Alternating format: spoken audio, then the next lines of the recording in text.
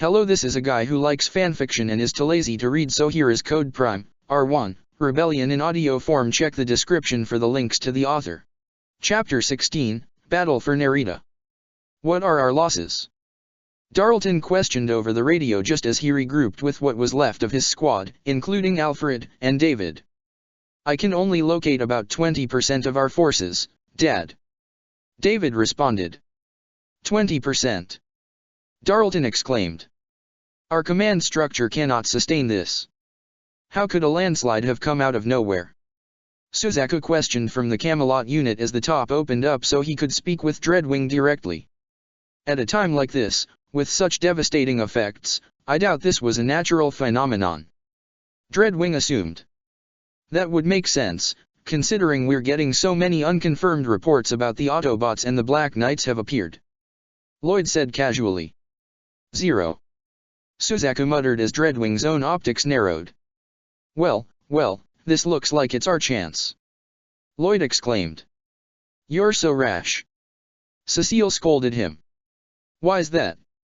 Cecile gave something of a mocking smile. Would you like a detailed explanation? Lloyd's own grin formed into an annoyed frown. No, I'll pass. We are not doing anything without Lord Megatron's orders. Dreadwing stated firmly. But Dreadwing. Suzaku tried to reason. I understand your concerns, Suzaku, however for this operation we act directly under my master. We cannot rush in without knowing the full situation, that is simply asking for trouble. Once our superiors have full knowledge of the situation, they will give us our orders. Suzaku didn't respond, though he knew Dreadwing had a point, but he didn't like having to sit by and do nothing at a time like this. G1 headquarters. Is the Viceroy safe? Yes, she was outside the mudflow. But most of the units guarding her flank are lost, that means she's totally isolated.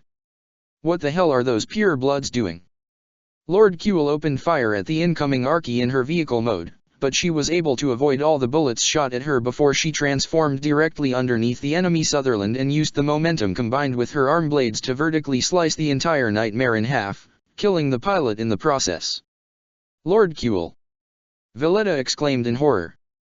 Multiple enemy Sutherlands tried to shoot her down, but both Cliffjumper, in his vehicle mode, and the Gurren Mk2 soared right towards the enemy. Cliffjumper transformed and delivered a punch that completely wrecked the cockpit of one Sutherland before opening fire with his energon blasters to obliterate a second. The Gurren swerved in from behind him to slash its knife and decapitate one Sutherland before attaching her radiant wave surger onto the cockpit of another, before Colin activated it and the Sutherland exploded shortly after. Archie, Cliffjumper, Colin, we've isolated the unit being led by General Darlton a few clicks from your current position.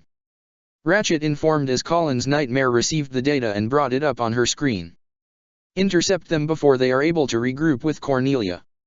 Right. Colin nodded as she drove her Sutherland to follow the coordinates just as Archie and Cliffjumper transformed to follow her. They're getting away.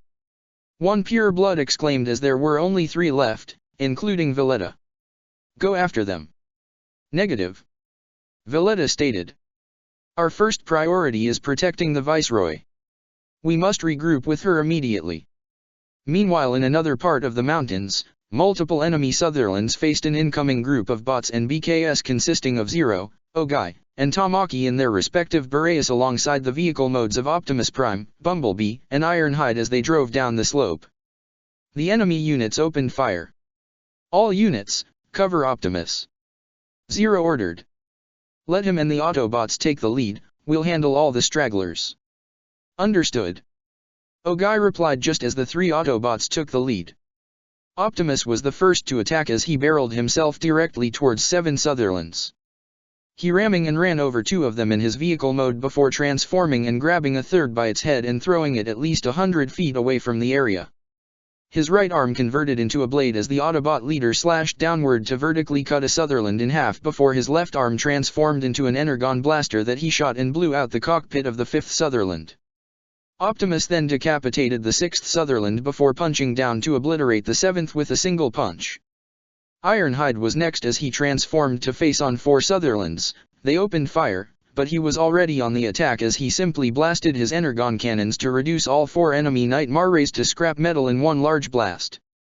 Bumblebee gave him back up as he drove up a hillside and flew off it like a ramp towards 3 incoming Sutherlands. He crashed into and destroyed the middle one before transforming as he landed to sweep both his feet and knock both of them down to the ground in one fell swoop.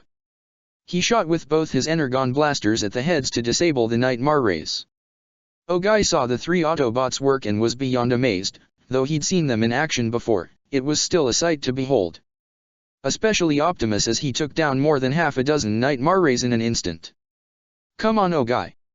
You heard Zero, let's back him up," Tamaki stated. "Right." Ogai got back to reality as both their Boreas came to a halt in front of a group of 5 Sutherlands. They immediately opened fire on the enemy. Due to their high-heat magnesium ammunition, the bullets not only shot through the enemy Nightmare Rays like Swiss cheese, they even melted in certain areas due to the intense heat. A few even exploded. "Hot damn! This magnesium stuff is awesome.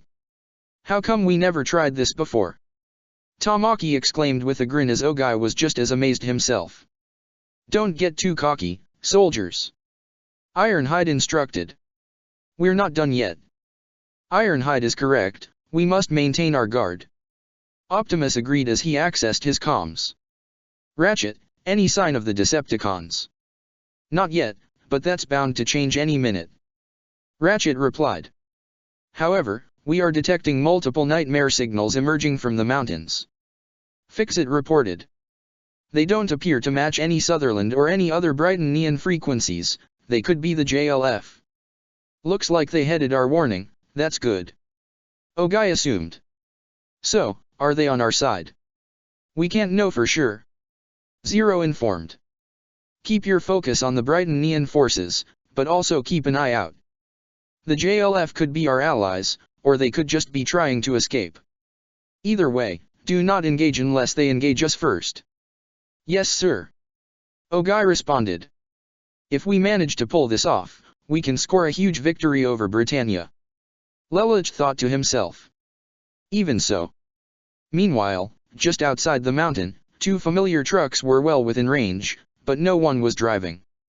They had handles on the steering wheels and gas pedals to keep them going as 5 particular pilots mounted their Nightmare Rays. "All units, are you ready?"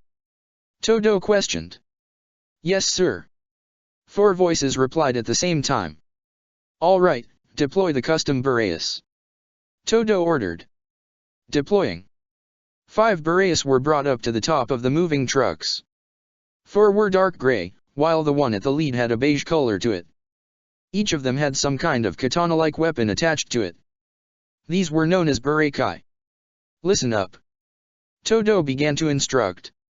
"It seems like the Autobots and their Black Knight allies have the same goal as us, which should allow us to hit Cornelia from behind.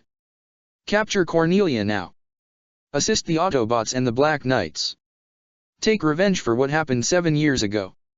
"Yes, sir. By the honor of the 4 holy swords." "What?" Cornelia exclaimed as one of her own Gloucesters was suddenly exploded, and out of the smoke came Rai and his Gekka pre-production, alongside Bulkhead and Wheeljack in their vehicle modes. The 2 Autobots transformed as Bulkhead used the momentum, driving his fist up as it converted into his mace, and he completely crushed one Sutherland entirely just as Wheeljack opened fire with both his energon blasters to destroy the heads off 2 Sutherlands.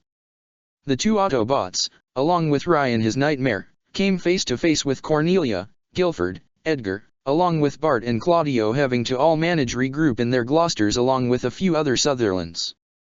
"The Autobots!" Guilford shouted. "Wait, what's that blue Nightmare?" Edgar questioned. "Hold on, who's that white Autobot? I've never seen that one in the reports before," Bart stated. Wheeljack smirked as he drew both his swords and pointed one towards Cornelia's Gloucester. "You in the cape? You're that royal lady Cornelia." Cornelia narrowed her eyes at being addressed so casually by an enemy. "And just who are you, Autobot?" "Name's Wheeljack. And you're now face to face with the Wreckers." He, Bulkhead, and Rai's Gekka all stood firmly facing the enemy. "Wreckers?" Guilford questioned in thought. "What is that? Some sort of special Autobot unit?" They might be more organized than we thought. Protect Her Highness! Guilford exclaimed as he and the 3 other Glaston knights surrounded their princess, and 10 Sutherlands in total zoomed towards the 3 wreckers. Let's do this, guys, Rai stated, as a geese sigil formed in his left eye. He soared towards the enemy as his Gekka drew its katana. One Sutherland tried to impale him with a lance, but Rai swung the katana down to slice through the lance like butter before slicing the Sutherland's arm and cockpit in a single swing. Rai launched his Gekka's Radiant Wave Surger at a second incoming Sutherland, which grabbed the cockpit before he activated it. Just like with Collins, the enemy Nightmare melted and popped from the inside before it completely exploded. 3 Sutherlands charged towards Bulkhead with their lances. The frontmost one tried to pierce him, but he stood firm and the lance didn't even penetrate the metal skin on Bulkhead as it was crushed against him. Bulkhead delivered an upward swing with his mace to obliterate the front half of the Sutherland, cockpit and all. He converted his left hand into his energon cannon to shoot and obliterate the second enemy just as the third was about to charge him, but Bulkhead caught the Sutherland's lance with both hands with no effort before spinning his body to spin the lance and enemy Nightmare before letting go to send the Sutherland flying to parts unknown. 4 Sutherlands shot at Wheeljack as they rolled towards him, but he swung his swords to block each bullet that was coming his way before the enemy got close enough for Wheeljack to go on the offensive. He sliced vertically to cut one Sutherland in half before impaling the second in the cockpit with his blade. He then jumped up above a third and brought his blades down to decapitate the Sutherland before spinning his blades back and driving them backwards into the 4th and final Sutherland. Cornelia herself growled at how easily those 2 Autobots and that single Black Knight obliterated a dozen Sutherlands like they were nothing. She would have given the order for the ones guarding her rear to attack if it weren't for Guilford's alert. "Your Highness! Enemies coming from behind." "What?" The 5 Burakais piloted by the 4 holy swords suddenly appeared out of the forest, each one drawing a katana blade near identical to the one Rai was using and attacked immediately. Todo took the lead as he used his Nightmare's katana to cut one Sutherland in half from behind before zooming to slice a second one incoming. "Surround them," Todo ordered as his 4 companions came in from behind. "Who are these guys?" Wheeljack asked. "Those are Boreas, I think, but they're not ours," Rai identified. "They gotta be JLF," Bulkhead assumed. "So, they're on our side?" Wheeljack wondered. Just as Todo zoomed in to slash and destroy another Sutherland, he addressed the wrecker trio. "Autobots, Black Knights, I understand that our groups have not been on the best of terms in the past. But for now we have a common goal. We'll assist you in defeating Britannia, while you assist us in evacuating our forces." "That would be a yes," Rai answered Wheeljack's previous question. Bulkhead smirked. "Sounds like a deal." He spoke to Todo directly as he and Wheeljack ran while Rai piloted his Sutherland to assist their new allies in destroying the last of the Sutherlands. "This reminds me of 7 years ago," Asahina said. "But it's different now," Chiba stated. "This time not only do we have Nightmare Rays, but allies of our own. I think it's time to finally put Britannia in their place," Urabe said with an excited grin. Guilford, Claudio, Bart, Edgar, and the other Glaston knights present spread out to engage the Autobots, Rai, Todo, and the 4 holy swords and protect their princess. "Your Highness, leave them to us. Please, you have to withdraw for now," Guilford told his princess as he used his Gloucester's lance to block Wheeljack's swords. Cornelia knew that Guilford could handle this. She had faith in her knight. But above all, she also knew that if the Autobots were here, then their leader wouldn't be far behind. "Very well, I know a way to turn this around. Guilford, after you drive them back, meet me at point 9. Point 9. I understand." Guilford nodded as he broke away from Wheeljack. "Cornelia!" Senba exclaimed as he and Urabe drove their Burakais straight for the princess but had to use their katanas to block both Harkins her Gloucester shot at them. "You weaklings!" Cornelia thrusted her lance at Senba's Burakai, but the weapon was batted away by a slash from the blue Gekka's sword. "Don't think so, lady!" Rai exclaimed as he tried to lash his Surger claw at her, but she swerved her Gloucester under it and drove away from the scene. "At last! Optimus Prime! For the humiliation that you dealt me, I shall finally destroy you!" Cornelia thought to herself with an evil smirk as she drove towards her intended destination. After her, Senba was about to pursue her, but Rai raised his nightmare's silver claw to halt their advance. No. Let her go. What? You're letting her get away? Urabe questioned. Just trust us, Rai stated before accessing his comms. Zero, Optimus, Cornelia took the bait. She's left her royal guard and heading for your position now. Understood. Well done, Rai. Optimus congratulated. Oh, by the way, we got some backup, Rai informed. Some Boreas being used by the JLF are helping us fight off Cornelia's royal guard. They seem to be holding their own. Good. Demolish them. Don't let a single one help Cornelia. Zero ordered. You got it. Rai smirked, his geese flashing even brighter as he, Bulkhead, Wheeljack, Todo, and the 4 holy swords regrouped to face the Glaston Knights. We will not allow you to pass, Guilford stated firmly as he readied his Gloucester. Autobots, Black Knights, JLF, this mountain will be the end of all of you. Big talk, how about you put those words into action? Bulkhead challenged. Wheeljack smirked. This should be fun. JLF headquarters. Todoa's face appeared on the screen of the control room, which was more or less functional despite the massive tremor that shook up the entire mountain. I'm sorry for the late arrival, General. General Katace couldn't contain his relieved smile. Todo. We've been waiting. General, we're assisting the Autobots and the Black Knights as we speak. We have the same goal, and I believe that we can accomplish it by working together. How many more units do we have? Almost all of them, Katace stated.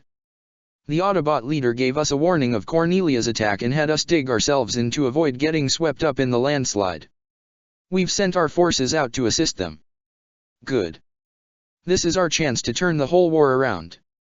It was happening all over the mountain. JLF Boreas made contact with the modified Black Boreas and Sutherlands, all owned by the Black Knights, and quickly overwhelmed what was left of Cornelia's forces. In addition to being heavily outnumbered, the Black Knights' custom magnesium ammunition practically melted all the enemy Nightmares as if they were made of butter. Needless to say, it was a losing battle for Britannia. Even Darlton and his squad was forced back enemy fire from the mountain. Fall back, Darlton ordered as he and his unit fired their rocket launchers to stave off the enemy. We have to find a way to link up with Viceroy Cornelia.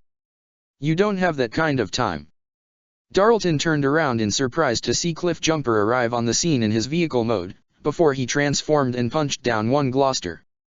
He jumped back to avoid a rocket shot at him by Darlton as he, Alfred, David, and the rest of their squad aimed their heavy artillery weapons at him, but they didn't get a chance to fire as Arky speed up as a motorcycle off an incline over them before transforming and opening fire with her energon blasters as she fell. With multiple precise hits, all the enemy's heavy weapons had been destroyed. You, filthy alien. Alfred was just about to charge in at Arky, but the Gurren landed in front to halt his path as Colin lashed out her radiant wave surger claw to grab onto the cockpit of Alfred's Sutherland before she activated the deadly device. Alfred looked in surprise as he saw his entire cockpit beginning to overheat as his nightmare began to explode. What? No. I can't lose. Not to a Dem-11. Those were the last words he ever said before his entire nightmare exploded. Alfred! David exclaimed in shock at seeing his adoptive brother die, and even Darlton was rendered speechless. Not so fun watching your friends die right in front of you, is it? Colin growled. A part of her did feel bad for killing some of these people. A few of them could just be following orders and had families, but she knew that there was no getting through to Britannia. The only way to survive was to fight and beat them, and with the Gurren in her possession, as well as her friends the Autobots by her side, she was determined to do just that. Destroy them all, Darlton ordered as he and his squad charged forward. Colin drew her Gurren's knife as she got to work to destroy two Gloucesters, while Arky drew her arm blades to block and slash at the Harkins launched by David's own Nightmare. Cliffjumper ran directly towards Darlton's charging Nightmare before the Brighton Neon Knight lashed out a punch, but Cliff swerved around it to deliver a punch of his own to knock him back. Cliff then swept his feet to knock Darlton's Gloucester onto the ground. He aimed his Energon blaster at the Nightmare's head to disable it, but Darlton launched his Slash Harkins upwards to force Cliffjumper back as they managed to scratch his face slightly. The red Autobot felt a trickle of Energon coming down his mouth and smirked as he saw Darlton stand back up in his Nightmare. Looks like someone knows how to actually fight. G1 Headquarters. Sub-Viceroy Euphemia, you must act now to prevent a disaster. One officer stated to the young princess. Send thee in the G1. No. The princess replied. But both Commanders Guilford and Darlton are completely pinned down. Another officer told her. Even the most elite of the Glaston Knights are stuck. Viceroy Cornelia's life is at stake here. We can't. Euphemia exclaimed. She was beyond worried for her elder sister's safety, but she couldn't risk the lives of those that were here with her. There's a field hospital here, and civilians. However, this wasn't completely correct as the Autobots and Black Knights already arranged to have the city evacuated the night before. Besides, the G1 base is our command center.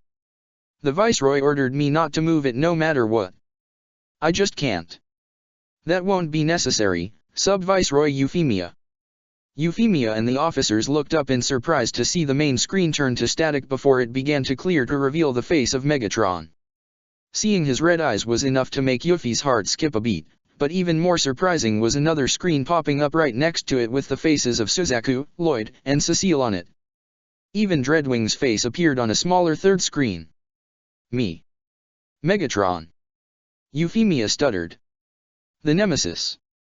Soundwave was easily able to access the G1's communications link and was able to connect it to that of the Avalon as well as Dreadwing's own personal communication as the Lord of the Decepticons addressed all those he contacted from the bridge. All incoming reports have indicated that the Black Knights and the Autobots have arrived onto the scene, and even the Japan Liberation Front is providing their assistance in this battle. Megatron informed. With Cornelia's own forces already reduced to less than 10%, it is clear she is incapable of handling this overwhelming enemy. As such, I am now assuming command of this operation. What? You will do no such thing. While the Brighton Neon officers exclaimed their frustrations, Lloyd actually looked more than a little intrigued. Aha, so the high and mighty leader of the Decepticons is coming out to play, is he? Lloyd mused, though Megatron shot him a small glare, which was enough to frighten Asplund, and even Cecile, as they stumbled back. In addition, I am also ordering the deployment of the Lancelot and its pilot, Suzaku Kururugi. Megatron continued. Dreadwing, I trust you to stay by Kururugi's side. Though he is a formidable pilot, it has been noted that he still has trouble dealing with the Autobots. As you wish, Lord Megatron. Dreadwing nodded. I'm being deployed to. Suzaku voiced in surprise. Of course, it is what you wanted, is it not? Megatron reminded. To be on the battlefield as a soldier as opposed to being forced on the sidelines and simply watch. Though Suzaku offered no response, he silently agreed that he wanted to get out there and help. He hated not being able to do anything. You cannot be serious. One Brighton Neon officer stated. The ASIC is an irregular unit with an 11 for a pilot. They cannot. The ASIC is under my command, as it is an irregular unit as you say, but that also means it is able to be integrated into whatever unit that chooses it. Megatron said calmly yet firmly. I have taken ownership of the unit and placed it in my command, and seeing how your precious Viceroy Cornelia is on the verge of being captured or killed, with her forces overwhelmed, I would say the only way to avert a disaster is for me to take the reins. And in case you are wondering, this is not a request. Megatron's glare was enough to silence and startle Euphemia as well as the officers present as the Decepticon leader turned to the Camelot unit and Dreadwing. Do you all find these terms to be acceptable? I do, Master. Dreadwing bowed his head. Oh, absolutely. Lloyd exclaimed joyously. I've been wanting to test the upgrades Knockout gave to my Lancelot, and what better way to see them in action than in a real battle? Young Kururugi. Megatron asked the only person who didn't respond yet. Though Suzaku wouldn't openly say that he fully trusted Megatron, he knew that having his permission here would mean that he'd be deployed into the battle, which was what he needed. Yes, send me into the battle. Very well. Megatron smiled, doing his best to hide the malevolent expression within it. Suzaku. Euphemia spoke to the young honorary Brighton Neon directly. Save my sister. Please. Suzaku was slightly startled as Euphemia spoke to him on a personal level but maintained a professional persona. Right, I won't fail. Megatron noticed the observation with interest. It would seem that Suzaku and Euphemia are becoming closer. Perhaps this relationship could be of use to him, if properly manipulated. Narita. Guilford clashed his lance against Wheeljack's swords, but the Autobot was able to drive a powerful kick to send the Gloucester skidding back. Guilford threw a chaos mine into the air, but before it could deploy, Wheeljack threw his own grenade up to meet it, causing both to explode in the air. Before Guilford could even respond to that, Wheeljack was already on him, swinging his swords at him, which Guilford was barely able to block with his lance as he backed away. Is that all you got? Wheeljack taunted. Damn it! Guilford muttered to himself. The Autobot are much stronger than we thought. It wasn't just Guilford that was having trouble. Claudio thrusted his Gloucester's lance against the katana wielded by Raizgekka, which he blocked and parried. Claudio backed away as he launched his slash Harkins at Rai, but the young Black Knight instinctively threw up his silver claw and activated the Radiant Wave Surger just as the Harkins made contact, causing them to melt and rendering them useless. Damn 11. Claudio grunted. May wanna take a look behind you, pal? Rai told him, causing Claudio to look in surprise as Todo's own Barakai came in with his katana. Claudio couldn't react in time as Todo slashed down diagonally at the cockpit, killing the pilot inside. Claudio! Bart exclaimed, seeing his brother die, but he didn't even get a chance to react as Bulkhead already ran towards him to attack. Bart panicked and instinctively threw out his lance towards Bulkhead, but the green Autobot was able to block and crush it with a swing of his mace weapon before forming his energon cannon in his other arm and shooting at it. With a close-ranged and point-blank shot, Bart and his whole nightmare were utterly destroyed. Senba zoomed in to cut down one Gloucester while Asahina provided backup as well to cut down a Gloucester coming to ambush them. With Bulkhead, Rai, and Wheeljack, even Todo, facing off against the most elite Glaston Knights, the rest seemed pretty insignificant compared to them. Edgar, the only remaining elite among the Glaston Knights present, save for Guilford, was stuck on the defensive from Chiba and Urabe's Burakais, but fortunately, backup quickly came as multiple bullets were shot down from a trio of Sutherlands, the remnants of the Pure Bloods being led by Valletta as they joined Guilford. Lord Guilford. We're here to help. Valletta stated as she rolled up right next to Guilford's Gloucester. What about Zero? Where is he? And that lead Autobot, Optimus Prime? Guilford questioned. I don't know. We haven't seen either of them yet. Wheeljack chuckled, getting both their attention. You haven't figured it out yet? Don't you think it's odd? You guys are up against the Wreckers and the JLF's best soldiers right now, and your forces here have been cut in half. Don't you think it's odd that we're all still here and none of us have gone after your little princess? What are you getting at, Autobot? Valletta questioned out of anger. You've been wondering where our leaders are? Maybe you should take a look where your leader is right now. Wheeljack said with a knowing smirk. Guilford's eyes widened as he had realized that they have been played. He looked for the signal of Cornelia's nightmare and found it heading right for a group of enemy units that would surround her in minutes. Princess Cornelia. Cornelia's Gloucester had made its way towards a massive trench and found her way barred by both Bumblebee and Ironhide. I got the message, Guilford. Suzaku placed his ignition key within the Lancelot and got it primed and ready for launch. The White Nightmare stood at the ready as Dreadwing stood by his side. Stay beside me, Suzaku. Dreadwing told him. Do not go off on your own. Consider that an order. I understand, Dreadwing. Megatron contacted Suzaku again as his face appeared on the cockpit's monitor. Suzaku Kurugi, you have the coordinates, though we have reason to believe the Autobot leader, Optimus Prime, is there as well.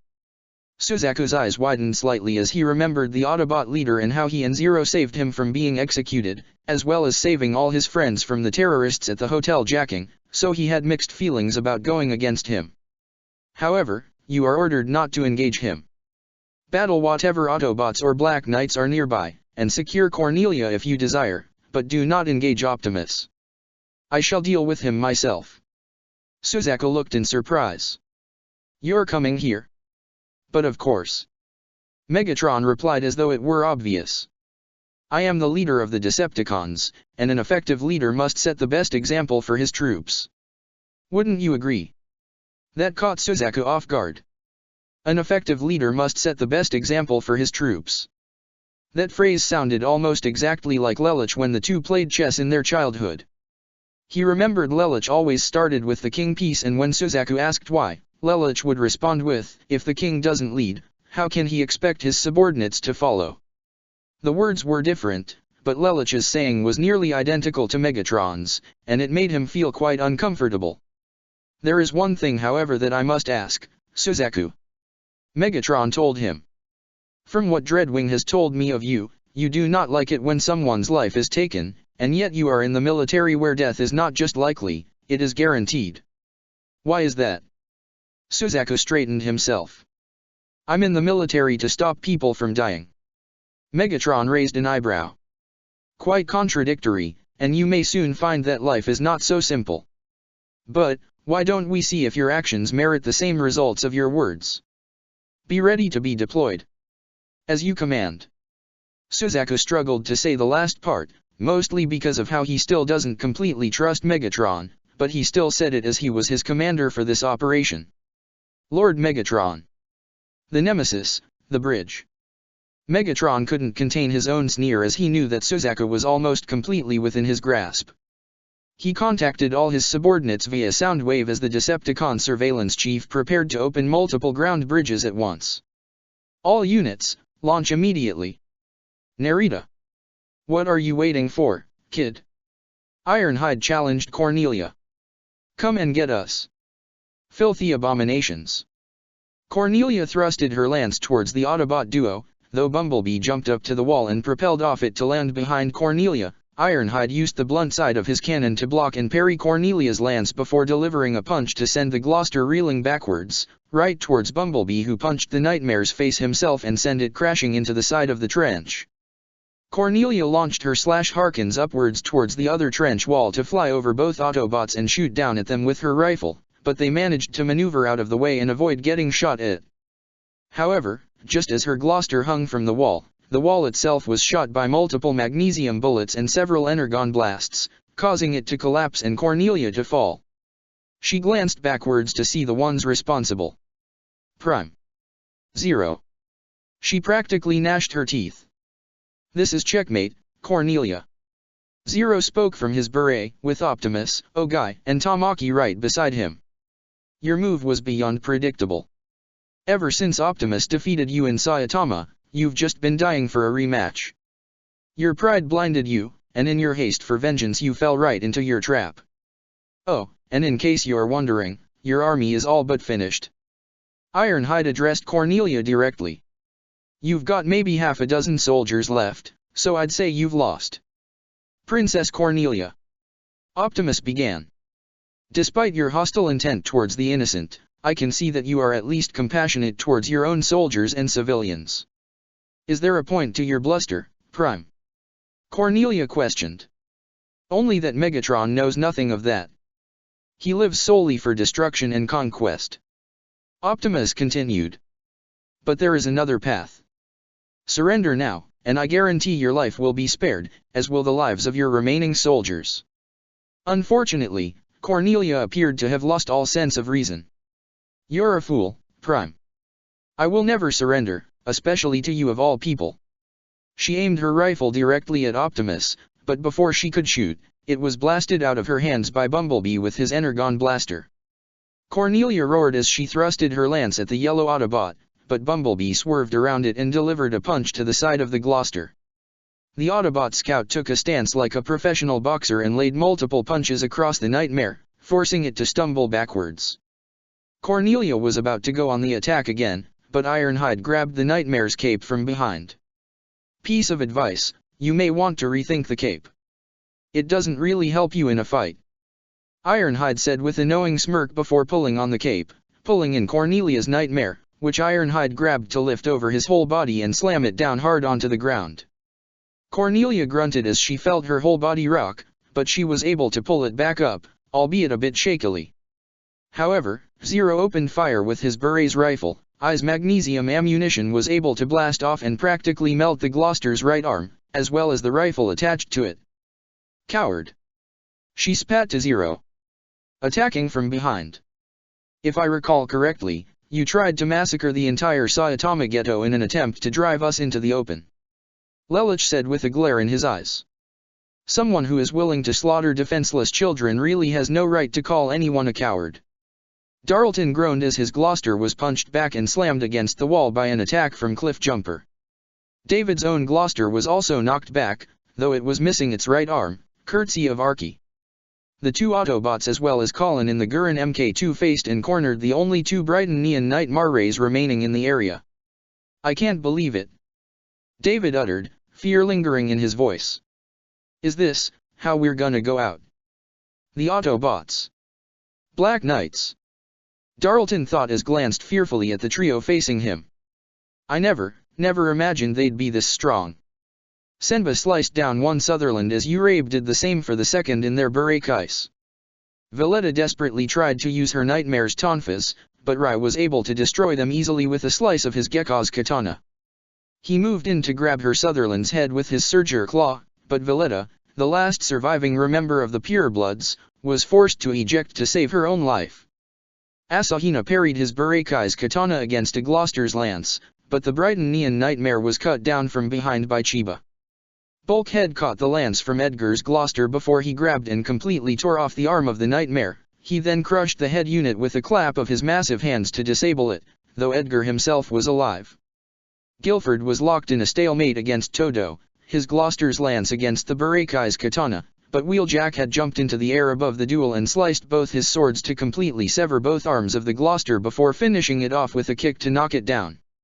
With all the Brighton Neon forces in the area dealt with, Bulkhead, Wheeljack, Rai, Todo, and the four holy swords came together to look down expectantly at the Brighton Neon Knight, expecting him to be smart and surrender.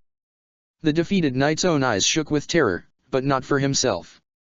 If this keeps up, Princess Cornelia will be Guilford. His eyes widened as he heard his princess contact him and speak in a tone that indicted this would be the last time that she'd be speaking to him. Guilford, my knight.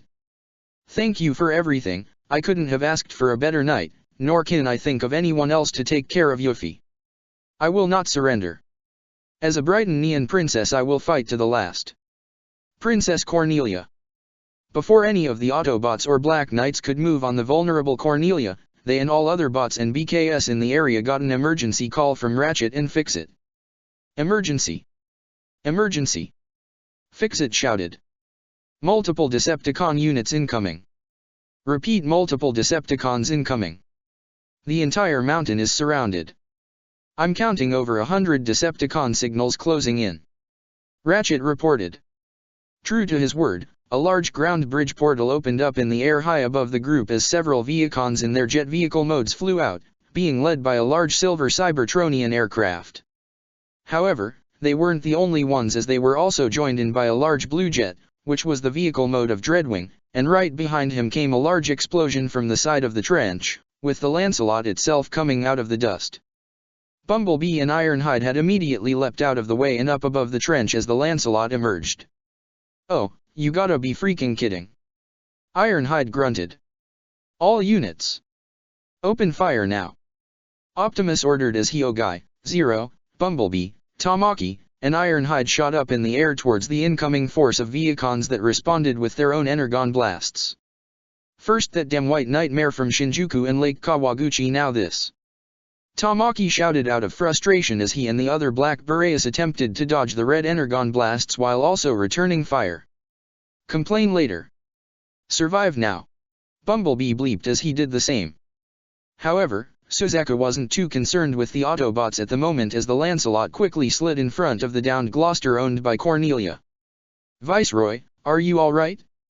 I came to help your highness. Suzaku stated. Special Corps? Who authorized you? Cornelia voiced in surprise.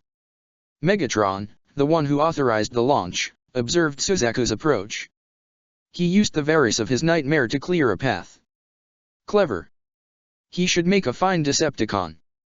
A few Viacons were shot down, at least 6 of them all transformed and landed in front of the group of Autobots and Black Knights, along with Dreadwing and the Decepticon leader himself. Optimus. It has been a long time. The tyrant greeted with an evil smile. Megatron. Optimus narrowed his eyes. A large ground bridge portal opened up near the location of the Wreckers and Holy Swords, something that caused the JLF soldiers to look in surprise. What is that? Chiba voiced, never seeing the portal up close before. That's not one of ours. Bulkhead exclaimed with worry. Get back. Everyone get back now. Bulkhead's warning proved to be right as at least a dozen Viacon troopers all drove out in their vehicle modes, followed by a certain trio of Seekers in their jet modes, as well as a certain red car and a large blue truck. Just as the portal closed, the Decepticons all transformed to reveal not only the Viacons present, but as well as Knockout, Breakdown, Thundercracker, Skywarp, even Starscream, who sneered evilly at the heroes. Scrap. Ryhurst. One single ground bridge portal opened just above the area where Cliffjumper, Arky, and Colin all were, and one single Reaper drone flew out of it. It flew around the area before transforming and landing in front of the downed Brighton Neon Nightmare rays owned by Darlton and David, revealing one of the most dangerous Decepticons ever known, Soundwave. Though Colin was startled by the appearance of this particular Decepticon, Arky and Cliffjumper looked in partial fear, knowing just how dangerous of an enemy just arrived. That's not a good sign. Cliffjumper voiced. That's Megatron. Ogai's eyes shook in fear, the first time laying his eyes on the Decepticon leader. He's a whole lot bigger than I thought he'd be. Tamaki gulped. Though Lelich himself was beyond surprised that Megatron himself came here, and his appearance was intimidating to say the least, he was even more shocked to see the Lancelot here as it climbed its way out of the trench to join the Decepticons. Lelich's eyes shook with rage as he not only knew who was piloting it, but at the smile he could practically see on Megatron's face, as though he brought Suzaku into his fold simply out of spite. Knowing that his best friend was being used like this made Lelich's blood boil. Have you nothing to say to me, Optimus? Megatron teased. We haven't seen each other in years, I would have at least expected a hello. I have nothing else to say to you, Megatron. Optimus replied. This only caused Megatron to look even further amused. Going right into the conflict, I can see you have changed since our last encounter. Very well. He addressed his soldiers. Destroy them all, but Prime is mine. The Viacons did as ordered as they opened fire with their Energon blasters and charged forward. Scatter. Now. Ironhide exclaimed as he and Bumblebee rolled out of the way and returned fire with their own Energon blasters, while Zero, Tamaki, and Ogai and their Boreas rolled back and returned fire themselves. The 3 frontmost Viacons were blown away by Ironhide's cannons as the 4th was gunned down by Bumblebee while the remaining 2 ran after the tree Boreas. Zero opened fire and was able to hit one. The high-heat magnesium ammunition did as expected, as the high-temperature metal pierced through the metal skin of the Viacon trooper, killing it. The second one was about to gun down Zero, but Tamaki rammed his beret into the Viacon and pinned it to the wall. Looks like you cons ain't so tough after all. Tamaki's beret threw a punch, but the Viacon caught it with little to no effort.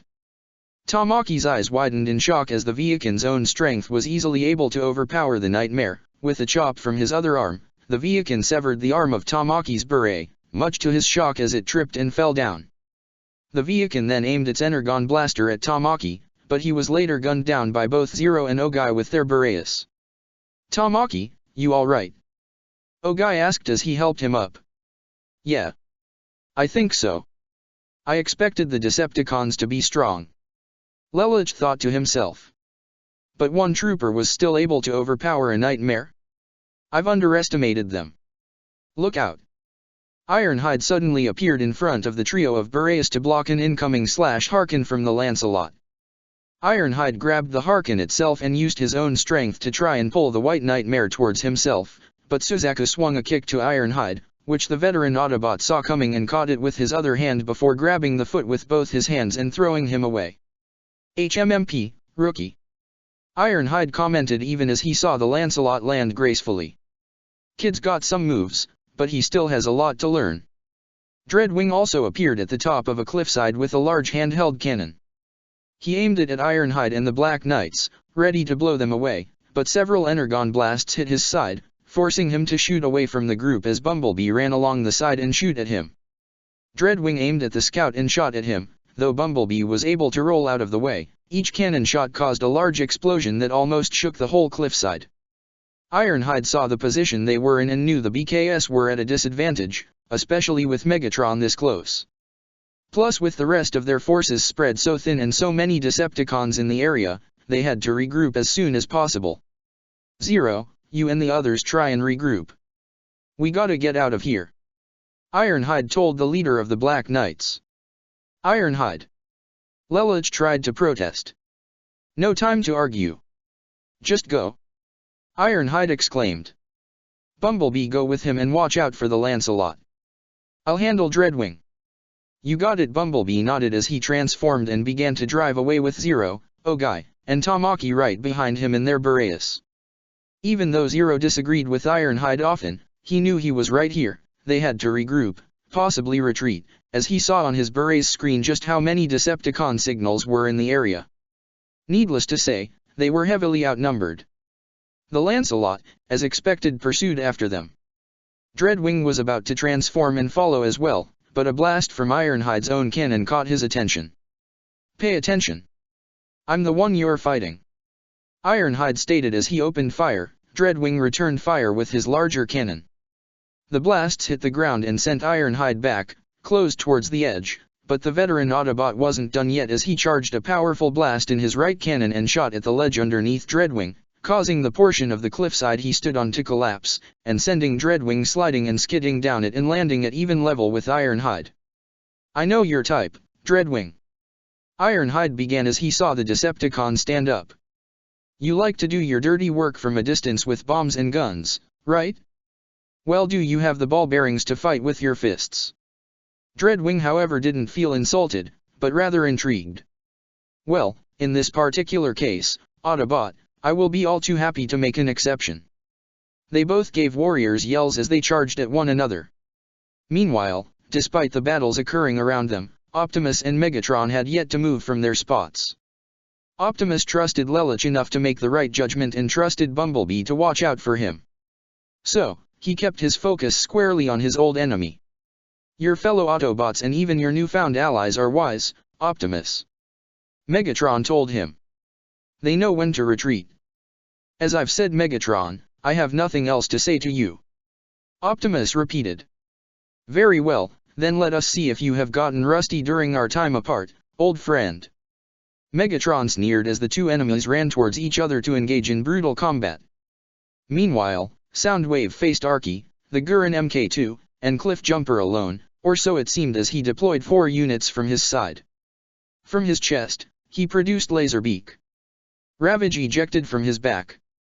From his right side, a blue Minicon Decepticon with large pile drivers for arms, this was Rumble. From his left side, an equally tall, red, Minicon Decepticon was deployed, this was Frenzy. What the heck? Colin voiced in surprise.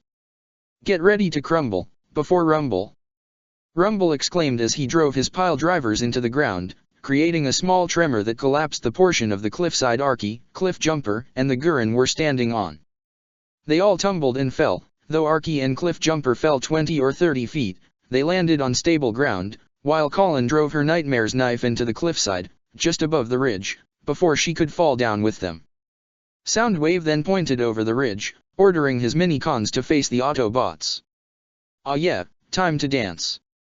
Frenzy said excitedly as he, Ravage and Rumble ran to jump over the ridge, while Laserbeak flew down. Soundwave meanwhile turned to face the 2 surviving Brighton Neon Nightmare rays and pointed away from the battle. Darlton looked in surprise. Is he telling us to retreat? It would seem that were the case as Darlton contacted his son. David, let's get out of here. No need to tell me twice. David agreed as he and his adoptive father drove their heavily damaged Nightmare rays away, just as Colin leapt her Gurren into the air and landed on the ground, facing Soundwave himself. Nice trick with those little mini-bots. She challenged. But do you know how to fight yourself? Colin readied her knife as well as her claw. In direct response, Soundwave took a combative stance himself, his arms extended almost like blades.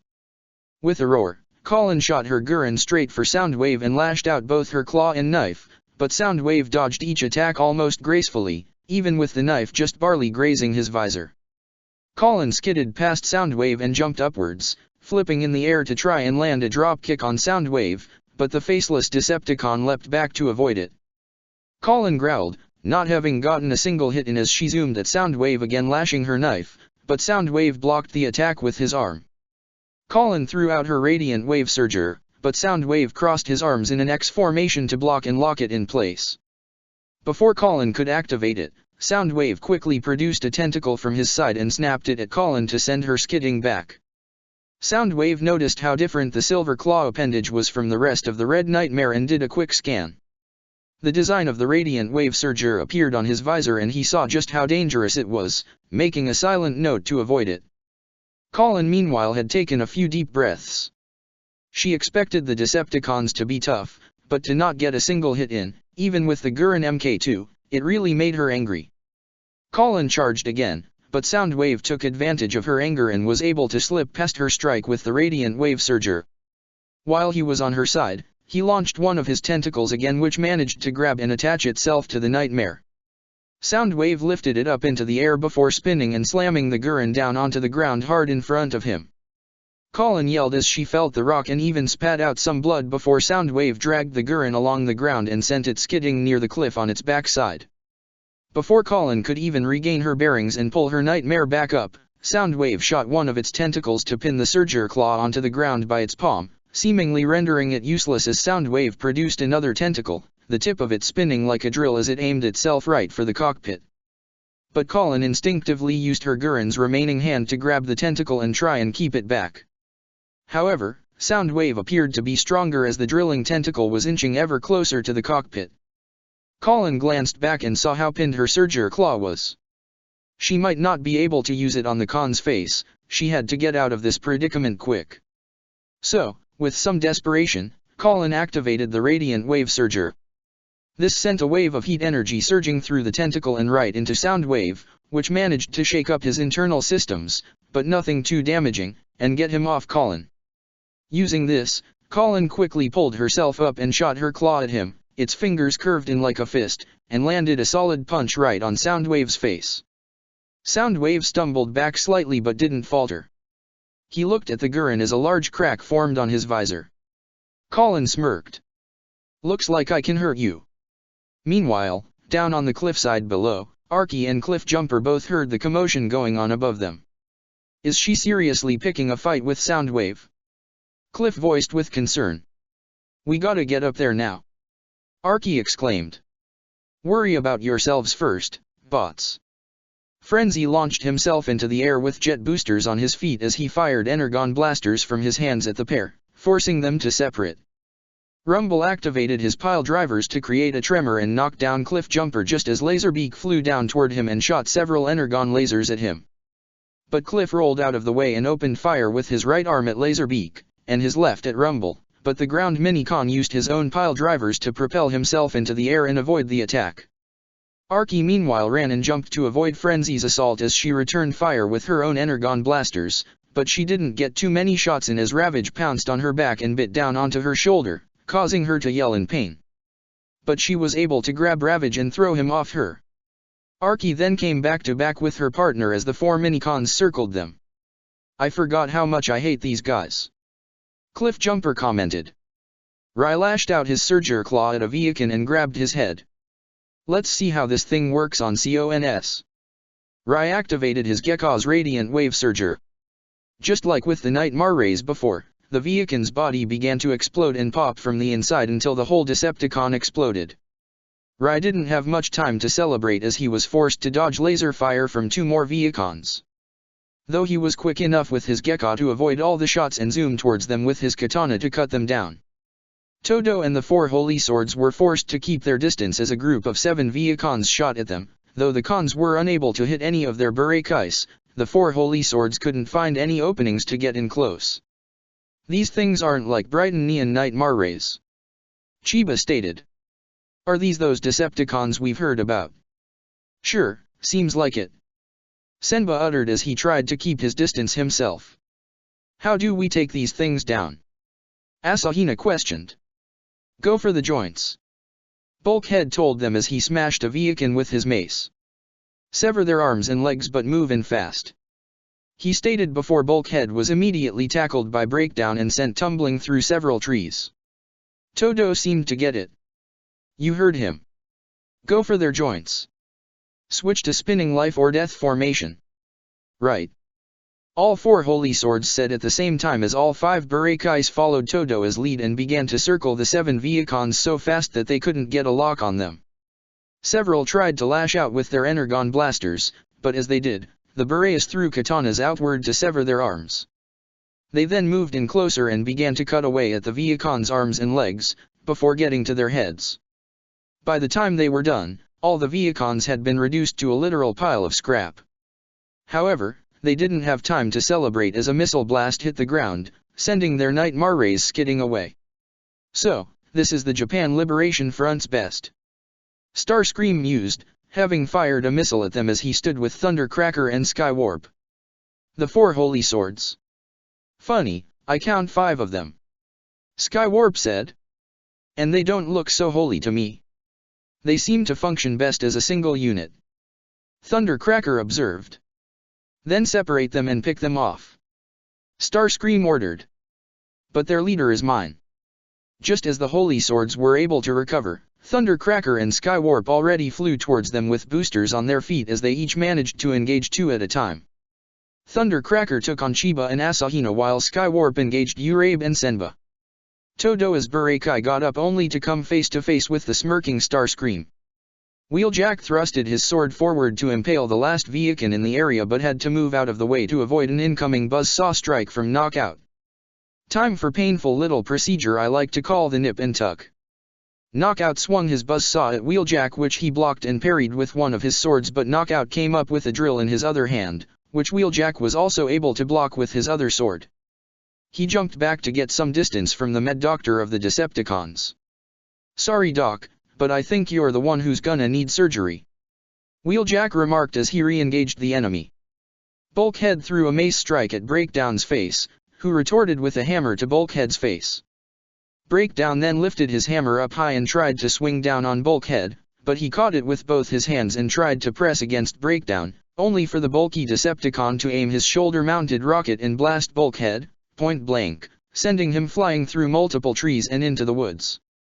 Breakdown chuckled as he was ready to go in and finish the job, but gave a sudden holler in pain as Rise Gekka pre-production zoomed past Breakdown, slashing at his chest with his sword before coming to a halt in front of Breakdown. Oops, did I do that? Rai taunted as Breakdown saw the large bleeding cut on his chest.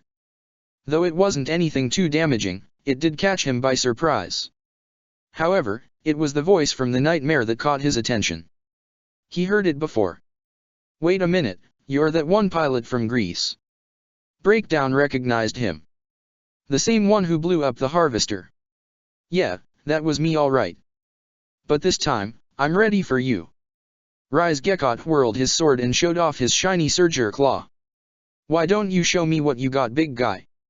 Breakdown smirked evilly. Bring it, you little meatbag. He formed his hammer again as he ran to try and smash down on him, but Rise Gekka swerved out of the way easily as he lashed at Breakdown's side with his sword, causing him to grunt in pain as Breakdown swung his hammer at him again, but Rai backed away quickly as Breakdown ran after him. I know I talked big, but this guy can throw Bulkhead around like a rag doll. Rai thought to himself. If he hits me with that thing I'm done. He looked this Surger claw and got an idea. Even though he hadn't grabbed onto anything, he actually activated his Radiant Wave Surger and charged right at Breakdown just as the red energy already pulsated through the palm of his device. Breakdown roared as he swung his hammer down at the Gekka, but Rai thrusted his active Surger claw right at the hammer. The second it made contact, it created a large explosion of red energy that actually sent both Rise Gekka and Breakdown flying back away from each other. However, they were both quick to get back up as they glared at each other once more. It was pretty much the same all over the Narita mountain. While the Autobots and a certain select few of Black Knights engaged their respective opposing Decepticon squads, many more Vehicons, at least 100 total, landed all over the mountain and engaged the combined JLF and Black Knight forces in their Nightmare rays. Though the BKS were able to get a few kills in with their high-heat ammunition in their customized Boreas, the JLF Nightmare rays didn't have as much luck as the Vehicons seemed to lay waste to a vast majority of them. Even with the combined forces of both resistant groups, the Deceptions had them all on the run as their Energon blasters rendered the Nightmare rays to smoking piles of molten scrap in seconds. The Ark, the bridge. Ratchet and Fix-It watched the war zone unfold on the large screen, and needless to say, both of them were very worried, especially the orange Minicon. "Oh, sweet Primus," Fix-It muttered. "This is a blaster, Master, disaster. We suspected the Decepticons would be too much for the Black Knights alone to handle, but to be overwhelmed like this." Ratchet knew the only way for the Black Knights and his fellow Autobots to survive was to retreat, especially considering Megatron himself was on the battlefield. He immediately contacted everyone. "All Black Knights, prepare for immediate withdrawal." Ratchet relayed to everyone. "I am sending you the coordinates where the extractions will be taking place. Get to whichever point is closer immediately. Help each other if you can, but disengage from any Decepticon forces immediately. Do not face them. Repeat. Do not face them." He turned to the Minicon. "Fix-It, prepare for multiple emergency ground bridge extractions immediately." "Right." Fix-It pulled out his ground bridge remote and put in the necessary data to begin the retreat. Narita. Optimus and Megatron each laid a powerful punch to the face, forcing them to slide back, though Optimus was quick to recover and get back into the fight. Megatron fired with his fusion cannon, but Optimus batted it away as he opened fire with his Energon blaster, which Megatron also batted out of the way. They repeated the process as Optimus tried to shoot Megatron, but the Tyrant batted the blaster away, forcing Optimus to misfire, while Optimus batted away Megatron's fusion cannon for the same result. Optimus, however, was quick to deliver a roundhouse to Megatron's face and shoot him, but Megatron recovered quickly to bat the blaster away again. They batted their guns away 2 more times before both Energon blaster and fusion cannon met and blasted at each other. The combined force from the colliding blasts was enough to send Optimus and Megatron flying and crashing through multiple trees. Optimus was the first to get back up, but Megatron wasn't far behind. However, before either of them could get back into the fight, Megatron was pelted by multiple magnesium ammunition and bullets. He glanced upwards to see at least a dozen combined Black Knight and JLF Boreas charging down the hill at him. "Open fire! Show that oversized tinkin what Japan can do!" Inu exclaimed as she led the charge with the Black Knights and JLF members giving warrior calls as they charged the Decepticon leader. Optimus' eyes widened in surprise and dread. "No! Fall back! Fall back now!" He tried to call to them, but it was too late. Megatron sneered as he extended his blade from his arm and ran at them at a speed impossible for something of his size. The frontmost Boreas were quickly cut down before they could even blink. Megatron then opened fire with his fusion cannon. Just a few shots were able to wipe out more than half the squad as Megatron went on the offensive with blade strikes, punches, and kicks, rendering the Nightmare rays to scrap, the pilots inside screaming out of fear and agony as they met a painful end. Inu herself looked in absolute terror. A dozen Nightmare rays were wiped out by one being in less than a minute. "My God!" she uttered to herself. What in the world, is he?" She was about to be cut down next by Megatron's blade, but Optimus was quick to save her with a punch to Megatron's face before drawing both his Energon blasters for a charged shot to blast Megatron back at least 100 yards away. "Retreat now!" Optimus ordered the still shocked Inu. "Ratchet has already provided coordinates for the extraction. Rendezvous with whatever our forces are near here and meet at one of those points. Go now." Inu was still shocked, but she was able to shake her head and regain her bearings. Yes, sir." She turned her beret around and gunned it toward the nearest extraction point as Optimus turned to face the recovering Megatron, who opened fire with his fusion cannon. Optimus drew his blade to slice and deflect the blast as he ran towards Megatron. The Decepticon leader continued to shoot at his enemy, but Optimus deflected every strike before jumping high. Once he was close enough, Megatron drew his blade once more and met Optimus as he landed. Optimus glared at his foe as they pressed each other's strength against one another. "Why so angry, Optimus?" Megatron teased. "You've done the same thing to my own soldiers, and even to Brightonians. How is what I do anything different from what you've already done?" "You know perfectly well," Optimus responded. "I may have killed, but I take no joy in it." "While you relish in it." Megatron only responded with an evil smirk, all but confirming Optimus' statement. "You really do know me all too well." They pulled back their blades before clashing metal against metal. Optimus slashed downward, which Megatron blocked before ducking under another slice from Optimus and responding with a horizontal slice, which Optimus collided with a vertical slice of his own. Ironhide threw a punch towards Dreadwing, who blocked it with an arm parry and responded with a punch towards Ironhide's jaw, but the veteran Autobot was quick to recover with an uppercut to Dreadwing's chin, causing him to stagger back. Ironhide ran forward with another punch that Dreadwing was able to parry and swerved behind Ironhide, where he slapped one of his titular bombs on his back, that Ironhide didn't seem to notice. Ironhide threw out another punch that Dreadwing jumped backwards to avoid, only to raise both his fists and bring them down onto Ironhide's shoulders. However, the Autobot wasn't done yet, as he grabbed Dreadwing and tackled him through several trees and pinned him hard to a nearby cliffside.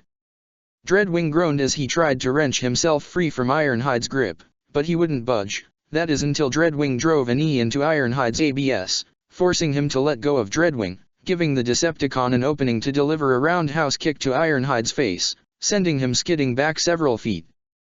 But Ironhide was quick to get back on his feet and charge back in at Dreadwing, where he landed a powerful slug to Dreadwing's face before delivering another to Dreadwing's ABS before firing a charged shot from both his energon cannons at Dreadwing's torso, the blast sending him flying backwards through multiple trees and crashing through a large rock. Ironhide groaned slightly as he rubbed some of the spilled energon from his mouth as he saw Dreadwing got back up. An admirable effort. However, it seems you have forgotten just how resourceful I can be, Dreadwing said as he pulled out his remote detonator to begin his bomb's countdown, but Ironhide wasn't worried at all. "I don't forget anything." Dreadwing's eyes widened as he realized the active bomb was attached to his back. He struggled to take it off, but the second he did, he threw it just as the bomb exploded.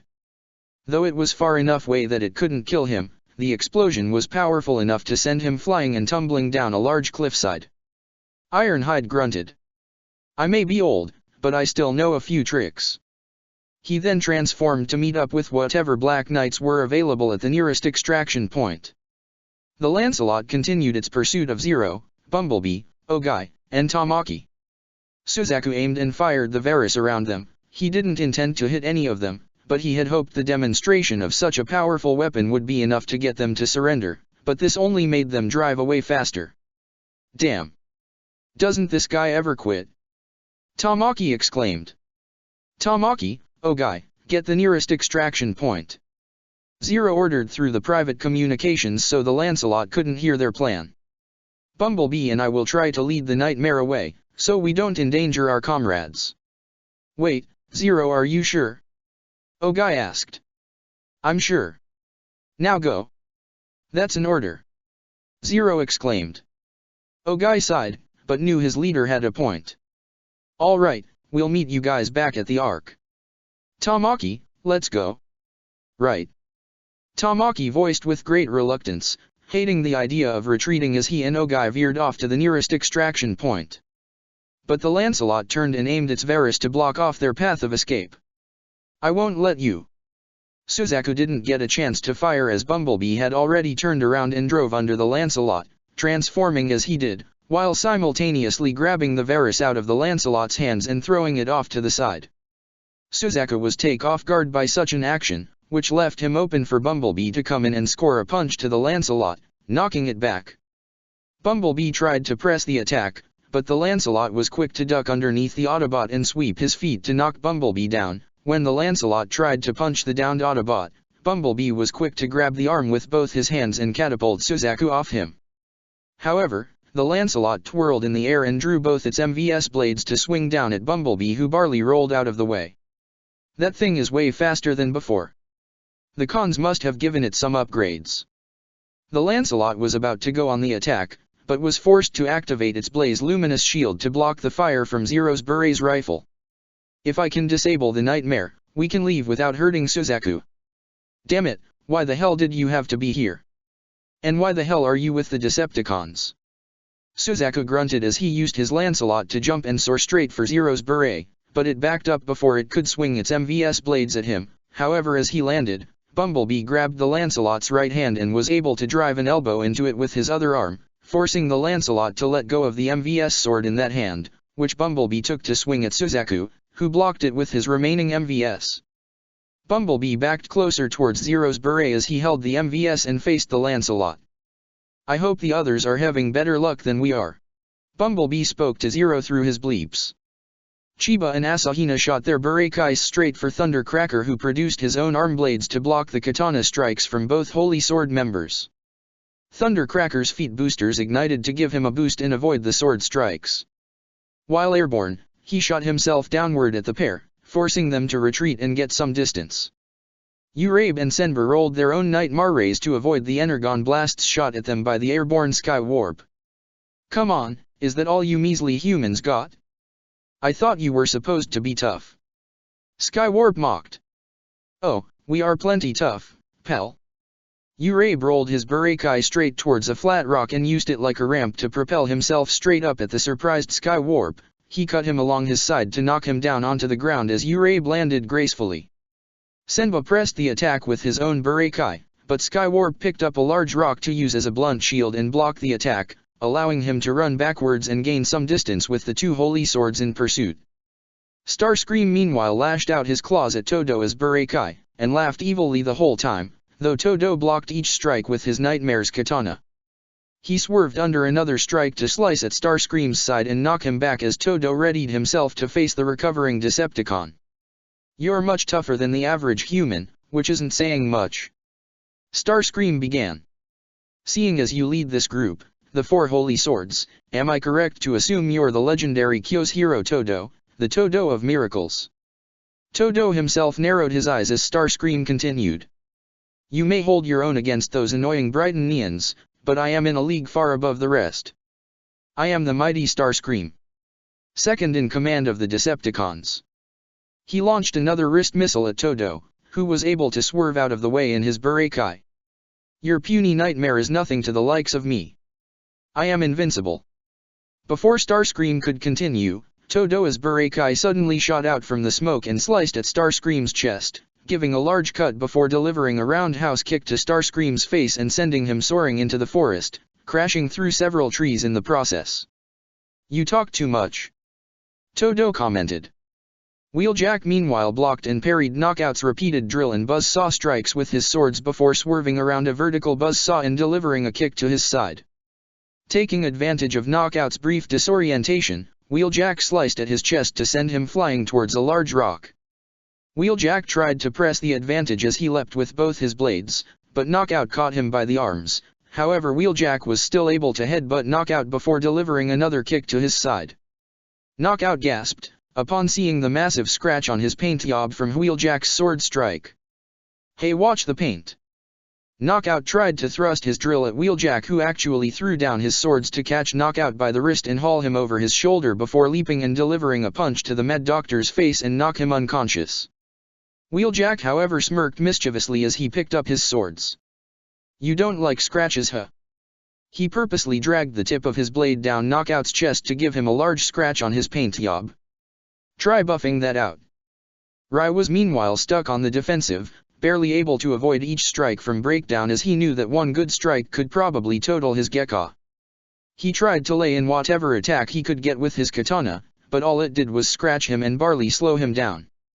When Rai tried to lash out his katana again, Breakdown caught the Gekka by the wrist and lifted the Nightmare up off his feet.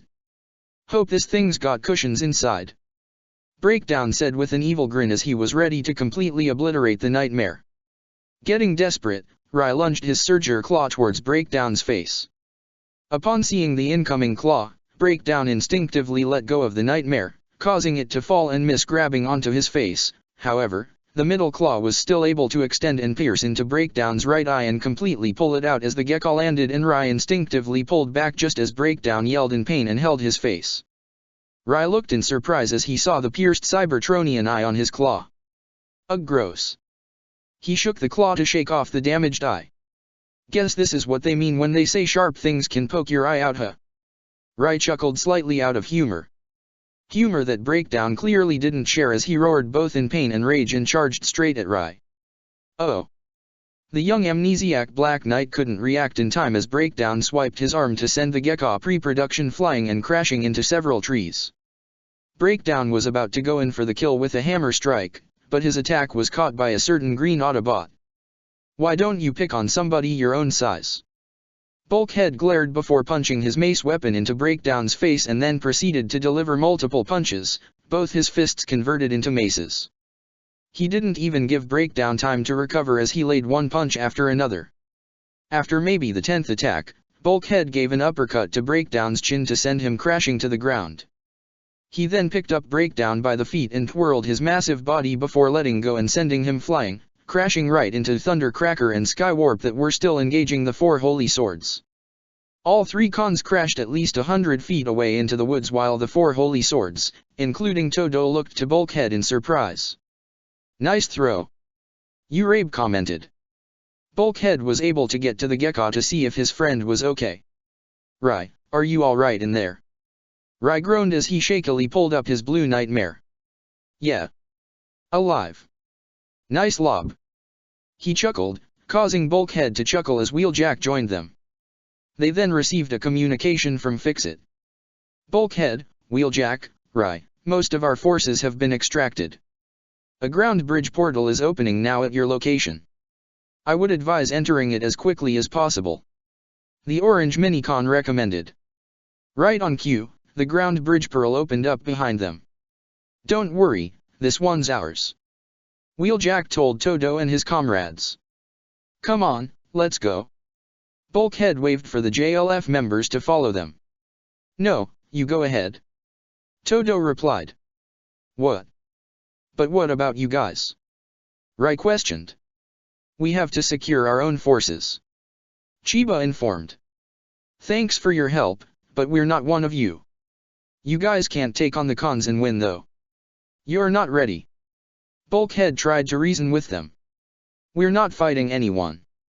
Asahina said. Our general contacted us and informed us that our surviving forces are already being evacuated. We have to help them. You guys go, but don't worry, I got a feeling we'll be seeing each other again. Senba commented.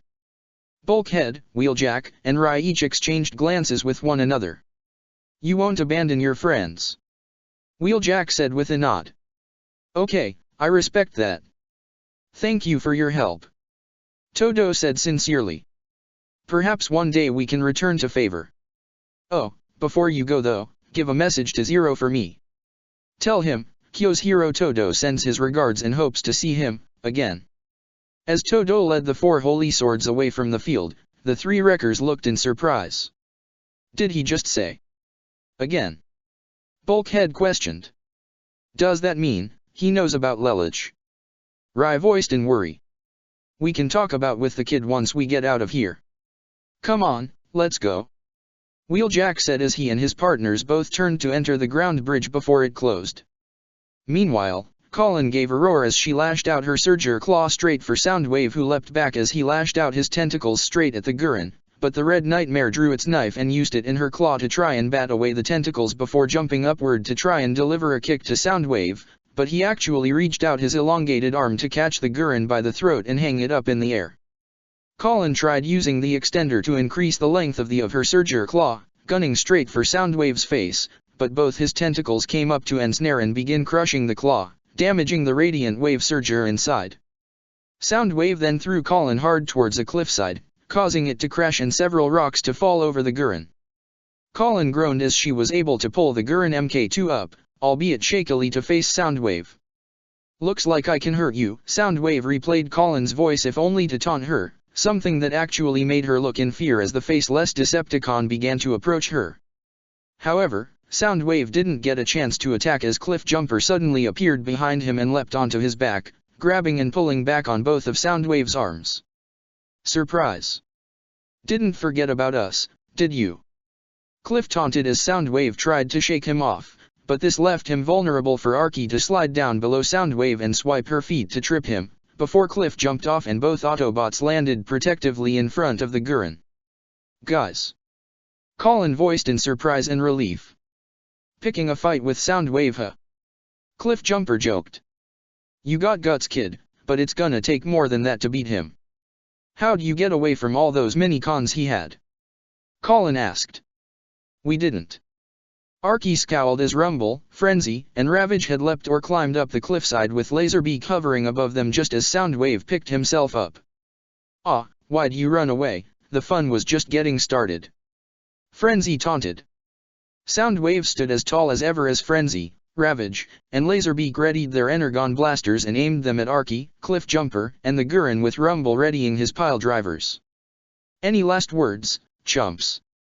Rumble smirked as Arky and Cliffjumper readied their weapons and even Colin's Gurren gripped her knife in a battle stance. However, the fight didn't occur as Soundwave's cracked visor suddenly came to life as a signal was picked up on the Decepticon communication line. But it wasn't coming from any Decepticons in the area, or even from the Nemesis. No. This signal was coming from Cybertron. Soundwave looked upwards and eastbound, causing the two Autobots and the Gurren's pilot to look in surprise. Soundwave then turned down to his mini-cons and silently ordered them to return. What? But boss, we can get them. Frenzy protested, but Soundwave kept his silent expression focused on them, indicating this wasn't up for debate. Arlight, fine. Rumble grumbled before turning to the trio. This ain't over, Autobots. He, Frenzy, Ravage, and Laserbeak all returned to Soundwave, who transformed into his Reaper drone vehicle mode and flew away, much to the surprise of the trio. Hey guys, what just happened? Colin asked in confusion. No idea. Cliffjumper responded. He had us right where he wanted us, why run away? We can worry about that later. Arky said. Right now, we need to get out of here. She accessed her comms. Fix it, we need a ground bridge. Less than a second later, a ground bridge portal opened up behind them. Arky and Cliffjumper immediately ran into it with Colin driving her Gurren in right after them before it closed. Bumblebee hacked and slashed his newly acquired MVS blade against the one the Lancelot used, though as Bumblebee had never used a sword like this before, the Lancelot appeared to have the advantage as it blocked another strike and delivered a fierce kick to Bumblebee's chest and sent the yellow Autobot rolling across the forest. The Lancelot activated its blaze luminous shield once more to block the fire from Zero's beret. Suzaku quickly noticed the Varus rifle was near his position and shot a slash Harkin at the beret, severing its gun arm before making a break for the Varus. Scrap.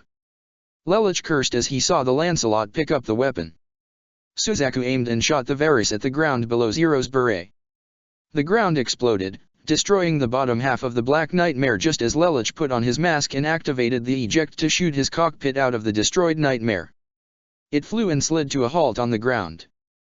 Just as Zero pulled himself out and stood up on the ejected cockpit, the Lancelot had already arrived, but Bumblebee had arrived onto the scene as well, standing protectively in front of Zero and holding the stolen MVS blade tightly just as the Lancelot aimed its Varus at the Autobot. It was a standoff as neither dared to make a move or even speak. Bumblebee kept his optics solely focused on the Lancelot, he knew who piloted it. Even though he didn't know Suzaku personally, he could tell that the young man inside was a good person. He saved Lelich and Nunnally during the invasion of Japan and helped protected their identity, even though he valued the former prince as his friend, not knowing that Lelich and Zero were one in the same. But right now, it would seem that he was being used by the Decepticons. Bumblebee wished he still had his voice, if only he could actually speak and try to reason with Suzaku. Suzaku looked with a concerned yet serious expression at both the scout and masked revolutionary. Zero. I owe you and the Autobots. You saved my life, you've saved my friends' lives and so many other people. I know there are lots of 11s supporting you from the shadows, however, your methods are very wrong. Lelich's eyes shook underneath his mask, as his best friend had a large weapon pointed right at him. How did it come to this? How did one of his closest friends become such a deadly enemy? It was all the Decepticons. Who knows what lies Megatron has told him? He was practically brainwashed. Lelouch considered taking off his mask to show his face, just so he could talk to Suzaku. He wanted his friend to understand, and he would never use his geese to force him to join him. However, before anyone made a move, someone else had walked onto the scene, someone that neither Lelouch, Bumblebee, nor Suzaku had expected to see. C.C. Bumblebee voiced in bleeps as the green-haired girl walked in front of the Lancelot, much to Suzaku's surprise as he recognized her instantly. That's the girl from the capsule in Shinjuku. Stop now! CC exclaimed, facing the Lancelot directly. Don't even think about hurting them. C.C. Zero muttered. What are you doing? Bumblebee questioned. She's working. With Zero. Suzaku wondered in confusion. The mysterious woman had walked right up to the Lancelot and she placed her hand directly onto the White Nightmare's left leg. Wait, are you challenging a nightmare? Zero exclaimed. It's a problem if you die. CC began as her hair began to wave in the wind. As it did, it revealed a red marking on her forehead that resembled the sigil of a geese. It'll be indirect contact, but it's worth a try. Her mark began to glow as she activated her own powers. Suzaku's eyes widened as he was suddenly pulled into a tunnel of colored lights, much like what Lelouch had seen when he formed his contract with CC. Suzaku's whole body turned white as he was bombarded with a series of visions. He saw two worlds facing each other, one resembling Earth, the other being a world made entirely out of metal that he couldn't identify. He also saw two large beings, one surrounded by blue energy like a divine being, the other being surrounded by more chaotic purple energy like something of demonic nature. He saw multiple ancient people in white robes with geese marks on their foreheads, all praying before falling deeper into the tunnel of lights and colors. When he reached the end, Suzaku found himself in a white void, the only sound being that of a ticking broken clock. But he wasn't the sole occupant of this void, someone else was there, someone that caused his pupils to shrink. A middle-aged large man wearing a military uniform that turned to him and looked to him with a glare. Father! You're dead. That's impossible. Genbyu Kururagi walked closer to his shocked son, which only caused him to look in shock even further. No. I didn't mean to. No, I just... Back in reality, the whole Lancelot began to shake as Suzaku was still in a state of shock, something that caused Lelouch and Bumblebee to look in concern. What are you doing? Are you using geese? Bumblebee questioned as Zero walked closer to the mysterious woman. I'm just feeding him some shock images. CC replied. I can't tell what he's seeing though. Anyway, you've got time to get away now. What about you? Zero asked. We'll call a ground bridge and you can. I can't move yet. Don't worry about me. CC replied. The longer you stay, the more likely that the Decepticons will arrive to capture or kill you too. Get going now. Don't be foolish, I can't keep owing you favors. Zero put a hand on her shoulder, but the second he did, C.C's eyes widened in fear. No. Not no. CC exclaimed as her geese mark began to glow even further, and visions began to flash in Lelouch's own mind as well. Bumblebee looked in alarm and tried to make a move to grab both Zero and CC, but when his own hands made contact, his optics widened as he began to see visions himself. Lelouch and Bumblebee both saw a familiar tunnel, familiar to Lelouch anyway, but at the end, they both saw a memory of what appeared to be a mob attacking a church, throwing rocks at it, but this church had the emblem of geese etched into its stone wall. What, this is different. Lelouch thought. What is this? Geese or what? Bumblebee had similar thoughts himself as the visions continued to play in their mind. They saw a nun praying, with a geese emblem glowing on her forehead. They saw the Kururagi shrine, which led straight towards the Ares villa before seeing CC herself with a look of despair on her face as she laid naked in a pond, a scar shaped like a geese mark on her body. St. Stop it. They heard C.C's voice echoing throughout the visions. Stay out of my mind. Both Bumblebee and Lelouch heard screams as they saw chaos, war, and bloodshed, even a little girl crying with a geese mark in her eyes. Stop. C.C's voice cracked, tears flowing down her eyes as these images all played in her mind as well. All these unpleasant memories that she had buried away deep inside her soul over the centuries that she's lived were now coming back to her in a flash flood. You're unveiling me? She, as well as Lelouch, Bumblebee, and Suzaku all saw and heard the same thing now, people screaming as silhouettes of black people walked aimlessly through a white void. A cloud full of skulls and agonized vashes before they all began to vanish and reveal a face appearing to be made entirely out of stone with long curved horns and glowing dark purple eyes that just seemed to radiate evil. Ugh. I had to do it. Suzaku's voice screamed from the Lancelot as he couldn't take it anymore. The Lancelot pulled away. As CC lost contact with the Lancelot, she, Bumblebee, and Lelouch were pulled back into reality, but Suzaku still appeared to be seeing these images as he aimlessly shot the Varus in every direction. Bumblebee instinctively tried to cover the pair, but a blast from the Varus not only knocked him back, but shot shrapnel of rock from the ground. One large piece managed to pierce C.C's chest. C.C. Zero exclaimed in shock. Bumblebee immediately got back up and ran towards the Lancelot. He pulled the Varus out of its hands before delivering a powerful punch to the face and sent it crashing to the ground, apparently knocking Suzaku out as the Lancelot didn't seem to move right after. The yellow Autobot then transformed back into his vehicle mode and drove up to Zero as he picked up the gravely injured CC bridal style. Get in. No need to be told twice, Zero brought CC into the car and it drove off just as Bumblebee contacted the Ark. Ratchet. Ground bridge. Now.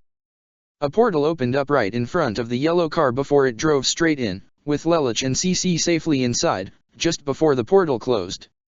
Optimus grunted as he sliced down at Megatron, who blocked it with his own blade. Optimus pressed forward with another slice, but Megatron parried the attack and drove a fist right into Optimus' face before delivering a fierce kick to knock Optimus back several yards.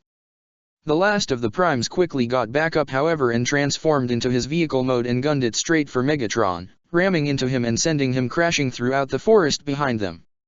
Optimus kept driving and pushing, knocking Megatron back against multiple trees, rocks, and other obstructions before slamming Megatron hard into a large cliffside.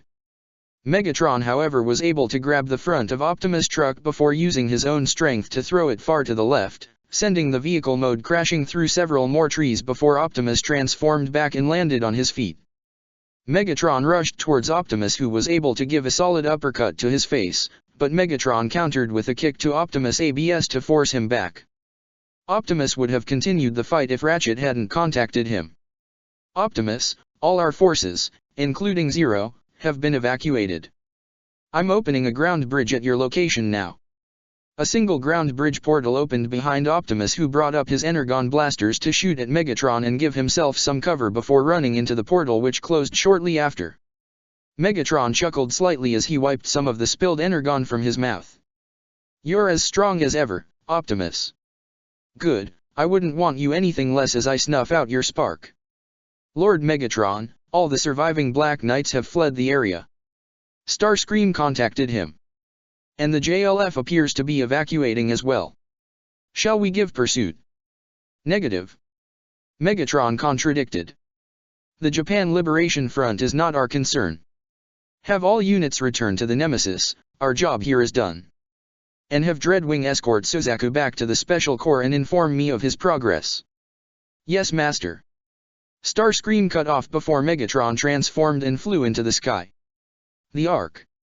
All Black Knights had returned to the Ark as their Nightmare rays were brought into the bay for any repairs and modifications they may lead. Several of them seemed to celebrate their victory over Britannia, however their celebration was cut off as a few had lost their friends to the Decepticons.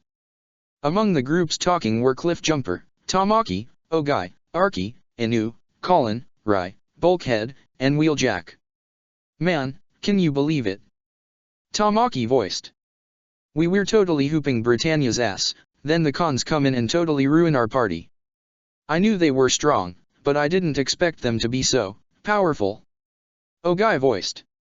Welcome to our world. Arky said. There's a reason the cons are still around. Well, I believe you, we even had trouble against their foot soldiers. Ogai pointed out. Viacan troopers. Wheeljack explained. Standard Decepticon infantry. Yeah, they can be tough in large groups, but the more you fight them, the more you can understand how they fight. Yeah, I'd recommend fighting them from a distance, avoid close combat. Bulkhead told them. At least we know that magnesium stuff works. The Radiant Wave Surger seems to have the same kind of effect on them as it does Nightmare Rays. Rai recalled. But, will it be enough? Inu voiced, getting everyone's attention. Her eyes were still shaky as she remembered Megatron decimating a dozen Nightmare Rays in an instant. I saw their leader tear apart a whole unit of Nightmare Rays like they were nothing. Megatron. Archie almost growled as she narrowed her eyes. Yeah, he's pretty much the strongest con out there. Bulkhead said.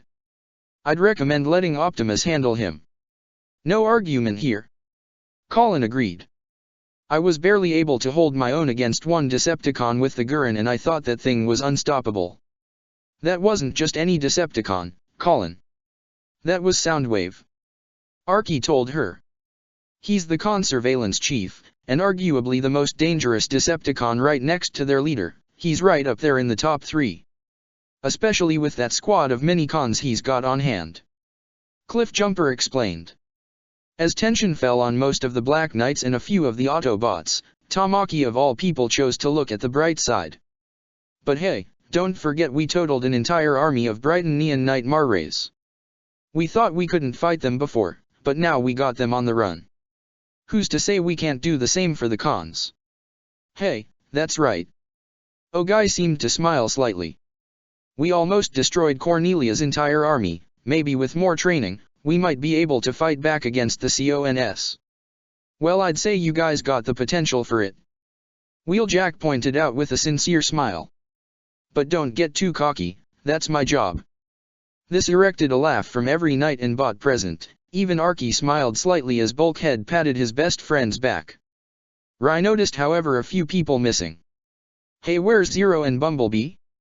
I thought they came back. Rai asked. B went to speak with Optimus, Ratchet, and Ironhide. Bulkhead answered. Zero is in the medbay. Medbay? Is he hurt? Colin asked with concern. No, he's fine. Bulkhead replied. But someone else got hurt, so he and Fixit are tending to her right now. Her? Rai voiced as he instantly thought of CC and wondered why she would need medical attention. The bridge. Bumblebee had spoken with Optimus, Ratchet, and Ironhide, on the bridge of their ship/base privately to discuss the visions he saw when he and Lelich made physical contact with CC. Needless to say, they were all surprised, even Optimus' optics widened. You saw Cybertron? Ironhide exclaimed. I think so, Bumblebee bleeped. Briefly, but it looked like the planet was right next to Earth. That's impossible. Ratchet voiced. Aside from the fact that Cybertron is light years away from this planet, it's physically impossible for two planets to be within any close proximity to one another. Bumblebee, did you say you also saw CC in the past? Optimus asked. Yeah, Bumblebee began. They were all just images, like multiple pictures flipping in and out. I think there may have been other people in the past that have had geese, and maybe CC might be older than we think. Because I saw things that looked like what Earth did centuries ago. Centuries? Ironhide voiced in surprise. Has that girl really lived for that long? I cannot understand how that is even possible. Ratchet voiced. Human biology permits a being to last 100 years at the very most. The idea that she's lived multiple lifetimes and maintains her youth is beyond any form of reasonable explanation. Lelich has told us that he has seen CC fatally shot, just before he received his geese ability from her. Optimus recalled. Perhaps the ability that allows her to grant geese to others, is also what has kept her alive all this time. I'm a bit more concerned by what Bumblebee said about other people with geese. Ironhide said. Does this mean she's given it to others before? Could there still be some alive today? Ratchet began to think. We seem to have more questions than we do answers. Even more surprising is Bumblebee seeing these visions himself. We've seen that Lelich's geese has no effect on us, due to the energy it radiates being weaker than that of our sparks, so why could this affect you, Bumblebee? Ratchet asked the scout directly. Maybe her power is stronger than Lelich's. One thing remains certain, however. Optimus spoke. We must keep a close watch on CC. Optimus, when I saw those visions, I could hear her crying. Bumblebee began, causing Optimus, Ironhide, and Ratchet to look at him in surprise. Those were her memories, and none of them were good ones. She's lived for hundreds of years and has seen all kinds of wars. She's lived through hell, the same kind of hell that we lived through during the war for Cybertron. I don't really know CC, but I do know this. She needs help, she needs a friend. The medical center. Lelich had his mask and cape off as he and Fixit watched over CC as she laid on a bed unconscious. She doesn't appear to have suffered any sort of physical damage. Fixit said. Her ability to heal rapidly from even the most fatal of injuries is responsible. Invisible, phenomenal. I don't think she's human, it's not possible. Lelich said as he brushed away her hair to reveal the geese emblem on her forehead. All her DNA samples seem to indicate she shares the same physical traits as a human. Fixit pointed out. Yes, but I've seen her suffer fatal wounds and heal from them almost instantly. Not to mention there's her ability to grant geese. Lelich recalled. As they both contemplated, they heard a knock on the door. Zero, it's Rai. Can I come in? Yes. Lelich answered. The door opened and Rai walked into the medical center and was greeted by Fixit. Hello Rai, how is everyone else doing? Pretty good, considering what just happened. Rai answered. A lot of our own forces got totaled by the cons, and even our most elite were put on the defensive. They're a lot stronger than I thought they'd be. As expected, we are dealing with the most dangerous beings in the known universe after all. Fixit responded. Rai then turned his attention to Lelich and the unconscious CC. How's she doing? Physically, she seems to be fine. Otherwise, I have no idea. I have no idea who she even is. Lelich began. Clovis confined her for his private experiments, so she's not connected to Britannia. Before anyone could respond, all three of them heard a slight groan from CC, who appeared to be talking in her sleep. But what she said, nobody could have expected. Sarah. She smiled in her sleep. You finally called me, by my real name. G1 base. Cornelia and what was left of her forces were brought back to their mobile base that was already on its way away from Narita. And needless to say, no one in the Brightonian military present was happy with the outcome. Zero and the Autobots escaped again. Cornelia muttered. The Japan Liberation Front appeared to have escaped as well. Guilford reported. They used the confusion ensued by the Decepticons' attack to slip away. Cornelia's fists clenched with rage. My entire army was all but wiped out. We even lost half of the Glaston Knights elite.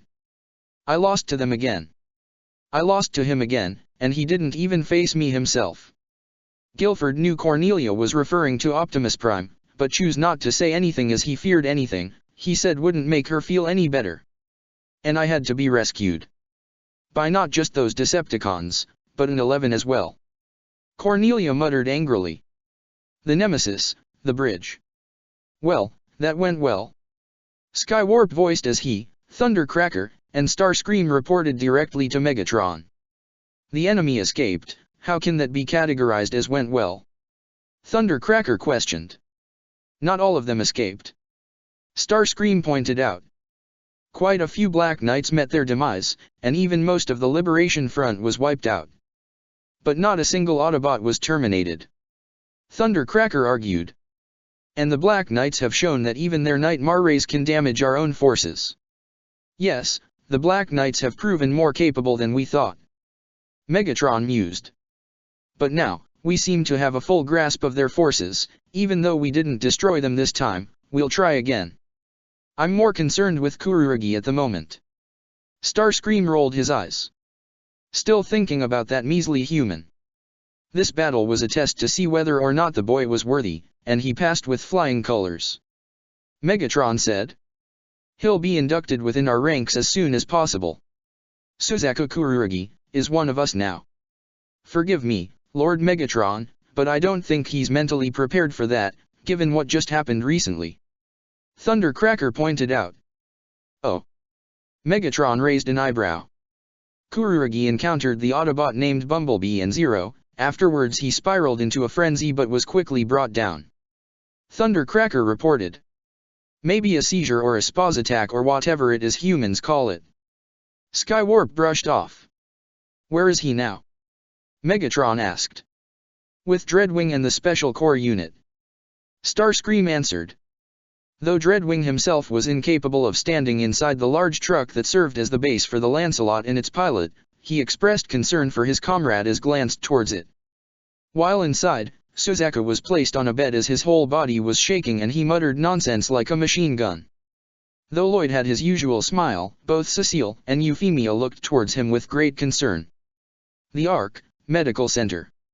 CC had woken up as Fixit reported her physical status. Your wounds have completely healed, so you should be back to normal. Tending to me wasn't necessary. CC said pointedly. Gee, way to say, thank you. Rai rolled his eyes, but Lelich merely smiled as he said one single word. Sarah. The woman's eyes widened with an audible gasp as she heard that name. That's your name, isn't it? Lelich asked as the woman apparently named Sarah glared at him. You have a bad habit of eavesdropping. Hard not to when you talk in your sleep. Rai pointed out. And personally, I like Sarah, it's a pretty name. C.C. Sounds like the name you'd give a machine. No offense, Fixit. He quickly said to the Mini-Con. None taken. I like Sarah too, it's charming. Fixit added. Oh, that's a joke. Who wants to be more human? The woman said scornfully before her voice began to crack, causing the three around her to look with surprise and concern. After all I've forgotten everything. Every single thing, so what's the use of it? Tears were already flowing down her eyes. A name? But why? Sarah? Do I even deserve something like that? Rai immediately came up to her and placed a comforting hand on her shoulder. It's okay. If there's someone who gets it, it's me. I forgot my own past and I don't know if I'll ever remember it. But I think I might be okay with it. Because I've got a life here, and friends to help me through it, Lelich, everyone at Ashford, even the Autobots and the Black Knights. Rai smiled. And you can have that too, if you'd open up a bit to others and not close yourself off to everyone. Sarah's eyes widened as tears continued to flow. For the first time in her life, she didn't have a response to give. Some of Rai's words even impacted Lelich a bit. It wasn't too long ago that he closed himself off from everyone excluding his own sister. But since he started this whole journey, he too began to crawl out of his shell. All the Autobots knew him for who he is and accepted him regardless, even Rai knows. He'd be lying to say if he wasn't grateful for all they've done for him. Hey, listen. He spoke to CC directly. I never got a chance to thank you for helping me, way back in Shinjuku, and for helping me today. If it weren't for you, I'd probably be dead, and I would have never met the Autobots. So. Thank you. Rai and Fixit were surprised at first by Lelich's honesty before they smiled at him, but Sarah appeared to be the most touched by it. No one's ever thanked me before. Sarah stuttered as tears of joy began to flow down her eyes, and Rai kept a comfortable hand on her shoulder. So, can you show your appreciation? Say my name again, like you did before. Just this once with tenderness like you treasure it in your heart. Whoa there, kinda rushing it don't you think? Rai joked, and even CC laughed slightly. All right. Sarah. Lelich said her name, trying to sound as sincere as possible. How was that? It was terrible. Sarah replied bluntly. There was nothing tender or warm about it at all. Someone's picky. Rai voiced. Let me try. Sarah. That better. Well, if nothing else, you at least sounds like you're trying to be sincere about it. Sarah. Fixit said, only to end up glitching and repeating the name over and over. Sarah. Sarah. Sarah. Sarah. Sarah. Sarah. Lelich gave a smack to Fixit's back to get him to stop. Thank you. Don't mention it. Great, Now my name's a glitch. Sarah muttered. Okay, well, craziness aside, I'm glad we're finally getting to know you, Sarah. Rai smiled, and even CC smiled as well. There was a knock on the door. Hello? Zero, are you in there? I heard Rai was looking for you, is everything okay? Oh Colin, Rai tried to come up with an excuse, but Lelich put a hand on his shoulder and shook his head. Maybe it was time he started to expand his circle of trust a little bit more. Colin, you can come in. Lelich said. Are you sure? Fixit asked. I'm sure. Lelich nodded just as the door opened. Zero, sorry to bother you, I just... Colin stopped in her tracks as her eyes set on Lelich's face, clad in his suit with the Zero mask and cape aside on a table. Though the appearance of CC was a surprise, including the looks on Rai and Fixit's faces, nothing could prepare her for the true face of Zero to appear before her. Hello Colin. Lelich greeted. Narita. The sun was setting as a large truck began to drive out of the city. This truck was driven by scientists, part of the secret research group known as Code R, as they carried two familiar capsules in the back. Come on, the military is gone. Now is our chance to get out of this city. One scientist said to the driver. I'm going as fast as I can. The driver replied. On the passenger seat sat the man named Joseph Fennett, who remained silent as he glanced at the pictures of his wife and daughter in his locket. However, the truck would soon come to a halt as a certain Reaper drone passed by them before it transformed to reveal Soundwave as he landed right in front of the truck. The truck came to a stop as it slammed into Soundwave's legs. All the scientists on board looked up in terror at the sight of the faceless Cybertronian. Soundwave glanced down towards the vehicle that was no longer operable, but he wasn't here for them. His cracked visor lit up as the same signal reached him again. Soundwave reconfigured the space bridge systems that was built into his body before he opened a small space bridge portal in front of him and the disabled truck. At first, nothing exited through the portal, but soon there was the sound of large and pounding footsteps coming out of it before a single being exited. He was a Cybertronian, clearly a Decepticon, but he was among the feared Decepticons in the entire ranks, even alongside Soundwave and Megatron himself. This Decepticon had purple metallic skin with a large bulky frame. He had a large cannon for his left arm. But what stood out was the single red eye that served as his whole head. This was the dreaded Decepticon scientist known as Shockwave. Soundwave. Shockwave greeted in a cold and straightforward tone as he stepped out of the portal before it closed. You have received my transmission. Soundwave nodded in confirmation.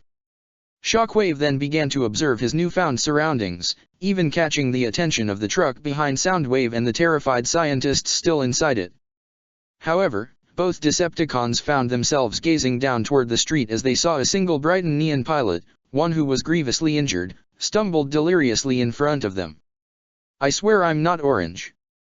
Zero. Jeremiah uttered before collapsing at the feet of the two Decepticons. Chapter 17, Messenger from Kyoto. Lord Megatron. Shockwave bowed to his head to his master as he stood on the bridge of the Nemesis, along with Soundwave and the stunned trio of Seekers. Shockwave. This quite an unexpected turn. Megatron was quite surprised and excited to see his most prized scientist alive. I thought you had perished on Cybertron. He glared back at Starscream as he was the one who told Megatron that piece of false information. Yes, as did we all. The nervous Starscream quickly said as Thundercracker's eyes were still widened with surprise and even Skywarp's jaw had dropped. Reports of my demise were greatly premature. Shockwave began to explain. A pair of Autobots infiltrated my facility on Cybertron, sabotaging my space bridge. I gave chase but failed to accurately calculate the outcome. I awoke in the rubble, blinded. It soon became clear that I was marooned on our dead planet with no means of communication. In time, I repaired my wounds and resumed my research on space bridge technology. I had sent out a signal with the intent of a Decepticon party of locating me many cycles ago, only for it to be intercepted by Soundwave, who allowed me to travel to this planet, leaving one unanswered question. He looked directly at Starscream, as did Megatron and Soundwave, with Thundercracker and Skywarp backing away. Why was I left for scrap? Abandoned. He walked closer to Starscream and gazed at him with his singular red eye. Why? Starscream's face was filled with visible horror as he, for one of the few moments in his life, gave an honest answer. The explosion. It collapsed the power core chamber.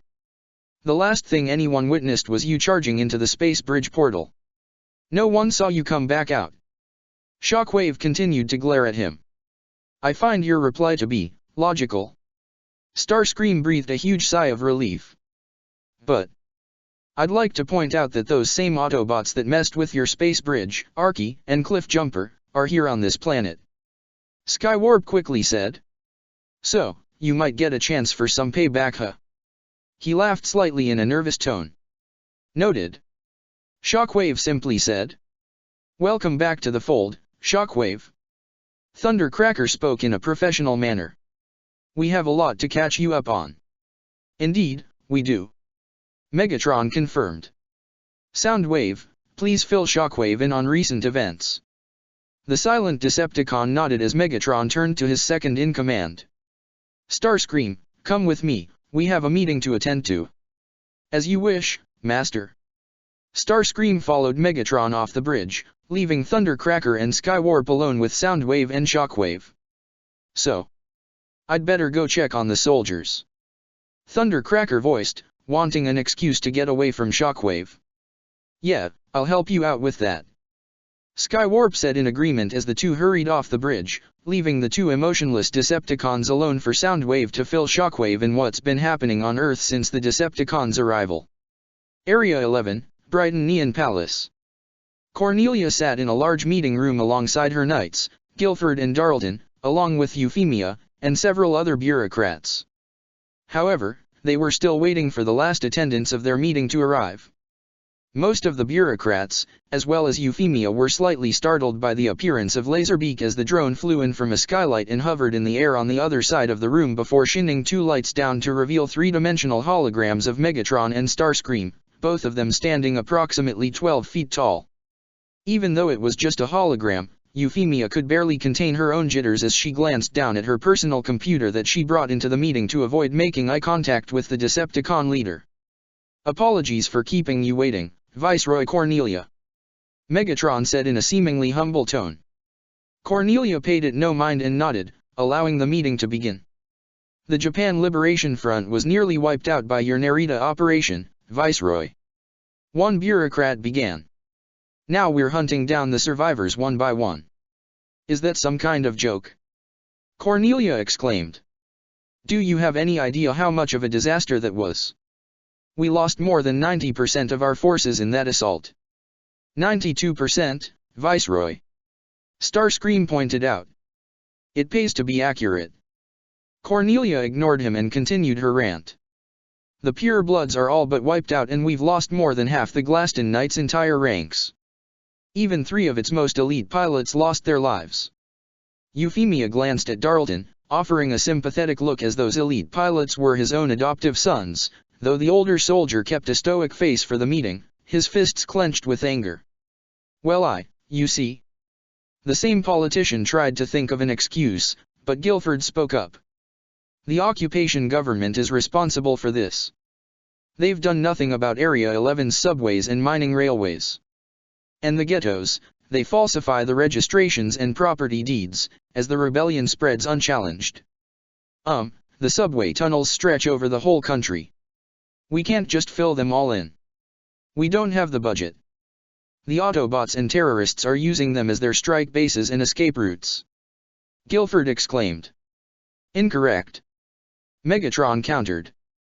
The Autobots and their allies are in fact using a ground bridge as their means of transportation. A ground bridge? Darlton questioned. A portal system that enables them to travel anywhere on the planet. Megatron explained. Meaning, their base may not even be in this country. Cornelia scoffed.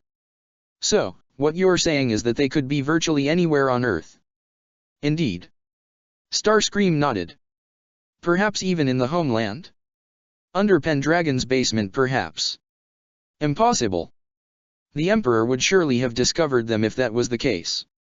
Guilford quickly exclaimed. Perhaps your precious emperor isn't as strong or competent as you believe him to be. Starscream mused, resulting in glares from Cornelia and her soldiers. Enough. Megatron said calmly, glancing at Starscream.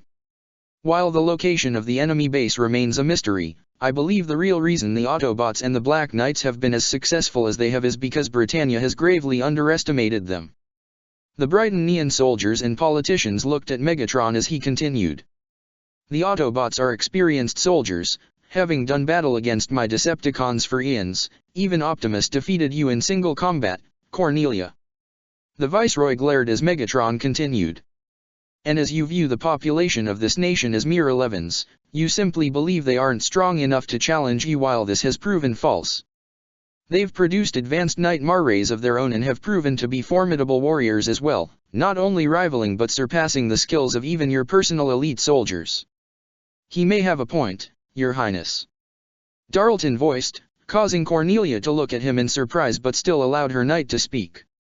While most of the Black Knights had modified Boreas, there were 2 Nightmare rays that we've never seen before, and their pilots are beyond skilled. I've seen one of them for myself. There is one other factor you need to take into account, my dear Britannians. Starscream began. The support our enemies have gained.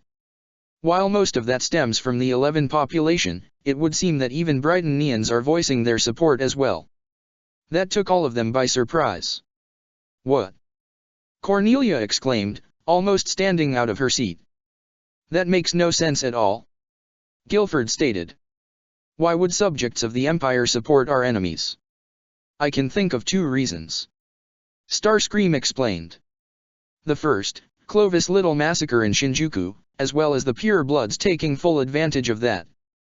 Apparently, some of your own subjects are sympathetic towards the 11s and don't like how they've been treated. The second reason is the hotel jacking. Zero and the Autobots were the ones to save those hostages, not you. That being said, it seems your own people are doubtful that you are capable of protecting them at all. So, what would you have us do then? Cornelia narrowed her eyes at the Decepticon First Lieutenant. Personally, if it were up to me, I'd exercise my authority and scorch the entire Area 11 population. Both 11s and Britannians. Starscream revealed. All the Britannians present, royal, soldier, and politicians looked at Starscream in either disgust or horror. You, what? Euphemia muttered. Are you suggesting we massacre our own people? Cornelia almost screamed. Why not? Starscream shrugged. You had no qualms with attempting to massacre the people of Saitama to draw out Zero and the Autobots. And, let's be honest, if it weren't for little Yuffie here, you would have killed all those Britannian hostages. No. We would never. Guilford exclaimed. That's enough. Megatron barked, silencing all. This bickering is getting us nowhere. Our enemies are the Autobots and the Black Knights. We must deal with them first before we deal with the fallout. Even though there was discourse among the 2 parties, all of them silently agreed with Megatron. Fighting amongst each other will only help their mutual enemy in the long run. Vice Minister. Darlton spoke to one of the politicians. Internal Affairs has appointed a special group of 11s to self-govern this area, isn't that right?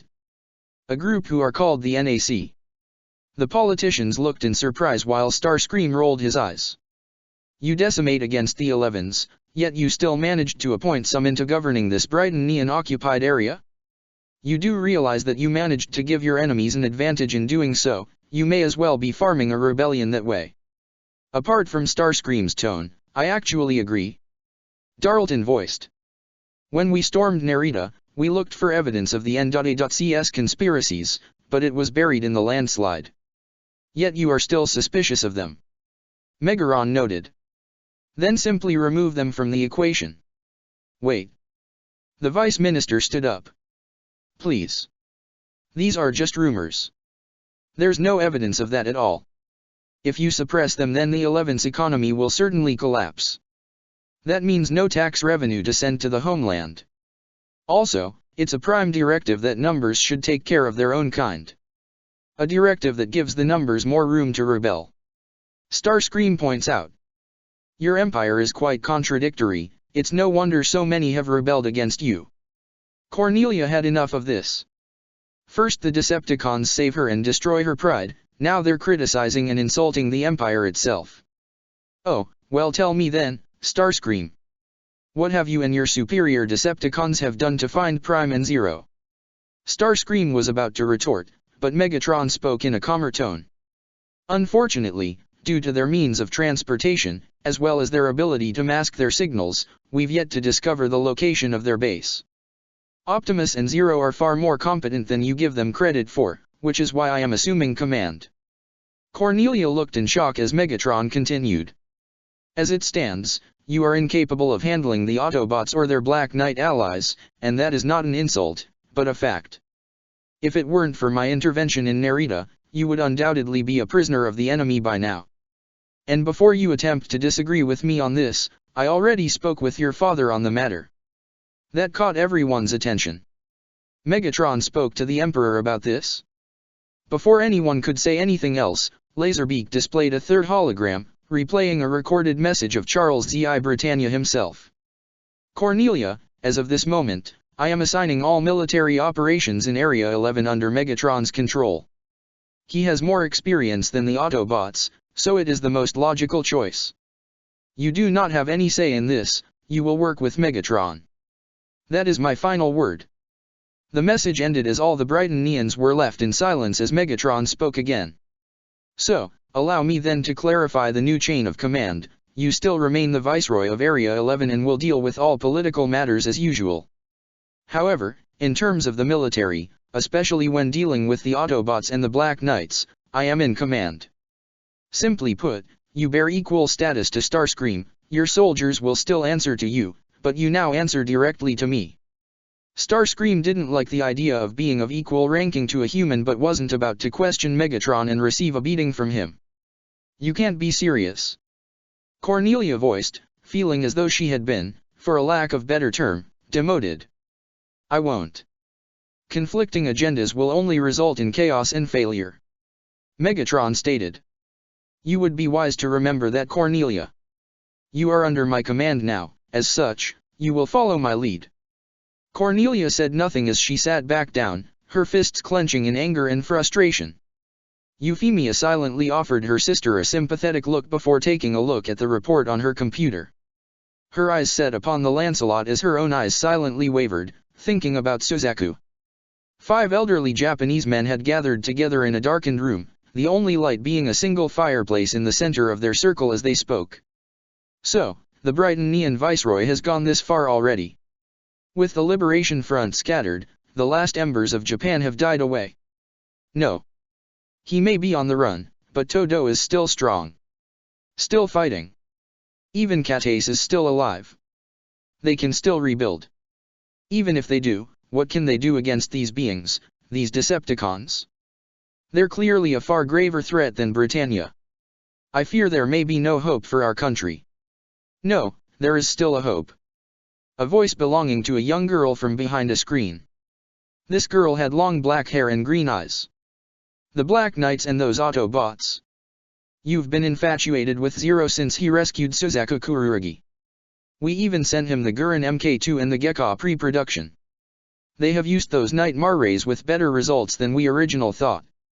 And those Autobots have proven strong enough to make Nightmare rays look like cheap toys. I heard even one bested Cornelia in single combat. Ashford Academy. Shirley hadn't been paying much attention to the lecture her teacher was giving her. As she pretended to read her textbook, she opened up a letter sent to her by her father, revealing a pair of tickets for an opera. Thanks, Daddy. Shirley whispered to herself with a smile. But of course, since she had an extra ticket, she could also bring a friend with her. But who? She glanced to the spot where Lelich would normally sit, only to find he wasn't there. In fact, neither was Colin. That caused an odd feeling to build up inside her chest. As the day continued and Shirley went through the rest of her classes, and her practice in the swim club, she couldn't get her mind off that odd feeling, even in the student council room.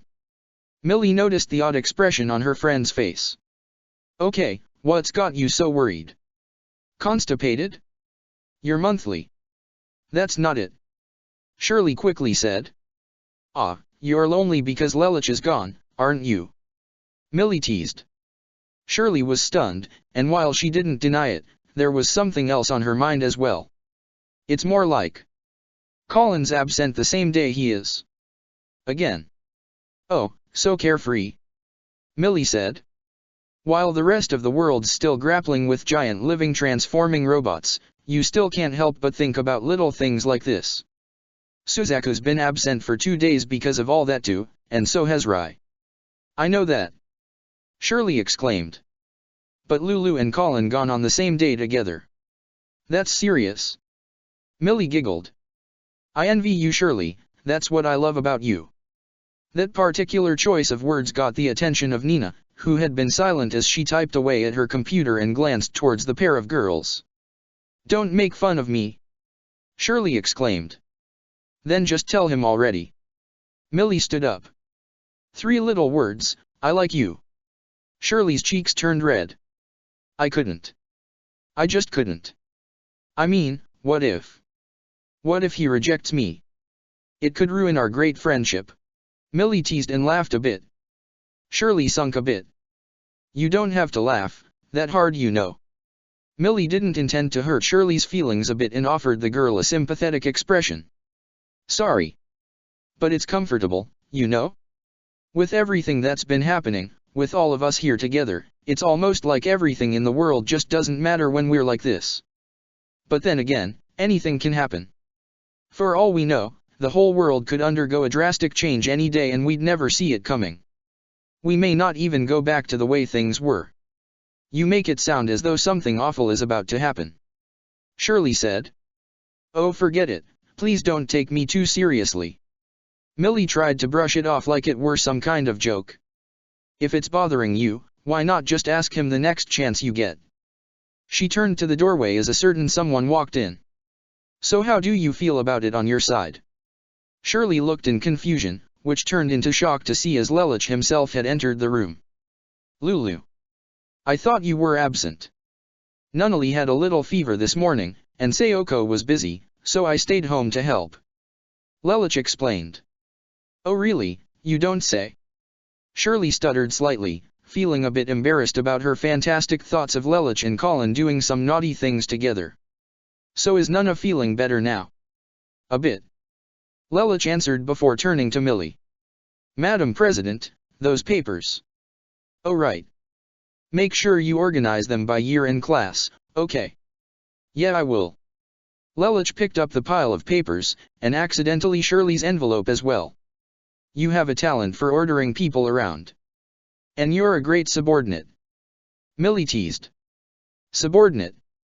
Lelich thought to himself as he left the room. Like to see her take that attitude with Ratchet or Ironhide. After Lelich was gone, Shirley flashed a glare in Millie's direction. Ugh. Madam President, you nearly gave me a heart attack doing that. She quickly noticed her envelope was missing. Where's my tickets? Her eyes widened realizing Lelich accidentally took them and practically screamed as she ran out the door after Lelich. Lulu. Lelich had gone outside and turned around to see Shirley running after him. What is it? Is my dad's letter mixed up with that paperwork? Lelich looked and saw the envelope he accidentally took. Oh, sorry. He handed it back to her but saw an odd look on her face. What's wrong? He was right in front of her, and she did have an extra ticket, so there would be any time to ask him, now would be it. Listen Lulu, my dad works a really long way from here. But he likes to send me stuff like this to keep my spirits up, you know. She took out a pair of tickets. He even got me 2 tickets for an opera in a couple of days. I haven't really thought of anyone to ask to come with me, so I was just wondering. She handed Lelich one of the tickets. If you are not busy. Lelich looked at the ticket for a moment, he wasn't doing anything in particular at that date. Sure, why not? Wah, really? Shirley could barely contain her excited smile. Yeah, I've been pretty busy lately so this might be a nice break. Lelich had an honest smile. So yeah, I'll come. Sounds like fun. Shirley looked like she was ready to squeal out of joy but kept her cool as to not embarrass herself. So, I'll see you then. Yeah, sure. Lelich nodded as Shirley walked off. Looks like you got yourself a date. Lelich turned towards the parking lot, towards Bumblebee's vehicle form, though he couldn't see his face. The exiled prince probably guessed the Autobot scout was smirking underneath the hood. It's not a date, we're just going to the opera. Lelich said as he walked towards the yellow Autobot in his vehicle mode. Sounds like a date to me, Bumblebee teased as Lelich got in. Shut up. Lelich grumbled as they drove off. Unbeknownst to them, they were being watched. A certain green-haired girl sitting in Lelich's room and eating a pizza, having seen the exchange occur between Lelich and Shirley. Cece had a curious look on her face, but quickly turned into annoyance. Stop being so suspicious, she said to a voice that only she could hear. That's hardly the case, to me he's nothing but a self-righteous jerk. Meanwhile Shirley had stopped as she stood behind the building and couldn't contain her excitement anymore. I did it. I actually asked him. And he said yes. She almost squealed. But she shook her head. He's just coming with me to a little concert. So, it's no big thing, but still, it's a chance. She looked at her own ticket with a smile. Thank you, Daddy. She soon felt her own phone ring. As Shirley answered her phone, however, she failed to notice someone else was watching her from the rooftop. A man wearing a white jacket with silver-white hair. He wore a visor over his eyes with a pair of headphones over his ears as he smiled sinisterly at not just Shirley, but the glance of the CC he saw in the window. The Nemesis, the bridge. Lord Megatron. Shockwave has entered the bridge along with Soundwave as their leader was the only other occupant in the room. Soundwave has informed me of all that has transpierced here on this planet, such as our control over the Brighton Neon Empire, including Zero and the Black Knights, as well as Zero's true identity. I see. Megatron noticed, a bit surprised that Soundwave revealed Lelich's identity to Shockwave, but then again, Shockwave's loyalty to Megatron was absolute, on par with even Soundwave's, so it made sense. And I must ask, what is the purpose of keeping his identity a secret? Shockwave asked. Surely, as the Black Knights are mostly consisting of 11s, they would logically abandon their leader as he is the prince of the same empire they despise so much. But we cannot say whether they know it or not. Megatron said. They may be aware and follow him willingly. And it is not just our dear Lelich, Optimus himself has proven to be quite the charismatic leader, so I wouldn't be surprised if they are in the Black Knights out of respect for him. That being said, Shockwave, you are now the only other Decepticon aside from myself and Soundwave that know of this secret, and I would encourage you to keep it to yourself. This information could prove useful to us if we manipulate it the right way. Your reasoning is logical, Lord Megatron. Shockwave nodded. And I have new information of myself to give. Oh. Megatron was intrigued. Upon my arrival to Earth, Soundwave and I have discovered a small group of Earthlings attempting to flee the city of Narita. Shockwave began. They refer to themselves as Code R and have been studying something rather interesting. Soundwave extended his tentacles and attached them to the main console on the bridge. He then began to offload the information he previously downloaded into the Nemesis database. Soundwave was easily able to access their data from their primitive computers. Shockwave began to explain as Megatron saw all the information now under his control. Though their own technology is crude and primitive, what they were studying was something unexpected: immortality. That got Megatron's attention. Immortality. The screen shifted to reveal multiple pictures and videos of CC being experienced on by the research team. Apparently, this human female possesses an uncanny ability to heal from virtually any form of injury, including those that should be fatal. Unfortunately, the information regarding her is limited. It was meant to be kept in secrecy as the data suggests this project was spearheaded by the deceased Brighton Neon Prince Clovis, even from the rest of the Brighton Neon Empire. And there is one other odd piece of information we've discovered. Geese. Megatron raised an eyebrow. And, what exactly is geese? Unknown. Shockwave replied.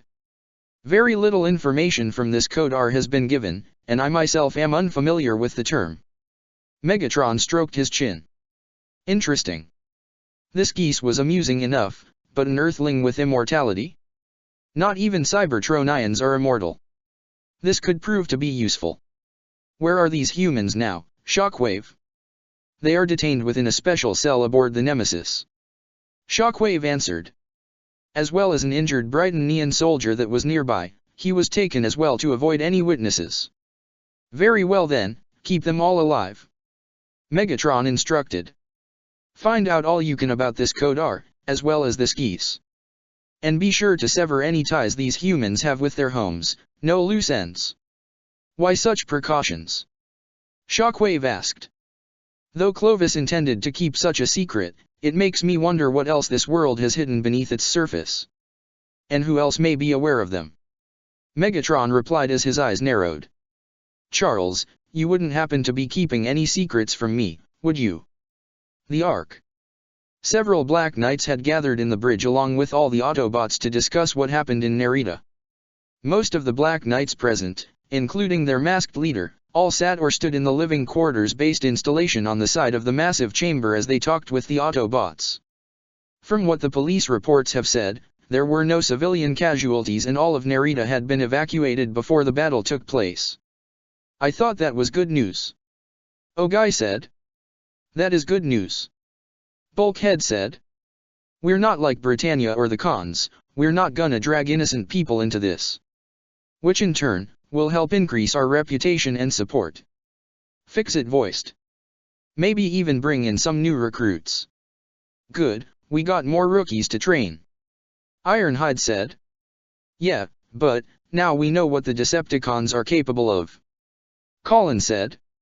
And, they're a lot stronger than I thought. No joke. Rai agreed.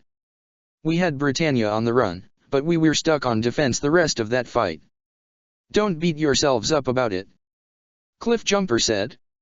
You guys actually managed to kill off more than a few cons, so you've proven yourself quite a bit. We'll just need to change our strategy going forward. But that also means you can't rush straight into a fight. Arky pointed out. Yeah, let the Autobots handle the cons' heavy hitters. Wheeljack added. No argument here. Colin said. The Gurren and Ibarli stood a chance against Soundwave. I managed to poke out one of Breakdown's eyes. Rai pointed out.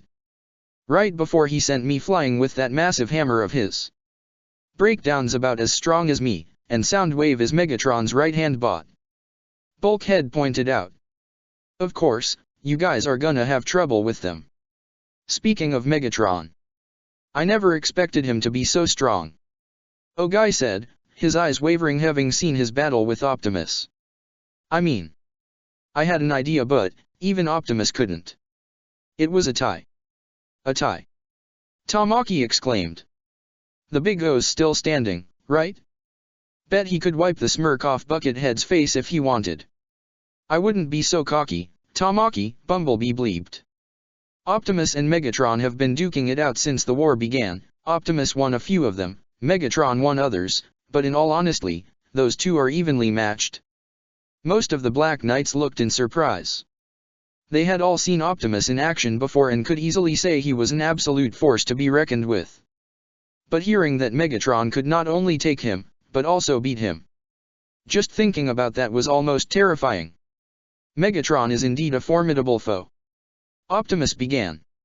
A powerful warrior as well as a commanding leader and competent strategist. However, he is not invincible as he has suffered defeat before. But you are correct to exercise caution. While our modified Nightmare Rays have proven to be capable of defeating the Decepticons, I would advise against any confrontations with Megatron or even some of his top brass without an Autobot to aid you. Yeah, that's probably a good idea. Rai agreed. As they all talked, Zero remained silent though he had listened to every word. However, it wasn't just the strength of the Decepticons that was on his mind, he thought back to Shirley. He actually was glad that she invited him to go to a concert. With everything that's happened recently, including revealing and explaining his identity to Colin, he needed a break to take his mind off things. He already told Optimus before everyone else arrived and even agreed it was for the best. Zero was taken out of his thoughts as Ogai handed him a letter. Oh Zero, this is for you. What's this? Zero took the letter. A love letter. Ogai answered. Lelich smirked underneath his mask. I'm sorry Ogai, but I'm not really into men. Rai, Tamaki, Bulkhead, Cliffjumper, and a few other Black Knights burst out laughing while Colin, Arky, and even Ironhide smirked slightly. And they say you got no sense of humor. Tamaki chuckled. You laugh too much. Ratchet commented, rather annoyed. Fixit looked quite intrigued. Oh, I was not aware that human males could mate with each other. Ogai's face turned red with embarrassment as he shook it away. That's not what I meant. It's actually a letter from Kyoto, they urgently request a meeting. In fact, it's for you to Optimus. He spoke to the Autobot leader. They want to meet with you and Zero. They praised us for how well we used the Gurren MK2 and the Gekka pre-production, and seeing how you defeated Cornelia by yourself back in Saitama. They wish to speak with the group that has gained the most results. Optimus finished. This makes sense. Is this really necessary, however? Ratchet questioned. Necessary? It's Kyoto. Colin exclaimed. If they accept us, it means even more funding and support. Ogai said with an eager smile. It could solve our financial crisis. That got Zero's attention. Crisis? What crisis? Ogai was surprised to hear that Zero hadn't heard about this. There shouldn't be any trouble. Ratchet and I created the budget plan ourselves. Ironhide glanced at the wreckers, much to their confusion. Something up, old-timer? Wheeljack asked. Oh, not much, except I've seen you guys take some of our new recruits to monster truck rallies. The Autobot veteran said. Hey, I pay for that with my own money. Rai quickly exclaimed. Yeah, besides those are actually fun. Bulkhead added. Well, if it's not you guys. Arky glanced at Tamaki. Hey, it's not my fault. We're turning into a big organization now. That means new expenses, you know. Tamaki argued. You mean like all those fancy restaurants you take all those new recruits? Arky questioned with a knowing grin. I've seen where you've been taking them. Looks way too expensive for you to buy on your own. Tamaki's face became one of comic shock. You know about that. Zero sighed. Ogai, you and Fixit are in charge of the budget for now. Hold it right there. Tamaki stood up. I'm the one that's in charge of the cash. That's my job. Dude, you literally just admitted you used our money to go to fancy restaurants and show off to the new recruits. Rai pointed out. You got potential as a wrecker, Tamaki, but in terms of finance, not so much. Wheeljack pointed out. Agreed, if you want our trust with such an important position, we need to see positive results. Zero pointed out. Did you seriously just say the word trust? Trust a guy who hides his own face from his own partners. Tamaki exclaimed. Oh scrap. Bulkhead muttered as several Black Knights looked at Zero with similar expressions as Rai looked nervous. How about it, Zero, huh? And what about you guys? Tamaki looked to the rest of the Autobots. Fixit looked the most nervous while the others had serious expressions on their faces. You've been with him longer than we have. Have you seen his face? Why not let the rest of us in on it? Tamaki. Optimus was about to speak, but Colin already stood up to defend him. Zero's not the problem here. The red-headed girl spoke to Tamaki. Who cares who he is? He saved all our lives in Shinjuku, and he's given us all so much. Same goes for the Autobots. You've seen what the Decepticons are like, Tamaki. You really think we would have stood even the slightest chance without them? Tamaki grumbled a bit before sitting down and crossing his arms. He wouldn't admit it, but he knew she was right. The Black Knights on their own wouldn't stand a chance against the Decepticons. It's thanks to the Autobots that the Black Knights even exist at all. Zero looked up at Colin as he said nothing, but his eyes did waver a bit, feeling a tad bad to put Colin in this position. Rai felt similarly as they both remember what happened after she learned about his identity shortly after Narita. Flashback. Once all the Black Knights had recovered from their ordeal in Narita, each of them returned home to get some rest and recover, save for Colin, Rai, and their unmasked leader who stood in the bridge of the Ark, alongside all 9 Autobots, and even CC. They told Colin everything. Zero's real identity is not only her classmate Lelich, but also the exiled Prince Lelich VI Britannia, long thought to be dead. He also told her about Nunnally's status as the presumably deceased princess, and even the incident that cost her eyes and legs, and the life of their mother. Lelich also told her about his geese and how he got it from Cece, and even revealed her real name to her, much to the Immortal's chagrin. Once it was all done, everyone looked at Colin as she remained silent and held her head down. "Hey, you still with us, Colin?" Rai asked. "Yeah. It's just a lot," the red-haired girl said, not quite knowing what to feel. However, she looked up to the Autobots. "You guys all knew about this? Even you two?" She asked specifically to Arky and Cliffjumper in a tone that sounded like a mix between anger and hurt. The two Autobots exchanged looks of guilt. "Sorry, Colin, but we just had to be sure. Lelich has got every reason to hate Britannia as much as you do, and given how we've seen some certain extremists handle Britannians." Cliffjumper winced slightly. "But you guys know I'm not like that," Colin exclaimed. "I'm not a goddamn terrorist." "Colin, don't blame them, any of them. I asked them not to tell anyone my identity," Lelich told her. "I couldn't risk dragging Nunnally into any of this. I already lost my mother and the rest of my family couldn't care less. She was pretty much all I had left." Colin's look softened as she can at least understand what it's like to lose a loved one, a family member in particular. She glanced at Rai.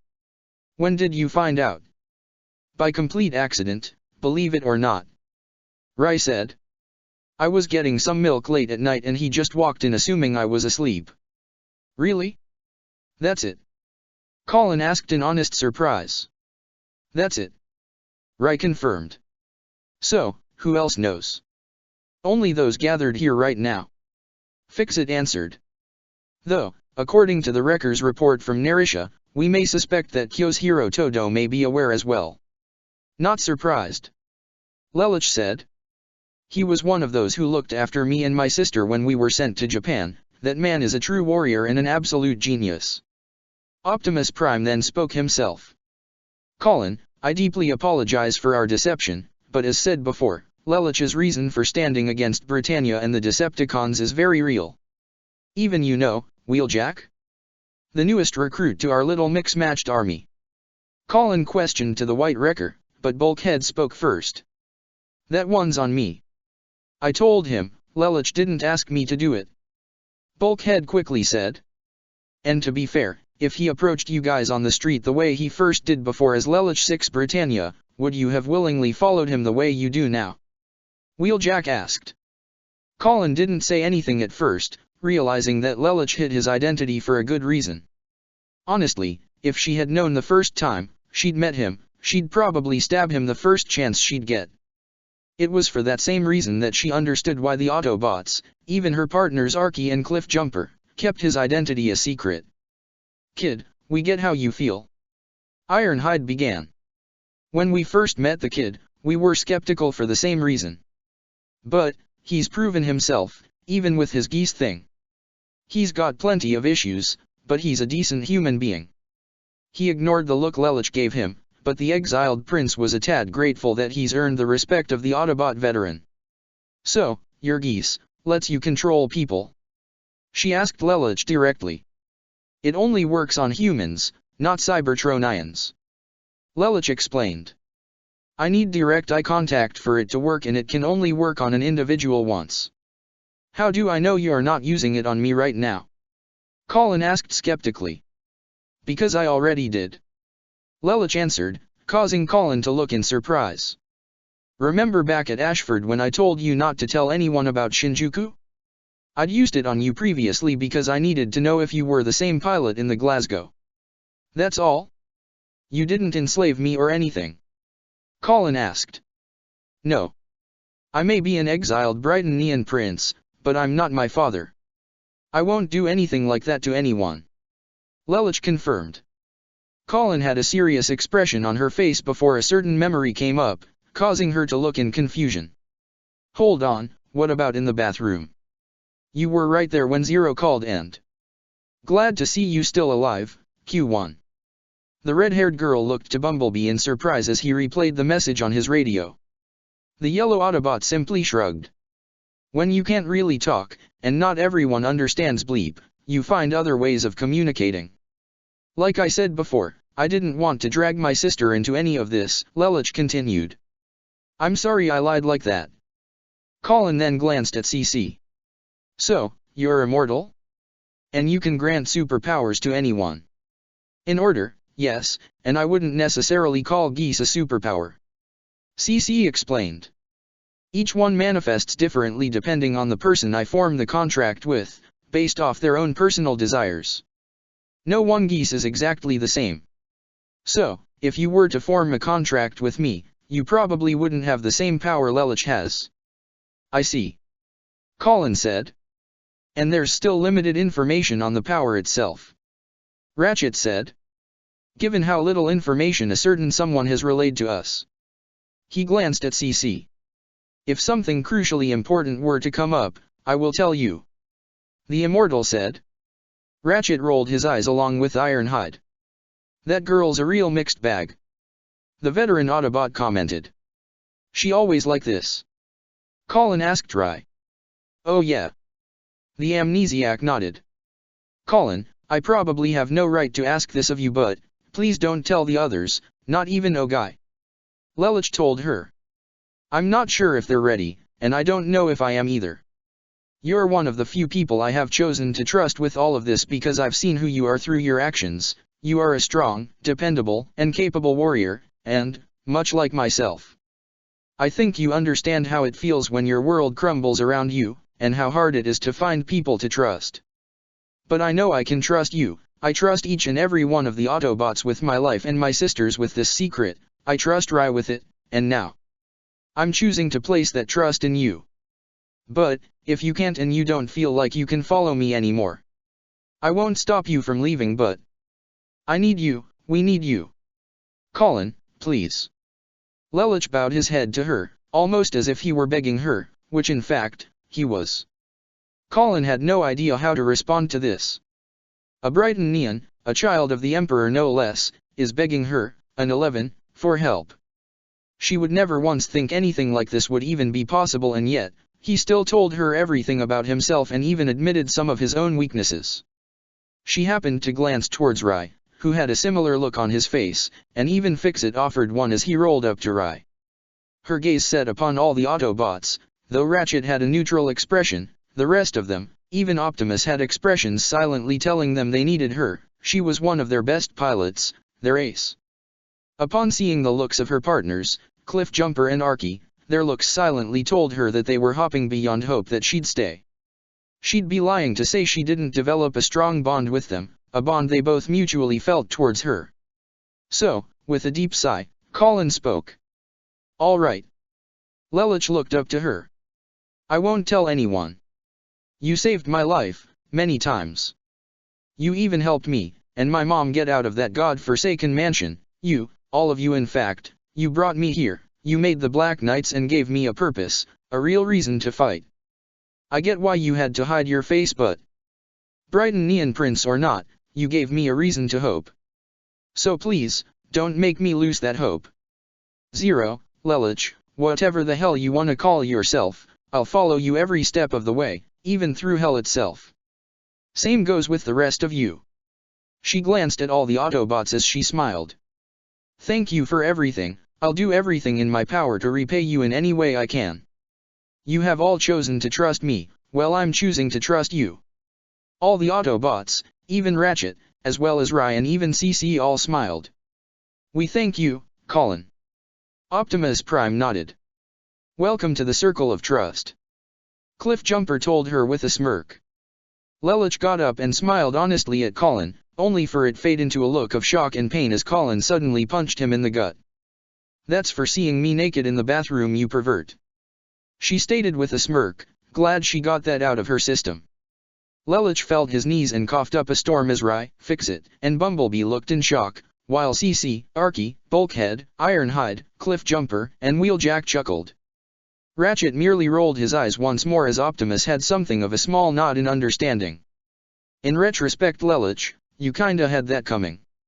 Arky commented. Yeah. I did. Lelouch coughed slightly as he chuckled himself. Nice hook. Wheeljack told the girl with a smirk. Thanks. Colin smirked back. End flashback. Once Lelich and Rai returned to the clubhouse for the night, Lelich took the moment to enter his sister's room to check in on her. Lelich. Nunnally sat up from her bed. Looks like your fever's gone. He noticed as he walked in and stood right by his sister's bed. Maybe I was just a little moody. Nunnally said. Moody. Nunnally laid back down. It just seems to me lately, that you've become a little distant, like you have other things weighing on your mind. Lelich gave a small gasp, but it faded as Nunnally had a small playful smirk on her face. Perhaps my body just did this on your own to get your attention. Despite the small humor, Lelich had a serious and concerned expression as he kneeled down and gently grasped his sister's hand. Maybe you're right. He admitted. I've had some things on my mind lately. Nunnally's smile faded. You know, you can tell me if you want to. I don't want to seem like a burden to you. You're not a burden, Nunnally. Don't think for one second that you are. Lelich told her. While there have been things on my mind, I've had friends to help me through it. I'm not alone, I promise. Nunnally smiled. I'm glad to hear you're making friends. I'd like to meet them someday. Yeah, someday maybe. Lelich had something of a sad smile. He wanted to tell her about him being Zero as well as the Autobots, but that would mean he'd also have to tell her about the Decepticons, and he really didn't want to make her worry. But with everything that's been happening recently, he may have no choice but to tell her someday. So then, can I be a little selfish now? Nunnally asked. Please stay with me a little bit longer. If I fall asleep alone, I'm afraid I'll have that dream again. Lelich held her hand a bit tighter. Nunnally. I promise that no matter what, I'll always be here for you. I'm not going anywhere. The next day, the Ark. Thanks to the information you've provided, we've obtained a potential list of Kyoto's leaders. Ratchet told Lelich over the communications as he and the other Autobots, minus Bumblebee, looked at the list of elderly Japanese businessmen and politicians on the Ark's screen. But we can't know for sure whether any of them are with Kyoto for sure. Fixit added. Of course. Lelich said. If it were easy to identify them, Britannia would have snuffed them out a long time ago. Gotta give these guys credit. Wheeljack complimented. Pretending to be with those higher crust wannabe cons while supplying resistant groups. I like 'em. You would. Ironhide commented to the wrecker. I'll meet you at the Ark shortly, only a handful of Black Knights will accompany me and Optimus. Lelich said. You don't need the rest of us. Bulkhead asked. This is a meeting, we're not going into battle. Lelich replied. I agree with Lelich. Optimus spoke. If we are to establish a formidable opposition to Britannia and the Decepticons, we'll need allies. With Kyoto's connections and resources combined with the information we can provide, we'll be able to strengthen our arms. Even so, this is a bit of a risk considering we don't know who we're supposed to meet. Arky commented. Well, it does make sense. These guys gotta hide their identity too, and for good reasons. Cliffjumper said. Either way, we need to meet with them. I'll be at the Ark shortly. See you soon. Lelich hung up as he sat in Bumblebee's driver's seat, as his vehicle mode was still in the Ashford parking lot. So, you know any of these guys? Bumblebee asked. Out of all the potential collaborators, there really is only one that I know personally. Lelich answered. And I'm hoping it's him we're meeting with. And if it's not? Bumblebee asked. Then we'll just have to hope they listen to us. It pains me to admit it, but we need Kyoto's help. Lelich said. Yeah, I see your point. Oh, by the way, you forgot something. Bumblebee's CD drive opened as a small claw handed Lelich his ticket for the opera that Shirley gave him, reminding Lelich that the opera is tonight, around the same time he's supposed to meet with her. I didn't forget. Lelich slightly scowled. I was going to call and cancel. You know that girl's gonna be disappointed. She seemed happy that you actually said yes, Bumblebee pointed out. Yeah, I know. But this takes priority. Lelich said, feeling a bit disappointed himself as he was actually looking forward to a nice quiet night. Hey Lelich, can I ask you something? What is it? What exactly does that girl mean to you? Bumblebee asked, taking Lelouch by surprise as he clearly did not expect that sort of question. It's obvious she cares about you a lot, but do you feel the same way towards her? Lelouch looked out the window and didn't answer right away. She's a good person. She's been really nice to Nunnally and I appreciate that. Do you see her as a friend? Yeah. I guess I do. But she doesn't know about you. She doesn't know you're an exiled prince, or that you're really Zero. Bumblebee pointed out. What do you want me to say, Bumblebee? Lelouch questioned. Hey Shirley, guess what? I'm not only the Prince of Britannia, an empire that I hate with every fiber of my being, but I'm also the masked leader of a rebellion working alongside alien robots and fighting a war. Well no, maybe don't lead with that. I can't tell her. Lelouch said honestly. I don't want her, or anyone else from Ashford getting dragged into this. I can't imagine what Britannia, or the cons might do to them. Okay, I see what you mean. But rhinos, and we've even let Colin into our little social circle, Bumblebee pointed out. That's different and you know it. Lelouch stated. They're both warriors, they can fight. Shirley's anything but a fighter. Before their conversation could continue, Lelouch felt his phone ring and looked on the caller ID to see it was Shirley calling him. He answered it without a second thought. Shirley? I was going to call and... Listen, Lulu. I know I made a date with you, but I may be late. Sorry, but anyway, I'm sure it'll be fine, really. It's alright. Lelouch told her. I might be late myself, so don't worry. Okay, well, see you tonight. Yeah. Lelouch replied before hanging up. You didn't cancel? Bumblebee said. You said you were going to be late, that's not canceling. Lelouch sighed. Let's just go. If Bumblebee's face was exposed, it would have a serious yet concerned expression as he drove off with Lelouch inside. Nerita. Multiple Sutherlands had gathered around the rubble of the landslide to dig out the remains of their fallen soldiers. Despite being no civilian casualties, deaths among the military were rather extreme. Their bodies, or what remained of them, were brought to multiple tents at the bottom of the mountain where the families of the soldiers could identify them. Suzaku was present underneath one tent as he saw this morbid scene play out, and yet his mind couldn't help but think of his encounter with Zero, the yellow Autobot, and that one green-haired girl. Was it really her? Did I really see her there? And then, a familiar and painful memory replayed in his mind, which he was quick to squash down as he poured some of his bottled water over his head. Just forget it, she doesn't show up in any of the data. Dug enough bodies up yet? Suzaku looked in surprise to see the vehicle mode of knockout as the door on the driver's side was opened, prompting Suzaku to step inside. The door closed as Suzaku could speak to the Decepticon in private without civilians noticing. What do you want, Knockout? To congratulate you. The red Decepticon answered.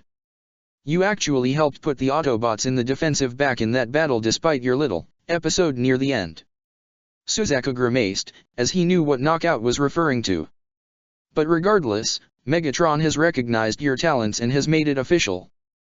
The CD drive opened to reveal a small handheld object, which Suzaku took. It was a purple badge with the emblem of the Decepticons. You passed the test with flying colors and you are one of us now. The first ever human Decepticon, Suzaku Kurugi. So, let me be the first to officially welcome you to the winning team. Suzaku looked at the Decepticon insignia he held in his hand and wasn't quite sure what to feel about that. Don't get too excited on me. Knockout said sarcastically. Knockout, you've fought the Autobots before, right? Suzaku asked. Yeah. What of it? Well, what is it they're trying to do? Suzaku continued. And Zero and the Black Knights, what are they all trying to do? The bots say, freedom is the right of all sentient beings and the Black Knights are, knights for justice whatever. Knockout answered. Justice and freedom. Suzaku angrily clenched his fists. That's what they call this. This is called war, kid. Knockout said. Like it or not, death is a consequence of war. Everybody on both sides kill, it's not just the bots and the BKS, your side kills too. I'm sure you must have killed before too, right? Suzaku's eyes widened in shock, instinctively thinking back to a memory he is trying so hard to forget, one he almost did succeed in forgetting until his encounter with that girl. Kid, let me give you the best advice I can give. Knockout said. Just do whatever the heck you want. That's one of the benefits about being a Decepticon, you can do whatever you want and get away with it. Anything you want, good or bad, name it.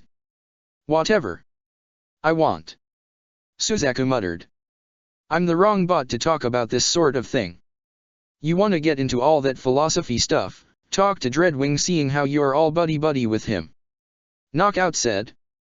Suzaku happened to glance out the side window and looked in surprise to see Shirley walking through the area as she and her mother were led by Valletta to a tent. Suzaku rubbed his eyes to make sure he wasn't seeing anything, but when he did, she was gone. He sighed. I'm gonna continue with recovery operations, he said as he got out of Knockout's vehicle mode. Go for it. Like I said, you can do whatever you want and get away with it. You're one of us now. Knockout said as he drove off. Meanwhile, Cecile was replacing the energy filler on the Lancelot when she looked upon both its shoulders to see the Decepticon emblem etched onto it. Knockout had already done that before the recovery operations in Narita began, and she couldn't help but feel rather uncomfortable about it. Cecile. She was slightly startled as Lloyd walked up to her with his casual smile. But she got right to business and began to tell him what she had learned.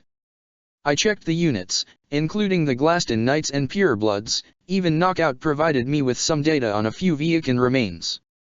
And I was right, wasn't I? Lloyd asked. Yes, a radiant surge. Cecile confirmed. And from what witnesses have reported, 2 Nightmare rays each have a radiant wave surger.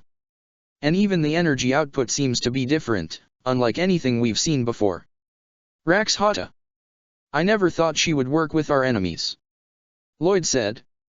Guess the temptation to work with giant alien robots was too much for even her. It's not just the surgers, however. Cecile said. Some of the Nightmare rays appear to have melted.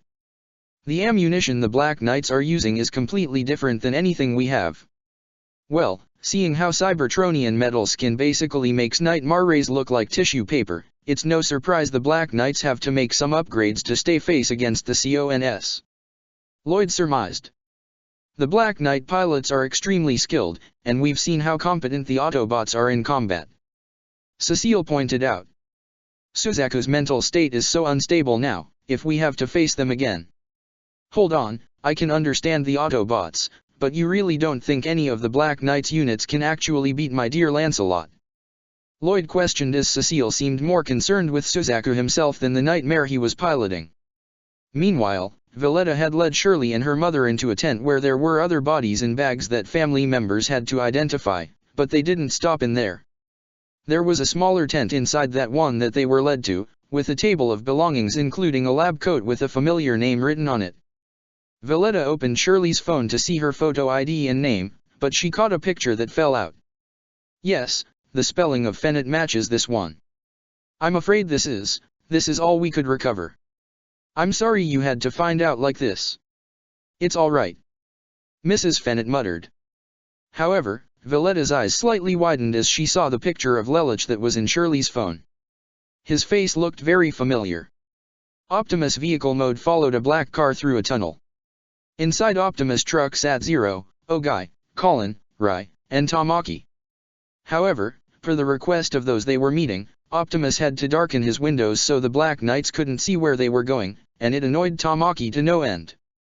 This is taking too long, when do we get there? Tamaki honked the horn on Optimus' steering wheel. Hey!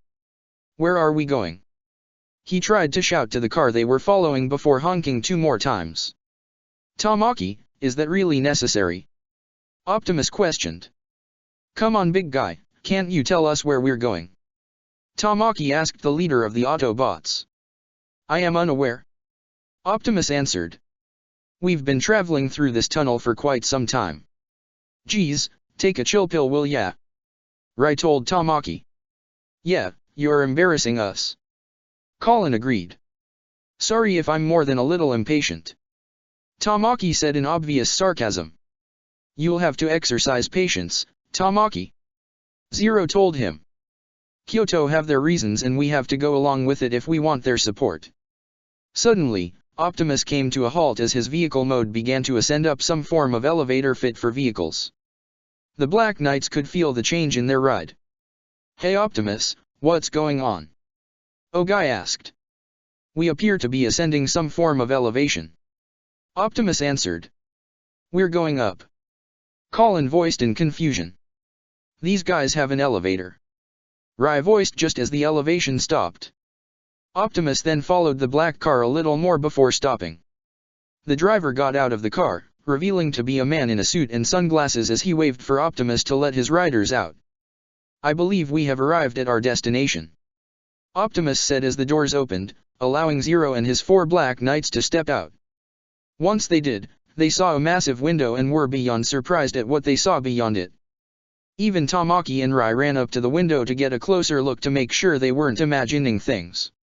What is this? Rai breathed. This is the Fuji Mines. Ogai voiced in utter awe as everyone saw Mount Fuji, as well as the large metal plating that appeared to cover at least 1/3 of it. Even Optimus was partly amazed at this sight, but was also saddened at the thought of Britannia, and indirectly the Decepticons, using it for their own purposes. That is not possible. Tamaki exclaimed. There is no way we can be here. It has to be Mount Fuji. Colin exclaimed as well, even though she was stunned by everyone else. There's only one mountain like this. But I thought Britannia controlled all the energon that comes in and out of this place. Rai stuttered. You know what they do to intruders here? Execute them. Tamaki stated. Their power reaches all the way out to here? The Kyoto group is amazing. Ogai breathed. It's repulsive. The lights suddenly dimmed, and the windows went dark as all eyes set upon 2 veiled seats. On the right sat an elderly man with a cane, while the one on the left sat a young girl, with guards on either side. Lelich's eyes widened underneath the mask. Though he recognized the voice of the man and was glad to be meeting with him, he was surprised to see the girl as he recognized her as well, despite not seeing her face. She was so young, it was hard to believe she's really ahead of Kyoto. But this was something that can actually be helpful to him and his allies. Mount Fuji, a sacred mountain once known for its clear water and quiet beauty, now it has bent the empire's will. A place of hideous violation, a reflection of what Japan has become. It pains me so.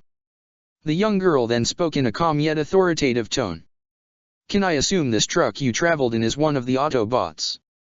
The truck then transformed to reveal Optimus Prime. The guards instinctively stepped back as being in the presence of this particular being was intimidating enough. My name is Optimus Prime, I lead the Autobots, and I work alongside Zero who leads the Black Knights as well. A pleasure to meet you, Optimus Prime. The man spoke.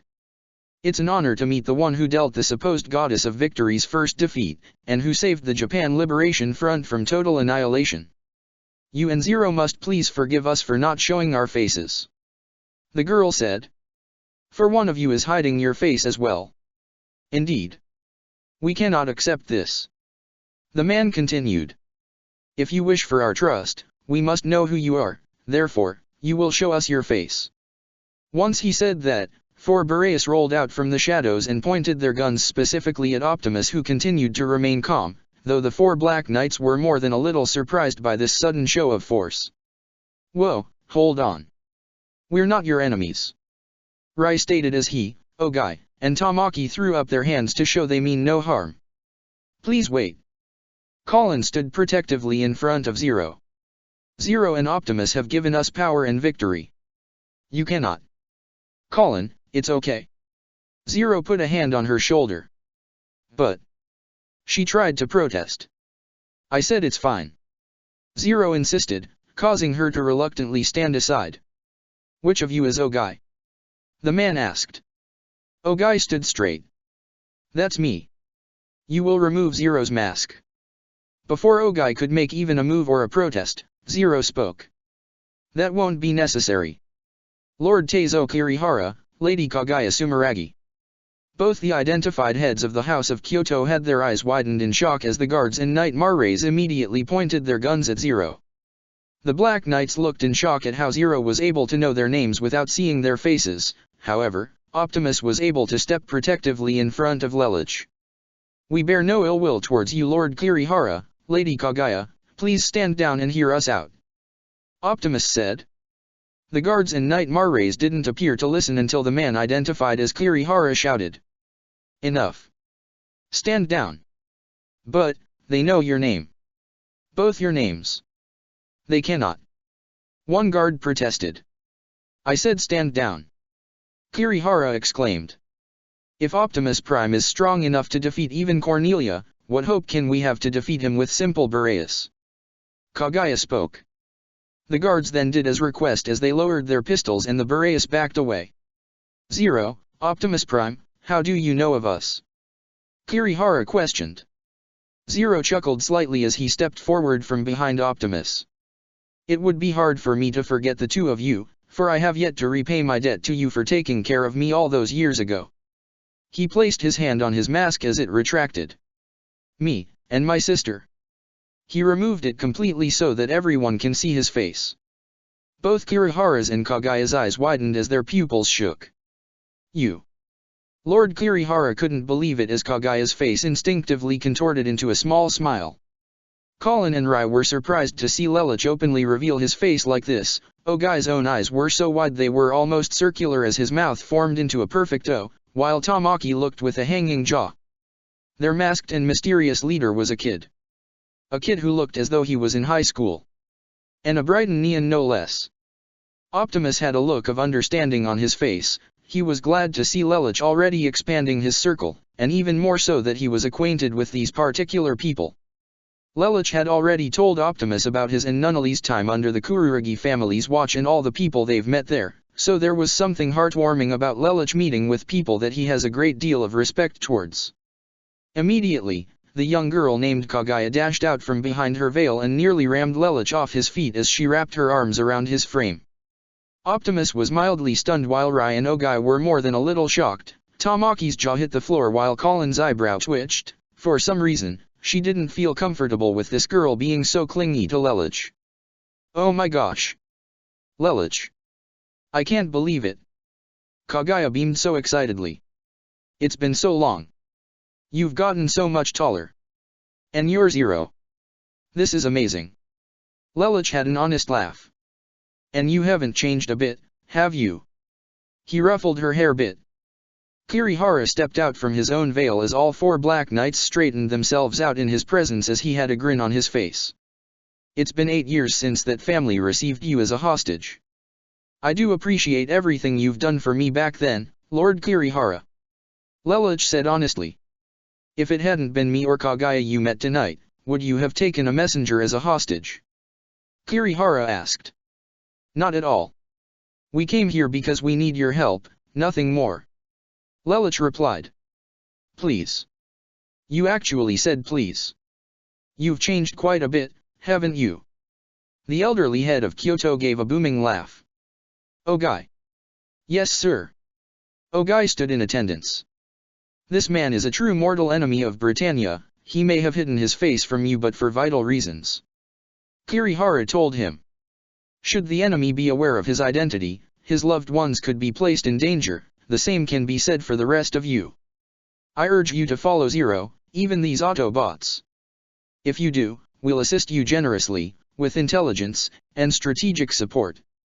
Colin and Rai exchanged wide smiles and even Tamaki looked more than a little happy with Ogai barely containing his smile. "We're grateful and we thank you." Kirihara nodded before looking up to Optimus. "I can understand Zero's reasoning, but what reason do you have for fighting Britannia, Optimus Prime? What is it the Autobots seek?" "The Autobots firmly believe that freedom is the right of all sentient beings," Optimus began. "What Britannia is doing is atrocious and they must be stopped. We will do everything in our power to ensure that happens. However, Britannia is not the only threat this planet faces." Kaguya finally let go of Lelouch as she had a serious look on her face. "I trust you are referring to these Decepticons." "Indeed," Optimus confirmed. The Autobot leader then began to explain what the Decepticons are, as well as the details regarding the war for Cybertron and the horrifying fate of the planet. Optimus also explained how Britannia appears to be a puppet state for the Decepticons, as the Sakuradite they are hunting is really Energon, the fuel and lifeblood of all Cybertronians. Optimus also said how he theorizes that the Britannian Emperor may have been directly mentored by the Decepticon leader, Megatron. Though Optimus couldn't confirm this, it was still a strong possibility. I see. Kirihara had a gravely serious look on his face. It would appear these Decepticons are an even graver threat than we initially thought. Yes, suffice to say the fate of the entire Earth, not just Japan, hangs in the balance. Optimus stated. Just as you have said you will provide support for us, we in turn will provide you with any and all knowledge regarding the Decepticons we possess, their membership, strategies, tactics, and weaponry, as well as any new information we may learn in the future. The bargain is acceptable. Kirihara nodded. Lelouch smiled as he looked towards Kaguya. Looks like we have to go. Kaguya put on a pouty face. Ah, do you have to? You just got here. He patted her head. Don't worry, I'm sure we'll see each other again. He said as Optimus transformed back into his vehicle mode as Colin, Rai, Ogai, and Tamaki stepped inside. Are you embarking on the path of blood, Lelouch? Kirihara asked him with a grin. Lelouch turned back with his own grin. If I have to, yes. He put his Zero mask back on as he got into Optimus and they left. Later that evening, Optimus returned to the Ark to tell the rest of the Autobots and Black Knights the good news. In the meantime, Lelouch had changed into some casual clothes as Bumblebee drove through the rain near an opera house. Looks like it already started. Bumblebee observed. Told you it would be too late. Yeah, you were right. Lelouch sighed. I'll just make up some excuse next time I see her. But things are looking bright for us, we have Kyoto's support now. That is good news. Bumblebee agreed. Rai even told me you know two of their heads. One of which happens to be a cute girl. Lelouch rolled his eyes. Why do I have a feeling you enjoy teasing me like this? Because you make it so easy. Bumblebee replied before his vehicle mode came to a stop. Lelouch. What is it? He looked out the passenger's window and was stunned to see Shirley standing there, without an umbrella and completely drenched in rain. He quickly got out of the car and came over to her. Shirley, what are you doing out here? She didn't appear to answer as her hair covered her face. Come on, let's get you out of the rain. Lelouch put Shirley in Bumblebee's passenger seat as he sat down in the driver's seat next to her. I'm really sorry I was late. Something urgent came up and I couldn't ignore it. I thought you'd already be back home by now. He said, but noticed how red Shirley's face was with something coming down her cheeks. It wasn't just rainwater. Wait, was she crying? Shirley? What's wrong? Lulu, tell me. Zero, he fights for the weak, doesn't he? Lelouch looked a bit confused. Well, yeah, I mean, that's what he said. Then why did he kill my father? Lelouch's eyes widened, as would have Bumblebee's optics if his face had been visible. Shirley lifted her face to reveal tears streaming down her red and puffy eyes. You know, my father was so gentle. He never ever hurt me. He didn't do anything wrong. But he was killed. There wasn't even a body. Why? Why did my father have to die? I don't want this. No. She completely lost control as she leapt over to Lelouch, wrapping her arms around him as she buried her face into her chest, crying up a storm. Please. Lulu. Help me. She pressed her lips against his before continuing to cry into him. While Lelouch instinctively wrapped his arms around her to comfort her, he couldn't help but feel as though a knife just pierced his spirit. Even Bumblebee, if one could look outside, one could see rainwater dripping down from his headlights, almost like tears in rain. Chapter 18, What is Justice? To say the mood was depressing would be an understatement. Though that is one would expect from a funeral, as an empty coffin was being buried at the headstone of one Joseph Fennett. Many people had gathered, not just Shirley and her mother, but several friends of the family, including the Ashford Student Council who hung in the back. He was a pure soul. The priest began. Who always looked to God in his life, and a friend to us all. To his wife, he was a devoted husband. To his child, a loving father. A single tear fell from Shirley's eyes. Daddy! May he rest in peace, forever cradled in the bosom of our Lord. The priest made his final remarks as the empty coffin was soon buried, during which, a certain memory of Shirley's childhood came to mind. Flashback. Guess what, Papa?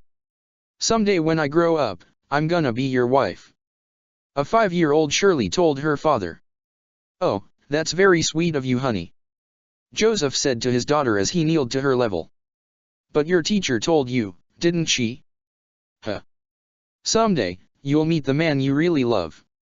More than I do you. Shirley didn't quite understand.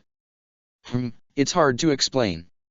Well, if you truly love that person, and he cares for you just as much, it would make me the happiest father on earth. End flashback. Everyone began to disperse, as even Shirley's sobbing mother was helped away.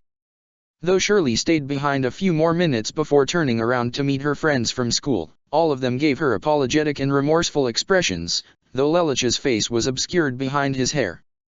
Shirley. I'm so sorry this happened. Colin said sincerely, though she had tried to keep up her facade as the sickly schoolgirl, she truly meant what she said. Your father I'm so sorry Shirley Rai stuttered, feeling responsible as he, unknown to most of his friends present, was the one who triggered the landslide in Narita. Oh stop, what do you guys have to apologize for? It's not your fault. Shirley told them with a sad smile, not noticing the guilty looks Rai and Colin share with each other. We feel awful. Rivals stated.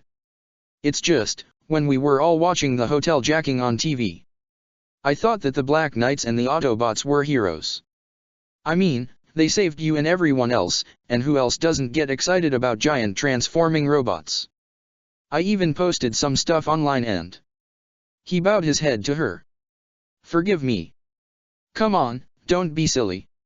Shirley told him as she walked toward her friends. That has absolutely nothing to do with this at all. I mean, even I thought those guys were cool and... Shirley, stop. Millie put both her hands on her friend's shoulders. Seriously, I'm starting to worry about you here. Have you cried yet?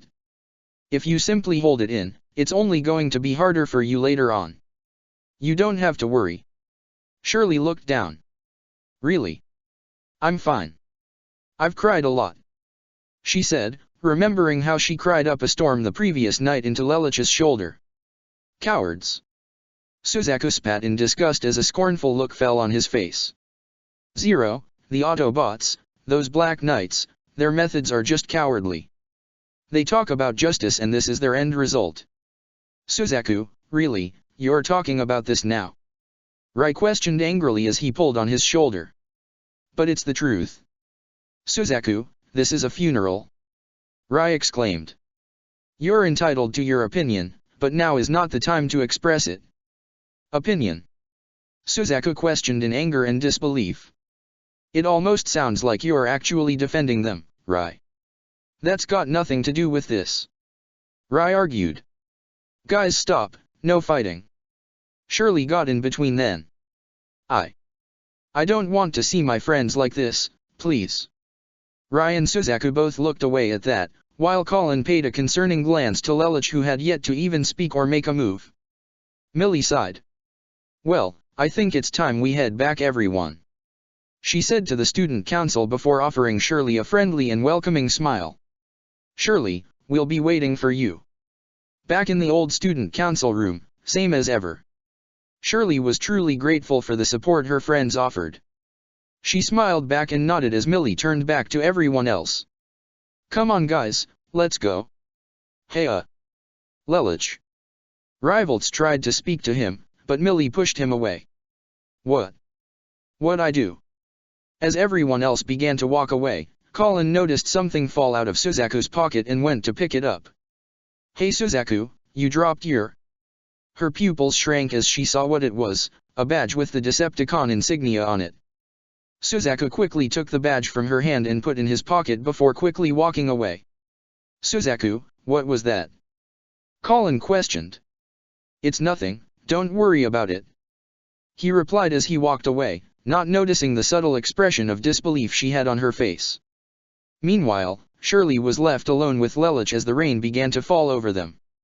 He wanted to say something to her, as he knew exactly what it was like to lose a loving parent, but he couldn't find the strength or courage to do so.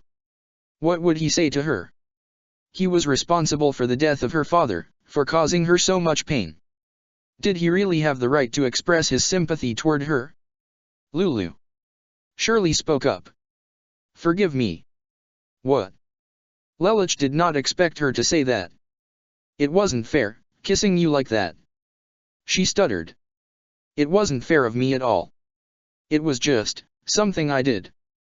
Forget about it, okay? I shouldn't have put you on the spot like that.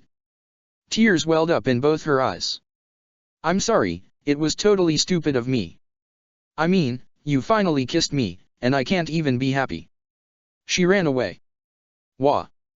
Shirley. He wanted to go after her, but his feet wouldn't move. Realizing he didn't know what to say to her, he turned around and walked away. Lelich walked until he made it to the parked vehicle mode of Bumblebee before getting into the driver's seat. Hey, Lelich, are you okay? Bumblebee asked in concern. Take me to the Ark. Lelich said immediately. Are you sure? Just drive. Before Bumblebee could drive away, however, there was a knock on the passenger window. It was lowered and Lelich could only look in surprise at seeing Colin and Rye outside the vehicle mode of the Autobot Scout with concerned expressions. Lelich only nodded as Bumblebee opened his back door, allowing the two young Black Knights to step in before Bumblebee left with his passengers. Meanwhile, after saying goodbye to everyone else, Suzaku hung underneath a tree as it continued to rain. He looked at the Decepticon badge in his hand with a serious expression before he pressed a button at the top, allowing it to open up and expand almost like a cell phone. Knockout, are you there? He spoke into it. Ah, if it isn't our newest recruit. What can I do you for? Knockout responded over the line. I want to meet with Megatron. Right now. The Ark. Lelich sat alone on the bridge of the derelict Autobot ship as he gazed up at the window and watched aimlessly as the fish passed by in the ocean just outside. Bumblebee, Optimus Prime, even Ironhide, and Ratchet looked at the boy with concern. Bumblebee had already told the rest of the Autobots what had happened with Shirley's father and his supposed death. Needless to say, it wasn't hard for them to understand what Lelich was feeling. They've all felt the same way more than once. Fix-It rolled up to Lelich as he sat on the floor of a catwalk. Can I get you anything, Lelich? Some hot cocoa or something? He asked politely. Do you even know how to make it? Lelich asked autonomously, with no emotion in his voice whatsoever. Well, as we are housing our ever-growing Black Knight army, we've taken the liberties of acquiring human food. Fix-It told him. That's good. Lelich replied, not taking his eyes off the ocean. So, do you want any? Fix-It asked. I'm fine. You don't seem fine. Ironhide said as he was the first to walk up. He gave a sigh as he spoke. Kid, look. As hard as it is to accept, this thing happens in war. You can't change that. I know that. Lelich responded in a grunt. Are you planning on stopping? Ratchet questioned as he walked up. If you're going to fall apart when this happens. Do you have any room to talk, Ratchet? Lelich questioned as he angrily turned around. You're a doctor, not a soldier. You got no idea what it's like. Ratchet slammed his fist down hard on a console, surprising Lelich. Just because I'm a medic doesn't mean I don't know what death is. The white and red Autobot yelled. I've had more than my fair share of patients die on my operating table. And I've been on the battlefield too, and I've seen fresh carnage with my own optics. I couldn't even repair Bumblebee's voice box. Lelich looked in honest surprise as he glanced at Bumblebee himself, who gave a nod in confirmation as Lelich instantly regretted what he said. It is the external wounds which heal the quickest. Optimus said as he walked up as well, closer to Lelich than any other Autobot at the moment. I'm not the one who needs healing though. Lelich hung his head down briefly before he glanced up to the Autobot leader. Optimus, has this ever happened to you? Were you ever responsible for hurting someone you care about? Optimus had a sympathetic yet serious expression as he gave his answer. Yes, it has. Lelich looked at Optimus in surprise as he continued. I have commanded many battles in Cybertron, and in nearly every one, I have had comrades meet the end of their lives. Autobots who were particularly close to them, those who fought with them as brothers and sisters in arms, seemed hurt the most. Even I have lost those I have cared about. However, that is all the more reason for us to stand and continue. Oftentimes, people need a symbol, something to ignite a spark of hope in the hearts of those who lost it. Spark of hope. Lelich looked down in remorse again. Yet I'm the one who caused my friend pain. Wisdom cannot be granted, Lelich, it must be earned. Sometimes, at a cost. Optimus told him. Lelich, ask yourself something. Bumblebee also said. Did you tell Shirley's father to be in Narita? Did you even know he'd be there? Did you shoot him yourself? No. Lelich muttered. But, we evacuated the city. There shouldn't have been any civilian casualties. Even the police reports. Kid, one of the hardest things we must accept in life, is that there are things that always remain outside our control. Ironhide told him. It's easy not to think about that when you're playing a game of chess, but I'm sure you already know that this isn't a game. I know. Lelich said. So, what are you going to do? Fix-It asked. Lelich sighed. I'm still Zero. I have every intention of continuing this, that will never change. He stood up. But, what about? Do you care about her? Bumblebee asked. Of course, I do. Lelich said honestly. Then be there for her, Bumblebee told him. Help her. How can I when I'm the one who hurt her? Lelich questioned. Zero is the one who hurt her. Bumblebee said. But Lelich is still her friend, a friend who understands the kind of pain she's going through. So, be a friend to her, I'm sure she needs that right now. Lelich was surprised at first, but he seemed to understand that. He may not have any romantic feelings toward Shirley, but he still cared about her a great deal. The best he could do was to give her support as Lelich Lamperouge, maybe it could help to keep her away from all this war and bloodshed. He looked to the Autobots with a grateful smile. Thank you. And Ratchet. I'm sorry for what I said earlier. It's fine, don't worry about it. Ratchet waved off. Meanwhile, Rai was having a similar discussion with Bulkhead and Wheeljack in a wrecked hangar of the Ark that housed Wheeljack's ship, the Jackhammer. Rai had told them what had happened with Shirley's father, but Bulkhead already knew from Bumblebee and he told Wheeljack himself. You doing okay, kid? Wheeljack asked. No, not really. Rai voiced as he sat on a pile of boxes to be on equal height with the two bots. I'm the one who started that whole landslide, remember? Shirley's father. She lost her dad because of me. Tears were almost gathering in his eyes. Kid, no, don't do that to yourself. Wheeljack told him. If anyone's to blame, it's me.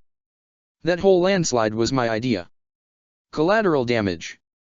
Rai muttered. I mean, I always knew something like that would happen with us, but you just never expected it would happen with a friend. Bulkhead asked as Rai could only look down with a nod.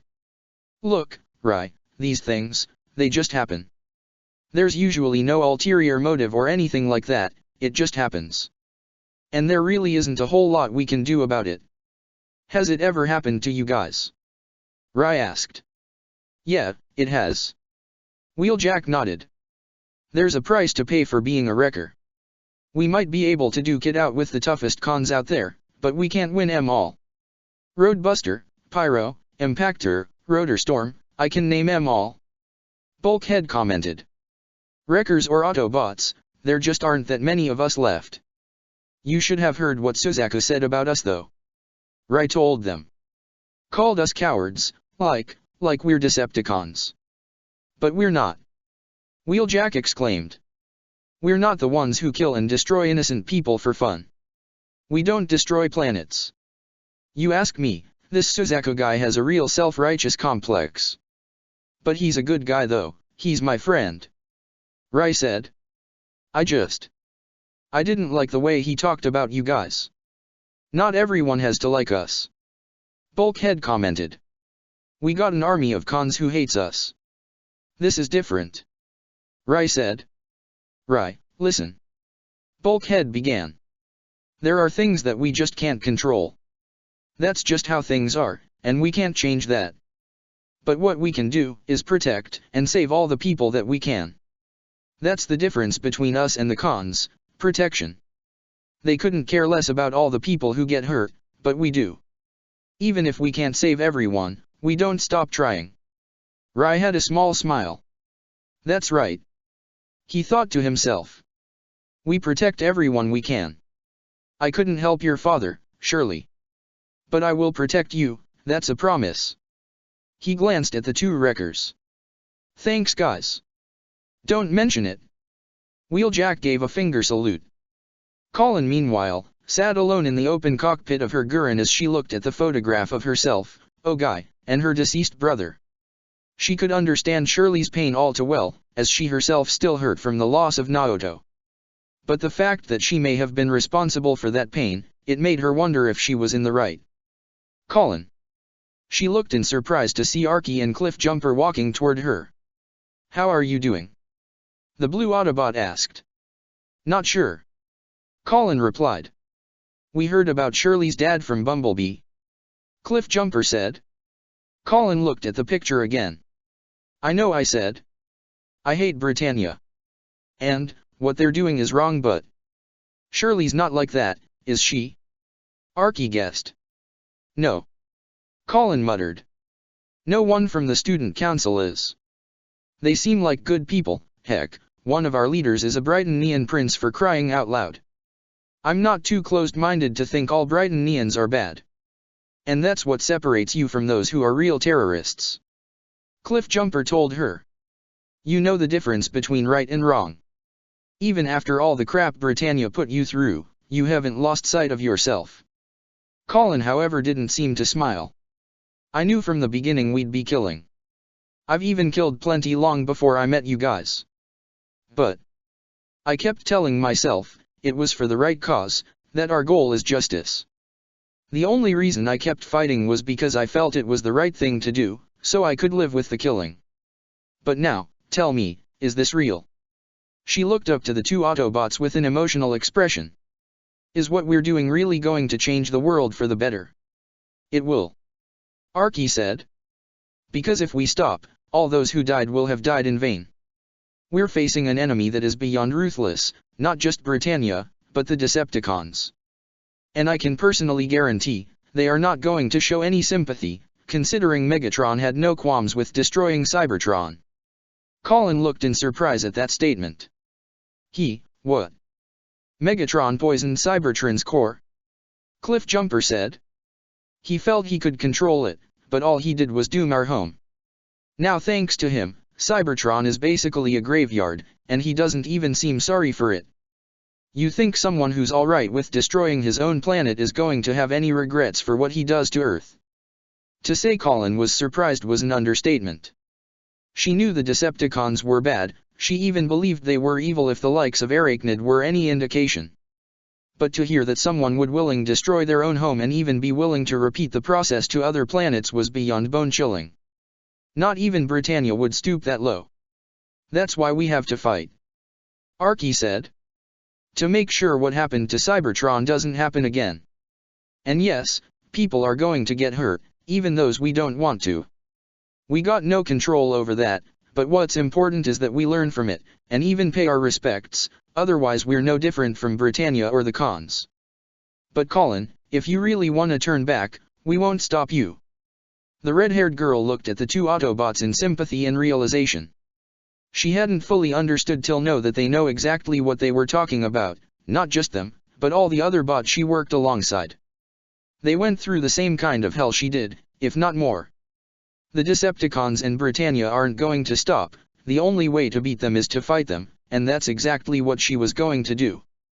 I've already made my choice. Colin stood up in her cockpit. I'll follow you guys to the very end. I think you mean, ride with us to the very end. Cliffjumper said with a smirk.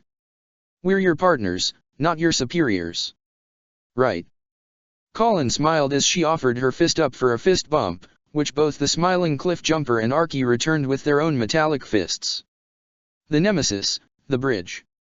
Megatron had walked onto the command deck of his personal warship with the human Suzaku walking beside him. He had arrived there via one of Soundwave's space bridge portals after he contacted Knockout after the funeral.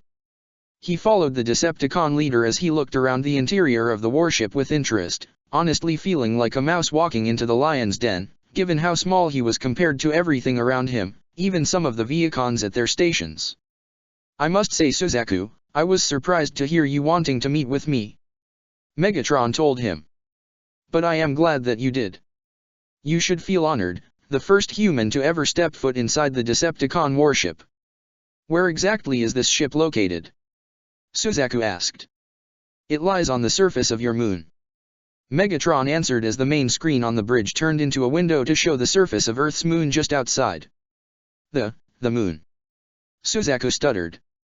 I don't believe it. Must be a sight to behold, given how your planet hasn't invented interstellar travel. Megatron mused. But if we're on the moon, how am I able to breathe?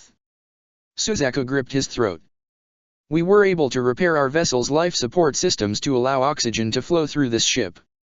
Megatron answered. However, that is among the few repairs we have achieved given our ship was damaged during the exodus from our home world. Exodus? Suzaku muttered. He remembered when he was rescued by Optimus and Zero from the trial of the Pure Bloods and they told him about their home being destroyed, but he honestly found it difficult to believe. How can a whole planet be destroyed? I trust you find it hard to accept the concept of a planet being destroyed. Megatron said, reading Suzaku's contemplating expression as the young boy looked up in shock at how spot-on Megatron was. Well, I assure you, Suzaku, such a concept is very possible, and very real. He pressed a few key commands on the console, causing the window to shift into a screen to reveal the now-dead planet of Cybertron. The moment Suzaku's eyes set upon the lifeless husk of a planet, he gave an audible gasp as his eyes were completely round. Is that Cybertron, or what's left of it? Megatron showed Suzaku more images of the planet, and to say they were horrifying would be an understatement. He saw wrecked cities, corpses, and broken remains of Autobots and Decepticons alike. What was once a powerful empire now lies lifeless in the void, the well of Allsparks, from which Energon, our very lifeblood, once flowed, is now run dry. And, the Autobots, did this. Suzaku stuttered. How can anyone? Perhaps not intentionally. Megatron began to explain. Before the war, our planet was very similar to the state of Earth, specifically the Brighton Empire. There was a caste system, Cybertronians who stood at the top and gained all the power, while those at the bottom were stuck fighting over scraps. I was a mere gladiator, and though I started from the bottom, I vowed to change my planet, to see to it all Cybertronians were treated as equals. I even worked directly with Optimus. Optimus Prime. Suzaku exclaimed in surprise. Yes, we were once close friends. Megatron continued. However, a rift formed between us. I proposed to the High Council, the current rulers of Cybertron and their puppet ruler Zeta Prime, how to change our planet. But they refused to grant me the power to do so. Optimus proposed a more peaceful approach, however, and while I respected his opinion, such an approach cannot stop those that will do whatever it takes to maintain their power. So, I gathered those closest to me and formed my army. And you started a war? Suzaku questioned, his eyes narrowing at him. No. Megatron told him. I gathered my friends and allies, to show the High Council just how many wanted Cybertron to change. I never wanted a war. Unfortunately, that is exactly what they declared on us. They refused to give up their power and attacked. They forced our hand. And that is what started the war. So, who destroyed Cybertron? Megatron shook his head with a sigh. Suzaku, I mean no offense, but you seem to have a naive mindset. Suzaku looked in surprise as Megatron continued. You view things in black and white, that there is one side that is just, and one side that is evil. Unfortunately, the universe is far more complicated. You asked who destroyed our planet? No one was directly responsible for it. I truly tried to save it and return it to glory, and I believed Optimus fought for the same reason. So why didn't you try to work with him again? If you wanted the same thing. Suzaku tried to ask. We may have desired the same result, but our approaches were different. Megatron explained. I tried indeed to reach out to him and repair the rift in our friendship, but he refused. He viewed me as his enemy and so we became as such. The Autobots saw us as monsters, even called us Decepticons to demonize us, but instead, we choose to wear it as a badge of honor, for if telling the truth is deception, then we are gladly guilty. Suzaku didn't respond as he just looked at Megatron with a serious expression. Is that why you're here? To fight the Autobots? That is part of the reason, yes. Megatron told him. However, my main drive, the drive of all my friends and comrades is to protect this planet. When I first arrived, I saw how similar Britannia was to how the High Council's approach on Cybertron. I fear that if no one intervenes, Earth may suffer the same tragic fate as Cybertron. That can't happen. It won't. Suzaku exclaimed. I won't let it. And how do you plan to accomplish this, Suzaku? Megatron asked. You desire to change Britannia from within, but do you have a plan on how to do that? No. I don't but if I stop trying, then it's all for nothing. Your resolve is ironclad, young Kurugi. Megatron told him. However, if you do not have a plan or a means to accomplish your goals, then your ideal will remain just that, an ideal. And ideals can only get you so far. Suzaku grimaced and looked away. But I can help you. Megatron said, getting his attention. You joined the military to change Britannia, however, I fear that those in power will do everything they can to prevent you from making a difference. Those with power often do not want to let it go. But, once the Autobots and Black Knights have been defeated, my Decepticons and I can use our advances to stabilize Britannia, and show them an alternative course to their destructive quest for power. How would you do that though? Suzaku asked. The Emperor has already granted me control of all military operations within Area 11. Megatron explained, surprising Suzaku with that statement. Viceroy Cornelia herself answers directly to me now, and she may answer to you as well. That last statement completely caught Suzaku off guard. A member of the Brightonian royal family, answering to him? I will show Britannia just what the Decepticons are capable of, and the harmony that we can bring to this divided world.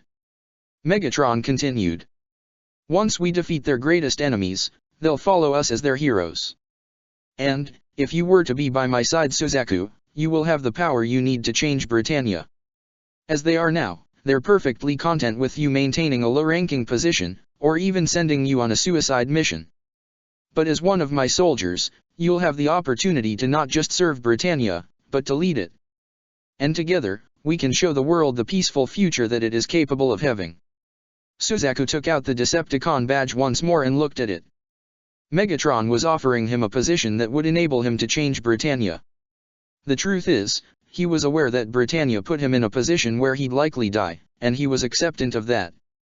But, he has seen what the Decepticons were capable of and they easily made Britannia look weak by comparison, and if they could resolve all the war and destruction on Earth and show everyone that there could be peace, then maybe it would be worth it. But a future won't be possible with someone like Zero or even the Autobots constantly fighting. So, he clenched the badge in his hand and told Megatron his choice. I accept. Suzaku told him. Megatron, please accept me as one of your own. I'll do everything in my power to stop the Black Knights and the Autobots and save this world. I won't let this planet die like Cybertron. I swear to you with every fiber of my being. Megatron smiled and nodded. Thank you, Suzaku. Welcome to the fold. Suzaku then made his way off the bridge to head back to Earth, leaving Megatron alone to smile evilly. Suzaku was now one of his soldiers. He had incredible skill to rival the Autobots, and if manipulated the right way, could become a true harbinger of death and destruction. Earth, the next day Ashford Academy. Classes went along pretty normally, though Millie had given the rest of the student council the day off, mostly for Shirley's sake, and nobody was going to complain. Shirley had just walked outside the main school's building when she heard someone call her.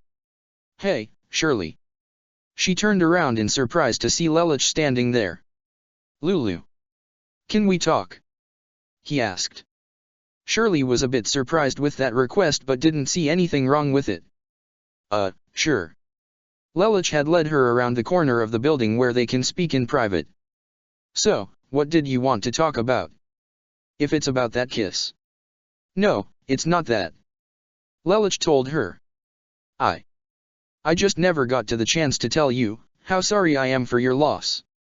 That caught Shirley off guard, but she tried to give him a smile. "Thank you, Lulu, but it's okay, really." "No, it's not okay," Lelich said immediately. "I know what that's like." He took a deep breath before he spoke up. "When I was only 10, I watched my own mother die right in front of me." Shirley's eyes widened as she did not expect to hear something like that. In fact, it was that exact same incident that cost Nunnally her eyes and legs. Lelich continued. How did that?" Shirley could only stutter. "She was shot and murdered," Lelich explained, his voice becoming ragged as he recalled that very unpleasant memory. "She died protecting Nunnally, but her legs were also shot, and blindness caused by trauma."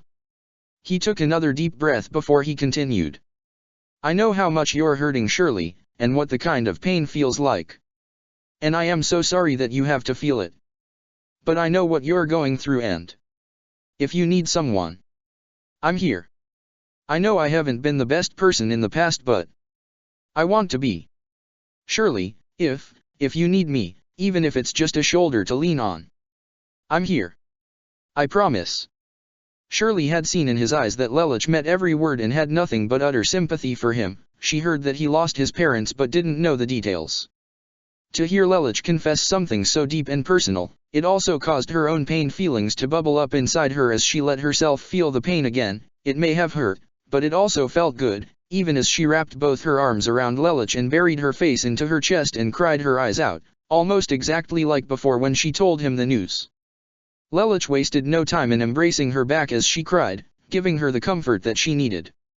As she continued to cry, Lelich made a silent vow to protect her. She was a good person, one of the best he'd ever met, and he'd be damned if he ever let her come to harm. He did indeed hurt her, but that only strengthened her resolve to keep her from being hurt again.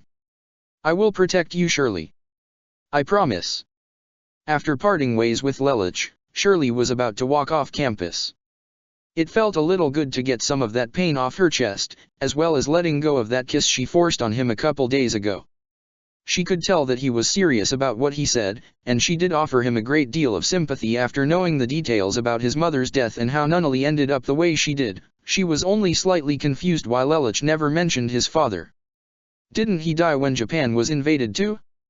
However, her thoughts came to a halt as she saw a black car roll up to the Ashford Gateway. The window on the driver's seat rolled down, reveal Valletta. Shirley's eyes widened as she recognized her. This was the same soldier who told her of her father's death. "Miss Fennett, we need to talk." Shirley hesitated for a moment but got in the passenger seat as Valletta spoke. "First, you have my condolences for your father." "Thank you." Shirley nodded. "Listen, I realize this may be difficult, but I need to ask you something." Valletta took out a photograph of Lelich. "Do you know this boy?" Shirley's eyes widened at the sight of it. "There is a strong possibility this boy is linked to the Black Knights, and possible those Autobots as well." Shirley's hands shook as she dropped the picture. No, that can't be true. He can't be with Zero. It's not possible." Valletta saw how emotionally shaken the schoolgirl was, probably still reeling from her father's death, but maintained a stoic look as she spoke to her.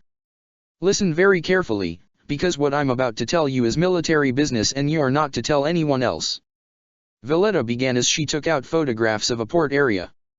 The military has seemed to track the Japan Liberation Front to Port Yokosuka, however there may also be a strong possibility the Black Knights and the Autobots will be there as well.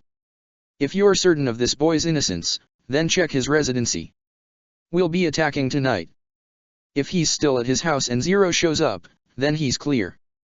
If he's not there, however, we'll have to assume that he is indeed involved with terrorism. She opened the passenger door to allow the still shocked Shirley to step outside before Valletta drove away. Shirley couldn't believe it. There was no way someone as kind as Lelich would be involved with something like this. It just wasn't possible. Was it? Camelot Division. Suzaku gazed up at the Lancelot as he wore his own white pilot uniform, as well as had the Decepticon badge/communicator pinned to his suit. He glanced up at the Decepticon insignia that was etched into the Lancelot's right shoulder and was deep in thought before a certain sociopath walked up to him. "Do my eyes deceive me?" Lloyd asked as Suzaku turned to him.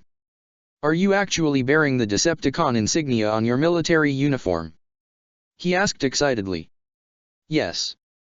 I am," Suzaku answered. "I've accepted Megatron's offer, and now I'm officially part of his ranks." Lloyd actually laughed at that. "Wonderful. I can't tell you how glad I am to hear that. So does this mean we'll be working more with beautiful Cybertronian technology as well?" "Oh, you better believe it," Knockout said as he walked onto the scene. "But of course, we'll take it slow. Wouldn't want to overwhelm our little rookie right here," he teased Suzaku. "Knockout? Why are you here?" Suzaku asked, not expecting to see him so soon. "Lord Megatron has a mission for you, kiddo," Knockout answered with his usual grin. "A mission, So, does that mean we'll get to see the Autobots in action?" Lloyd asked. "Probably, assuming that arrogant little girl Cornelia can keep in line," Knockout said with a grin. Lloyd laughed. "Oh, that's rich. I never thought I'd hear someone insult a Brightonian princess, much less that princess like that." "It wasn't an insult, it was a fact," Knockout joked with Lloyd. "Oh, Knockout," Cecile called to him as she walked up to the group with a tray of rice balls. "Would you care for a lesson in social etiquette? I'm sure you and Lloyd could use one." "No thanks, I'll pass." Knockout wasn't the least bit interested. "Yeah, same here," Lloyd agreed before turning back to the red Decepticon. "Now what sort of mission does Megatron have in mind for us?" "The Ark." All 9 Autobots, and virtually a dozen different Black Knights, including Ogai, Tamaki, Colin, and Rai had gathered together in the bridge of the Ark as Optimus stood at the helm, with Zero on a catwalk right beside him to put him on equal height with the Autobot leader. What stood out, however, was the presence of Diet Hard right at the far left end of the catwalk, with 2 Black Knights keeping their guns trained on him if he had any surprises. "Zero, are you sure about this?" Fix-It asked as he wheeled up to their leader. "This man was on the applicant list, but..." "You checked him over, haven't you, Fix-It?" Zero asked. "No tracking or listening devices?" "No, no trace of any spyware. Fix-It glitched. "And you're the one who brought us this information, Diet Hard, wasn't it?" Zero asked the Brightonian man directly. "That's right, it is an honor to finally meet you, Zero, you as well as your Autobot companions." Diet Hard honestly felt more excited than he had been in his life. He was finally in the presence of not just Zero, but the Autobots themselves. Giant sentient robots that have all but shaken Britannia to its core. It took everything he had to maintain a straightforward face. Though a few of the Autobots, particularly Ironhide, didn't quite trust him. He didn't seem like the type to spy on them, but something felt rather off about him. "How do we know this Brightonian pretty boy is on the up and up?" Tamaki questioned. "What if he's just trying to bait us?" "Because we've made contact with Kyoto and they have indeed confirmed this information," Optimus answered. "Cornelia intends to completely obliterate the Japan Liberation Front as they attempt to flee the country. So, why don't we work with the JLF like we did in Narita?" Ogai asked. "Who says we're not?" Zero questioned, much to the confusion of Ogai and several other Black Knights. "Isn't that right, General Katace?" Though the Autobots weren't surprised, the Black Knights all looked in shock at the image of General Katace appearing on the Ark's main screen as they had already made contact with him. "Zero. Optimus Prime. It's an honor to finally meet you, all of you," Katace greeted in a humble tone. Colin and Rai exchanged glances, but quickly smiled. Of course, Lelich and Optimus would think that far ahead and contact Katace. With the entire JLF being at stake, it only made sense. So, the information you have provided us is true? Cornelia has learned our location and intends to destroy us. Katace asked. I'm afraid so. Optimus confirmed with a nod. Katace looked in distress. Then it seems our time is at an end. Whoa, you always this pessimistic. Cliffjumper smirked, causing Katace to look in surprise. What makes you think we're just gonna sit by and let this happen? Yeah, considering we've totaled Cornelia twice already, it only makes sense we can do it a third time. Bulkhead added. What about the Decepticons though? Ogai asked. Won't they show up too? That is our conundrum. Ratchet said. So far, we've received no indication that the Decepticons will make an appearance. But given what happened in Narita, the odds of them showing up again are actually pretty high. Ironhide added. Zero glanced up at the image of Katace. Tell me, General, you and your forces are attempting to smuggle yourselves out of Japan with a tanker filled with liquid energon. Energon. Katace didn't quite know what that meant. Sakura died. Archie clarified. Well, yes indeed. Over 200 tons of it. Katace confirmed. How many Nightmare Rays do you possess? Optimus asked. Only 7 Boreas. Not enough to mount a full defense. Katace responded. But perhaps enough for a decoy. Zero mused, much to Katace's confusion. He then turned to a certain wrecker. Wheeljack, I believe this may call for another wrecker approach, wouldn't you agree? Wheeljack could only smirk as he took out one of his trusty grenades. Read my mind. Autobots, Black Knights, this is our strategy. Optimus began. Using the ground bridge, we'll extract all JLF soldiers from the tanker, while Wheeljack uses a separate ground bridge to attach an explosive to the hull of the tanker underneath the water.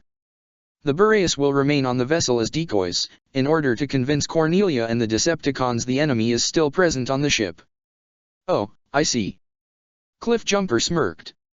And when the cons and Brits attack, we blow the whole thing sky high. Tamaki exclaimed as virtually all Black Knights erupted in a loud cheer and an uproar. Even Colin and Rai exchanged excited glances. This even gained smiles and nods of approval from most of the Autobots. And with the enemy in disarray, we'll launch a full-scale counter-attack of our own. Zero announced. Tonight, we pay back the Decepticons what they took from us back in Narita. We'll show them that even without the Autobots, the Black Knights are not to be trifled with. Even more cheers echoed throughout the entire arc from the Black Knights as even Katace was beyond impressed with such an effective strategy. Ever since he lost contact with Todo, they've had to resort to retreat, and it seemed like that was the only option. But now, it would seem his salvation has come. Perhaps these Black Knights and Autobots may be able to succeed where he failed, and truly save Japan. General Katace, prepare your soldiers for extraction. Optimus told him as the smiling general nodded and ended communication before the Autobot leader turned to his soldiers. Ratchet, Fix-It, prepare 2 ground bridge portals immediately. Wheeljack, get into position. All Black Knights, ready your Nightmare Rays. Autobots, prepare for battle. Everyone nodded and smiled as they walked away. Even Diet Hard was escorted away though kept under close guard. Though he could hardly contain his excited smile. So that's their plan. He thought to himself. This way, not only will the entire JLF survive, but they'll completely decimate what's left of Cornelia's Royal Guard. And it seems that maybe the JLF will even join them. Zero, Optimus Prime, you are truly things of wonder. Show me more. Show me what you and these Decepticons are truly capable of. As everyone else left, Colin remained behind. Hey Zero, Optimus, you got a minute? She got the attention of both leaders. I need to speak with you two in private.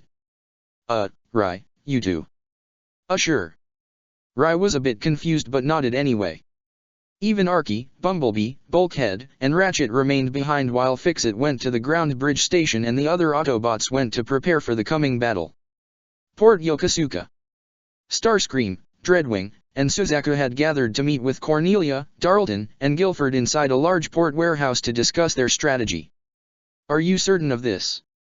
Cornelia asked upon seeing Suzaku. "Letting the son of the former Prime Minister serve as backup for this operation." Suzaku didn't offer a response, but Starscream already had one to give. "I'm afraid it's the other way around, my dear Cornelia.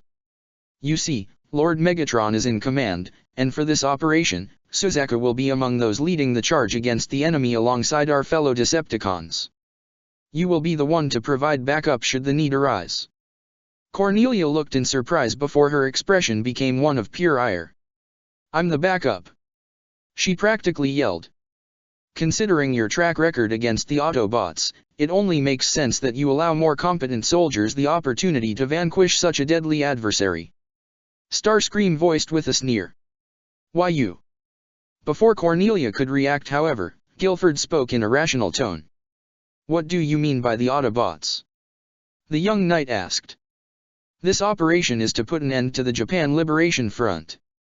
Given how the Autobots and their Black Knight allies have a tendency to arrive unexpectedly, so it is reasonable to believe they will be here to potentially rescue the Japan Liberation Front." Dreadwing explained logically.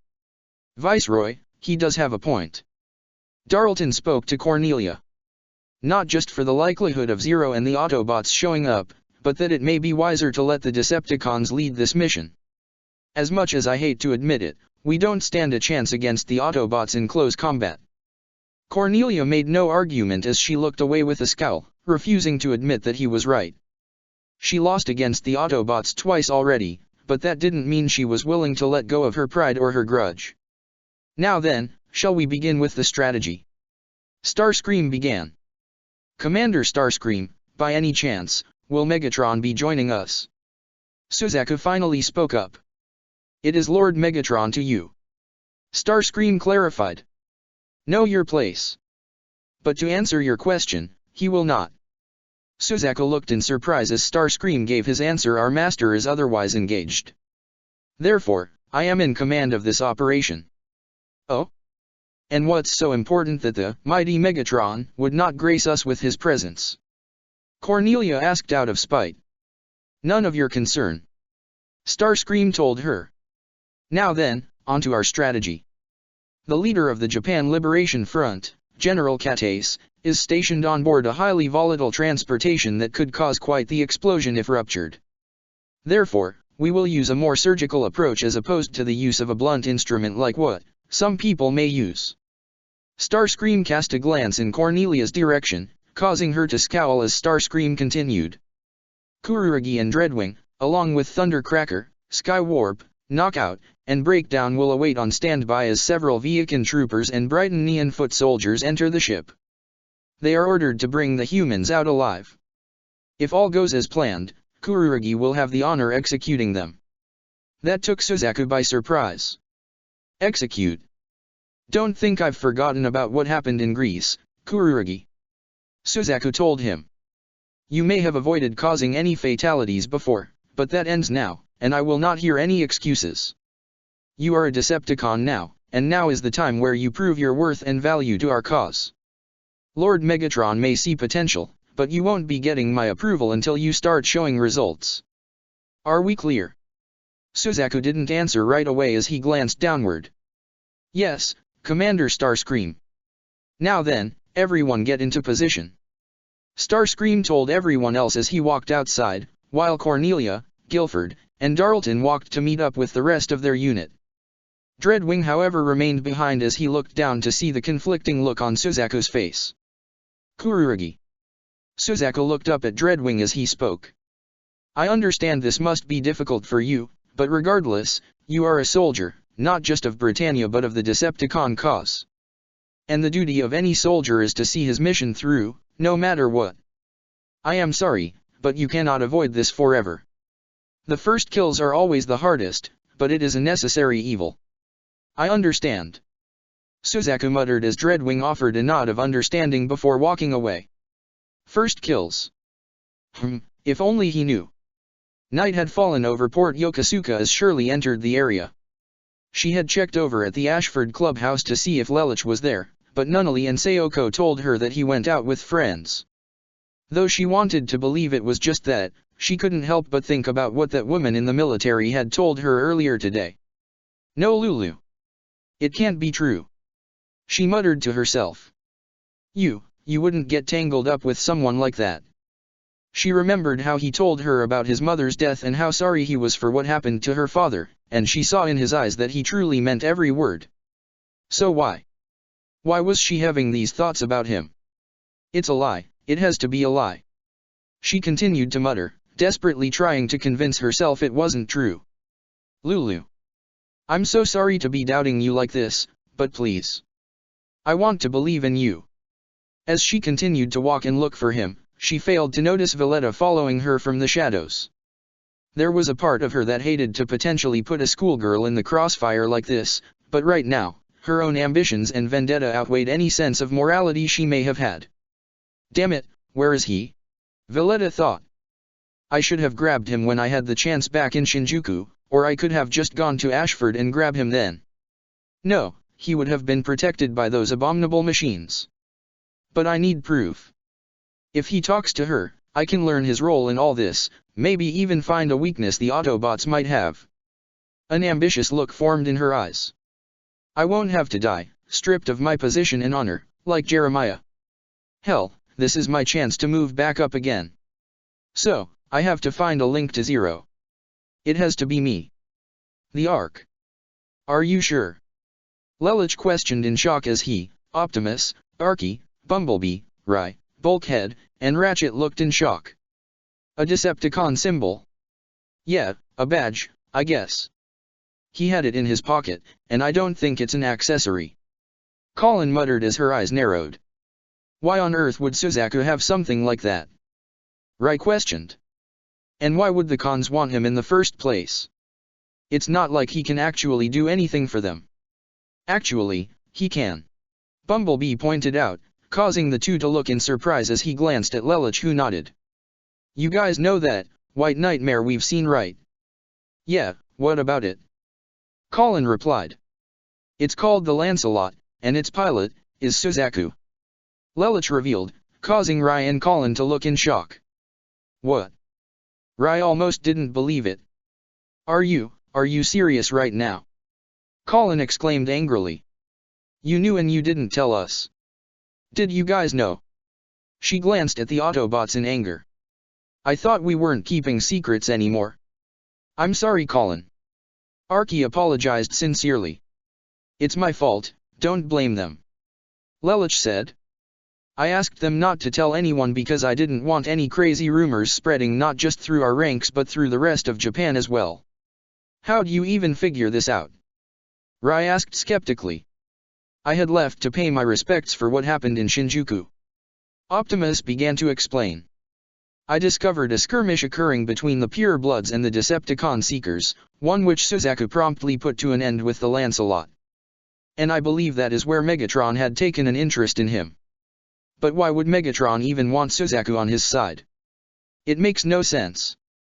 Colin exclaimed. Suzaku, at his core, is a good person. I have seen that myself. Optimus said. It's just he's so damn stubborn. Lelich stated out of frustration. Whenever a problem presents itself, he always insists on doing it the hard way and ignoring any other path. I've known him since we were kids. Suzaku told us before that he believed Britannia can change for the better. Rai commented. Yeah, that'll be the day. Colin said in obvious sarcasm. So, if he's riding with the cons. Bulkhead began. It's because Megatron is working some kind of voodoo. Arky finished. Probably has him thinking that they're the good guys. In all likelihood, Megatron will have convinced Suzaku to join him because he'll grant him the position to achieve his goal of changing the Britannian system. Optimus said. And given what he said about us at the funeral. Rai stuttered. He probably fell for it like bait on a hook. Great. Colin rolled his eyes. Our classmate is a Decepticon, now. Being a Decepticon is a choice, Colin. Lelich told her in a somewhat angry tone. One that I have a hard time believing Suzaku would make if he knew the truth. So why don't we just tell him? Rai asked. It is not that simple. Ratchet spoke up after remaining quiet for so long. I have seen how Megatron recruits his followers. Some follow him out of fear, others follow him because they believe in his mission and even worship him. He carries a strong sense of charisma that attracts both the best and worst Cybertron had ever had to offer. How do you think he managed to recruit so many followers? I'm surprised he even has any followers after what he did to Cybertron. Colin stated. It's because the rest of the cons are either just as bad as he is, or just plain stupid. Arky said bluntly. Or delusional. Lelich added. And I'm worried Suzaku might fall under the latter if Megatron really got to him. But, if being a Decepticon is a choice, is it possible for someone on that side to walk away and join the Autobots? Has that ever happened before? Rai asked. Believe it or not, it actually has. Bulkhead pointed out. Some former cons actually joined our side before Cybertron went dark. And vice versa too. Bumblebee added. A few bots went and joined the dark side. But it is a possibility. Lelich asked, specifically toward Optimus with something of a hopeful expression, wanting to believe that his friend can see the light and join the right side. Yes, it is possible. Optimus confirmed, causing Lelich to form a hopeful smile. Yeah, possible, but how are we actually gonna do it? Colin asked. Maybe if we bring Suzaku here and show him what happened. Rai offered. Maybe even tell him who we are? I mean, he sees us as his friends, so. I wouldn't consider that. Ratchet voiced. There is a possibility that Suzaku may be watched, likely by Soundwave, and if you were to reveal your identities to him, the Decepticons would likely learn of it as well. So, what do we do then? Lelich asked. If the cons show up here, Suzaku could be here too. Leave Suzaku to me, I will deal with him. Optimus declared. Before anyone else could offer a response, Fixit contacted them. 0, Optimus, everything is ready. Wheeljack has attached the device to the ship's hull, the JLF is now on board the Ark, and it seems the enemy is ready to attack. Thank you Fixit. Optimus replied before turning back to everyone else. We will discuss this further, but for now, we have our mission. Optimus, Bumblebee, Arky, and Bulkhead transformed into their respective vehicle modes, save for Ratchet who remained on the bridge. As Lelich got inside Bumblebee, Colin sat on Arky, and Rai got into Bulkhead right before they all drove out of the bridge and toward the ground bridge bay. Meanwhile, CC sat at the dining room table with Nunnally at the Ashford clubhouse as she made origami with the disabled girl, who didn't notice the contemplating look on the Immortal's face. She had remembered how welcoming Lelich and Rai, and even the Autobots, were of her, despite them being distrustful of her at first, and even Colin. They even addressed her by her real name which she had since forgotten, or rather she tried to forget it.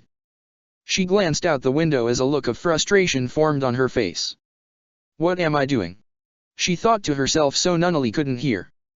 I just can't afford to make the same mistake here all over again. A man dressed in white with a visor over his eyes and a set of headphones over his ears walked through the park, the same one that had spied on Lelich and CC the other day. He smiled as he had finally found the person he was looking for. But it would be that much difficult to get to her with someone like Lelich and even the Autobots always around her. But he was certain an opportunity would present itself, one he wouldn't hesitate to exploit. Port Yokosuka. Starscream stood at the center of a group consisting of Thundercracker, Skywarp, Cornelia, Guilford, Darlton, Edgar, and David, with their Nightmare Rays in the warehouse behind them, and a set of aquatic Portland Nightmare Rays right by the area. It's time. Starscream announced. Begin the operation. With that announcement, the Portland Nightmare Rays dove into the water as 10 Viacons, in the form of jets, all flew out from behind the warehouse and shot straight at the tanker that supposedly had the JLF inside, with 7 Boreas along the deck of the ship, supposedly on standby. Suzaku watched from the Lancelot as he stood alongside Dreadwing and a set of Sutherlands along one port on the side. Here, they would wait until there was certainty the Autobots and Black Knights would arrive, and once that was confirmed, they would attack. The Portland Nightmare Rays underwater shot their torpedoes and blew up the underwater wall, allowing them to move towards the moving tanker. Shirley saw the explosion from a distance and looked in horror. Oh my god, terrorists. Valletta however kept a close eye on her. If need be, she'd pull the girl out if this got too hairy. However, she still needed her to draw out the student she was looking for. The airborne Viacons shot rapid-fire energon blasts as they flew towards the tanker. Each blast hit the mark to obliterate the heads of the Boreas, causing each one to fall backwards onto the ship's deck just as the alien jets hovered above the tanker. Hatches at the bottom opened from the bottom of each airborne craft, allowing 2 Brighton neon solders from each Viacon to descend onto the ship, bringing the total to 20. Once they were all on board, the 10 Viacons transformed and landed on the ship's deck themselves with energon blasters at the ready. Vessel is secured, Commander Starscream. One Viacon reported. No sign of the Autobots or the Black Knights. Keep an eye out. Starscream informed them. They are known for surprise attacks. Understood. The Viacon replied as the Brighton Neon soldiers moved into the ship to secure the rebels they thought were in the vessel. Meanwhile, Wheeljack hid in between 2 large warehouses a few kilometers away and saw the Viacons land with a smirk before contacting his comrades. Yep, the cons are here. And I've got my finger on the trigger. Wheeljack said as he held the trigger for the grenade he planted on the bottom hull of the ship, just waiting to go off. Understood. Blow them when ready, Wheeljack. Zero told him but also had something to ask. Any sign of the Lancelot? Wheeljack's optics surveyed the area until he spotted the White Nightmare and the Decepticon escorting it. Got my eyes on it. Looks like Dreadwing's here too. When the attack begins, Wheeljack, engage Dreadwing. But leave the Lancelot to me. Optimus instructed. Got it. Wheeljack nodded. Starscream watched with a chuckle as the Viacons continued to guard the ship while the Portlands underwater surrounded the tanker completely. It would seem, Your Majesty, that this little excursion is all but over. Guess you weren't needed after all. He chuckled, earning a glare not just from Cornelia herself, but even her knights present. However, as the Brighton Neon soldiers continued to search the entirety of the ship, they had yet to encounter the enemy, or any human being for that matter. In fact, every room they searched was empty. Even the captain's quarters was empty, save for the running controls that made it look as though the ship had someone at the helm, only for it to be moving on its own. Even as the Viacons pried open the cockpits on the Boreas, there were no pilots inside, much to their confusion. Commander Starscream, the Night Marrays are all empty. There are no pilots inside. Viceroy Cornelia. One Brighton Neon soldier reported. There is nobody on the ship. It's completely empty. Empty. Starscream exclaimed. Empty. Cornelia, Thundercracker, Guilford, Darlton, Skywarp, Edgar, and David voiced in complete shock. Even Suzaku looked in surprise as he heard the report. It's empty. Why? A decoy. No. Dreadwing thought. It can't be a decoy. The Autobots and Black Knights wouldn't leave without even putting up a fight first. Wait, what's in that vessel again? Dreadwing's optics widened in horror as he contacted his comrades. Get out of there. Now. And, boom. Wheeljack pressed the button on the trigger. Boom. The entire tanker lit up in a massive and gargantuan explosion of bright blue light that not only killed all 10 Viacons and 20 Brighton Neon soldiers on the ship, including the Portland Night Marrays that surrounded it, but sent a massive shockwave that rocked the entire area. What? What happened? Starscream shouted as he, Thundercracker, and Skywarp braced themselves while Cornelia and her knights were slightly blown back from the shockwave. Even Dreadwing had to stick his feet into the ground to avoid being blown away as he held the Lancelot's shoulder firmly to keep Suzaku from being blown back, though a few Night Marrays around them were blasted away by either the shockwave or the debris that came toward them as they were closer to the ship. Immediately, a ground bridge portal opened up at the port in front of multiple Sutherlands.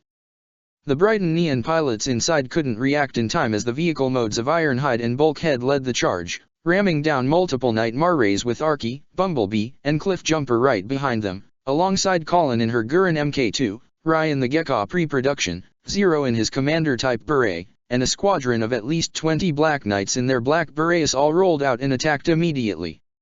What happened? Was the ship just a decoy? Suzaku thought as the surviving 3 Sutherlands pulled themselves up.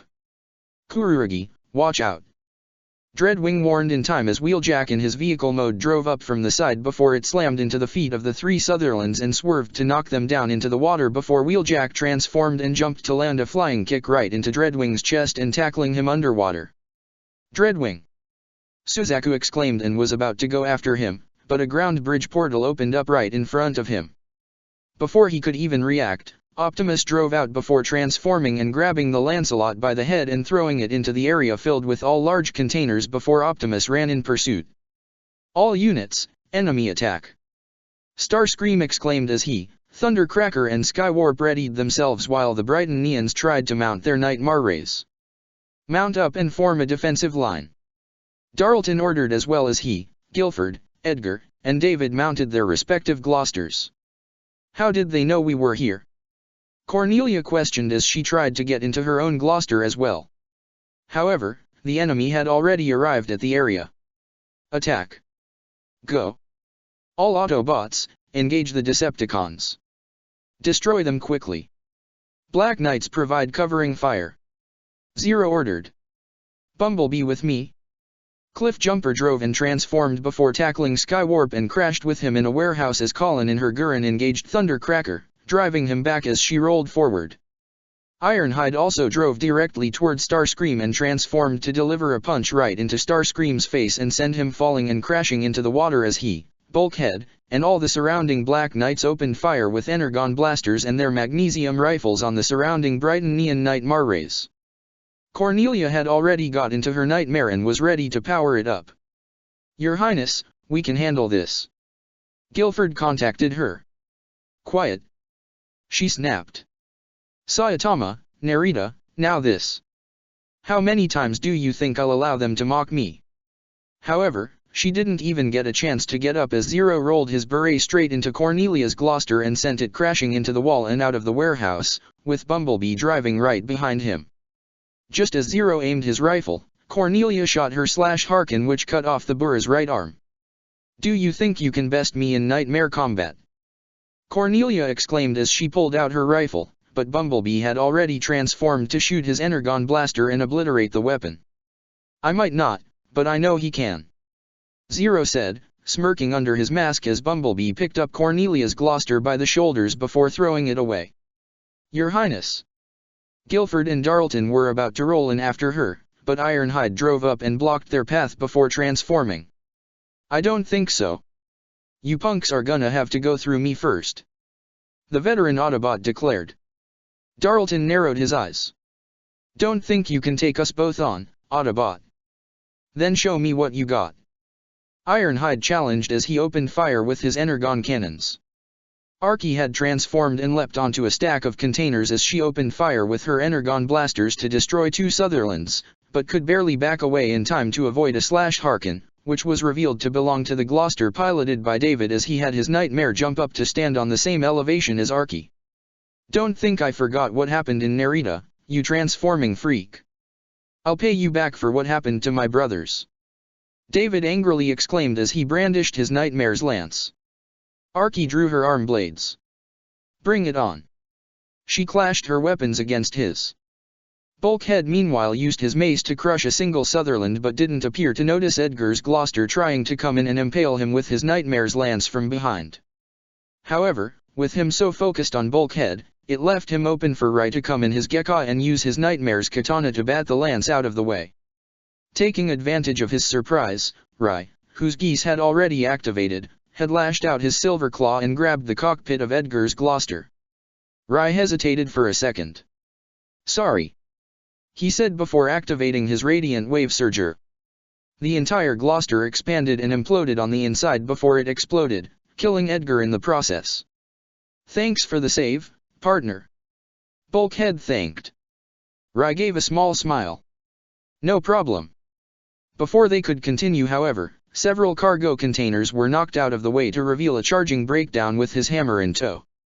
He gunned straight for Rai, but he rolled out of the way and let Bulkhead grab the hammer strike, allowing Bulkhead to kick breakdown in the ABS and send him sliding back, right next to Knockout who drove up and transformed next to his own partner. Thanks. Rai told Bulkhead. We're even. The green Autobot smiled back. Aw, isn't that cute, your partners? Breakdown mocked. I'm gonna enjoy turning you two to scrap. You especially. He pointed to the blue nightmare. I owe you for this. He pointed to his face to show the metallic eye patch over his right eye. You ask me, I think it suits you, Breakdown. Bulkhead cracked, earning a growl from Breakdown, who didn't hesitate to charge in as Bulkhead charged back and they grappled with each other. Rai would have ridden in with his Gekka to assist, but Knockout had already appeared in front of him and lashed out his buzzsaw to keep him back. Sorry, but it looks like I'm your dance partner, Blue Boy. Knockout challenged. Then let's tango, Con. Rai accepted as he slashed his katana at the red Decepticon. Dreadwing flew out of the water in his jet mode with Wheeljack hanging on. The Decepticon flew in the air erratically in an attempt to shake the wrecker off, but he hung on tight. Seeing how this wasn't getting anywhere, Dreadwing shot back down towards the ground at the far side of the port before transforming and knock Wheeljack off just before he landed. Wheeljack landed on his feet to face Dreadwing. Can I assume the tanker was another one of your wrecker tricks? Dreadwing mused. So, you've gone up against us before? Not many cons can walk away from a meeting with a wrecker. Wheeljack mused back. And you will not be the last. Dreadwing stated as he drew a large sword from his back. Wheeljack, in return, drew his dual swords before they ran at each other and clashed swords. Suzaku grunted as he pulled the Lancelot up from a broken pile of cargo containers and looked in surprise to see the Autobot leader approaching him. Optimus. Suzaku Kurugi.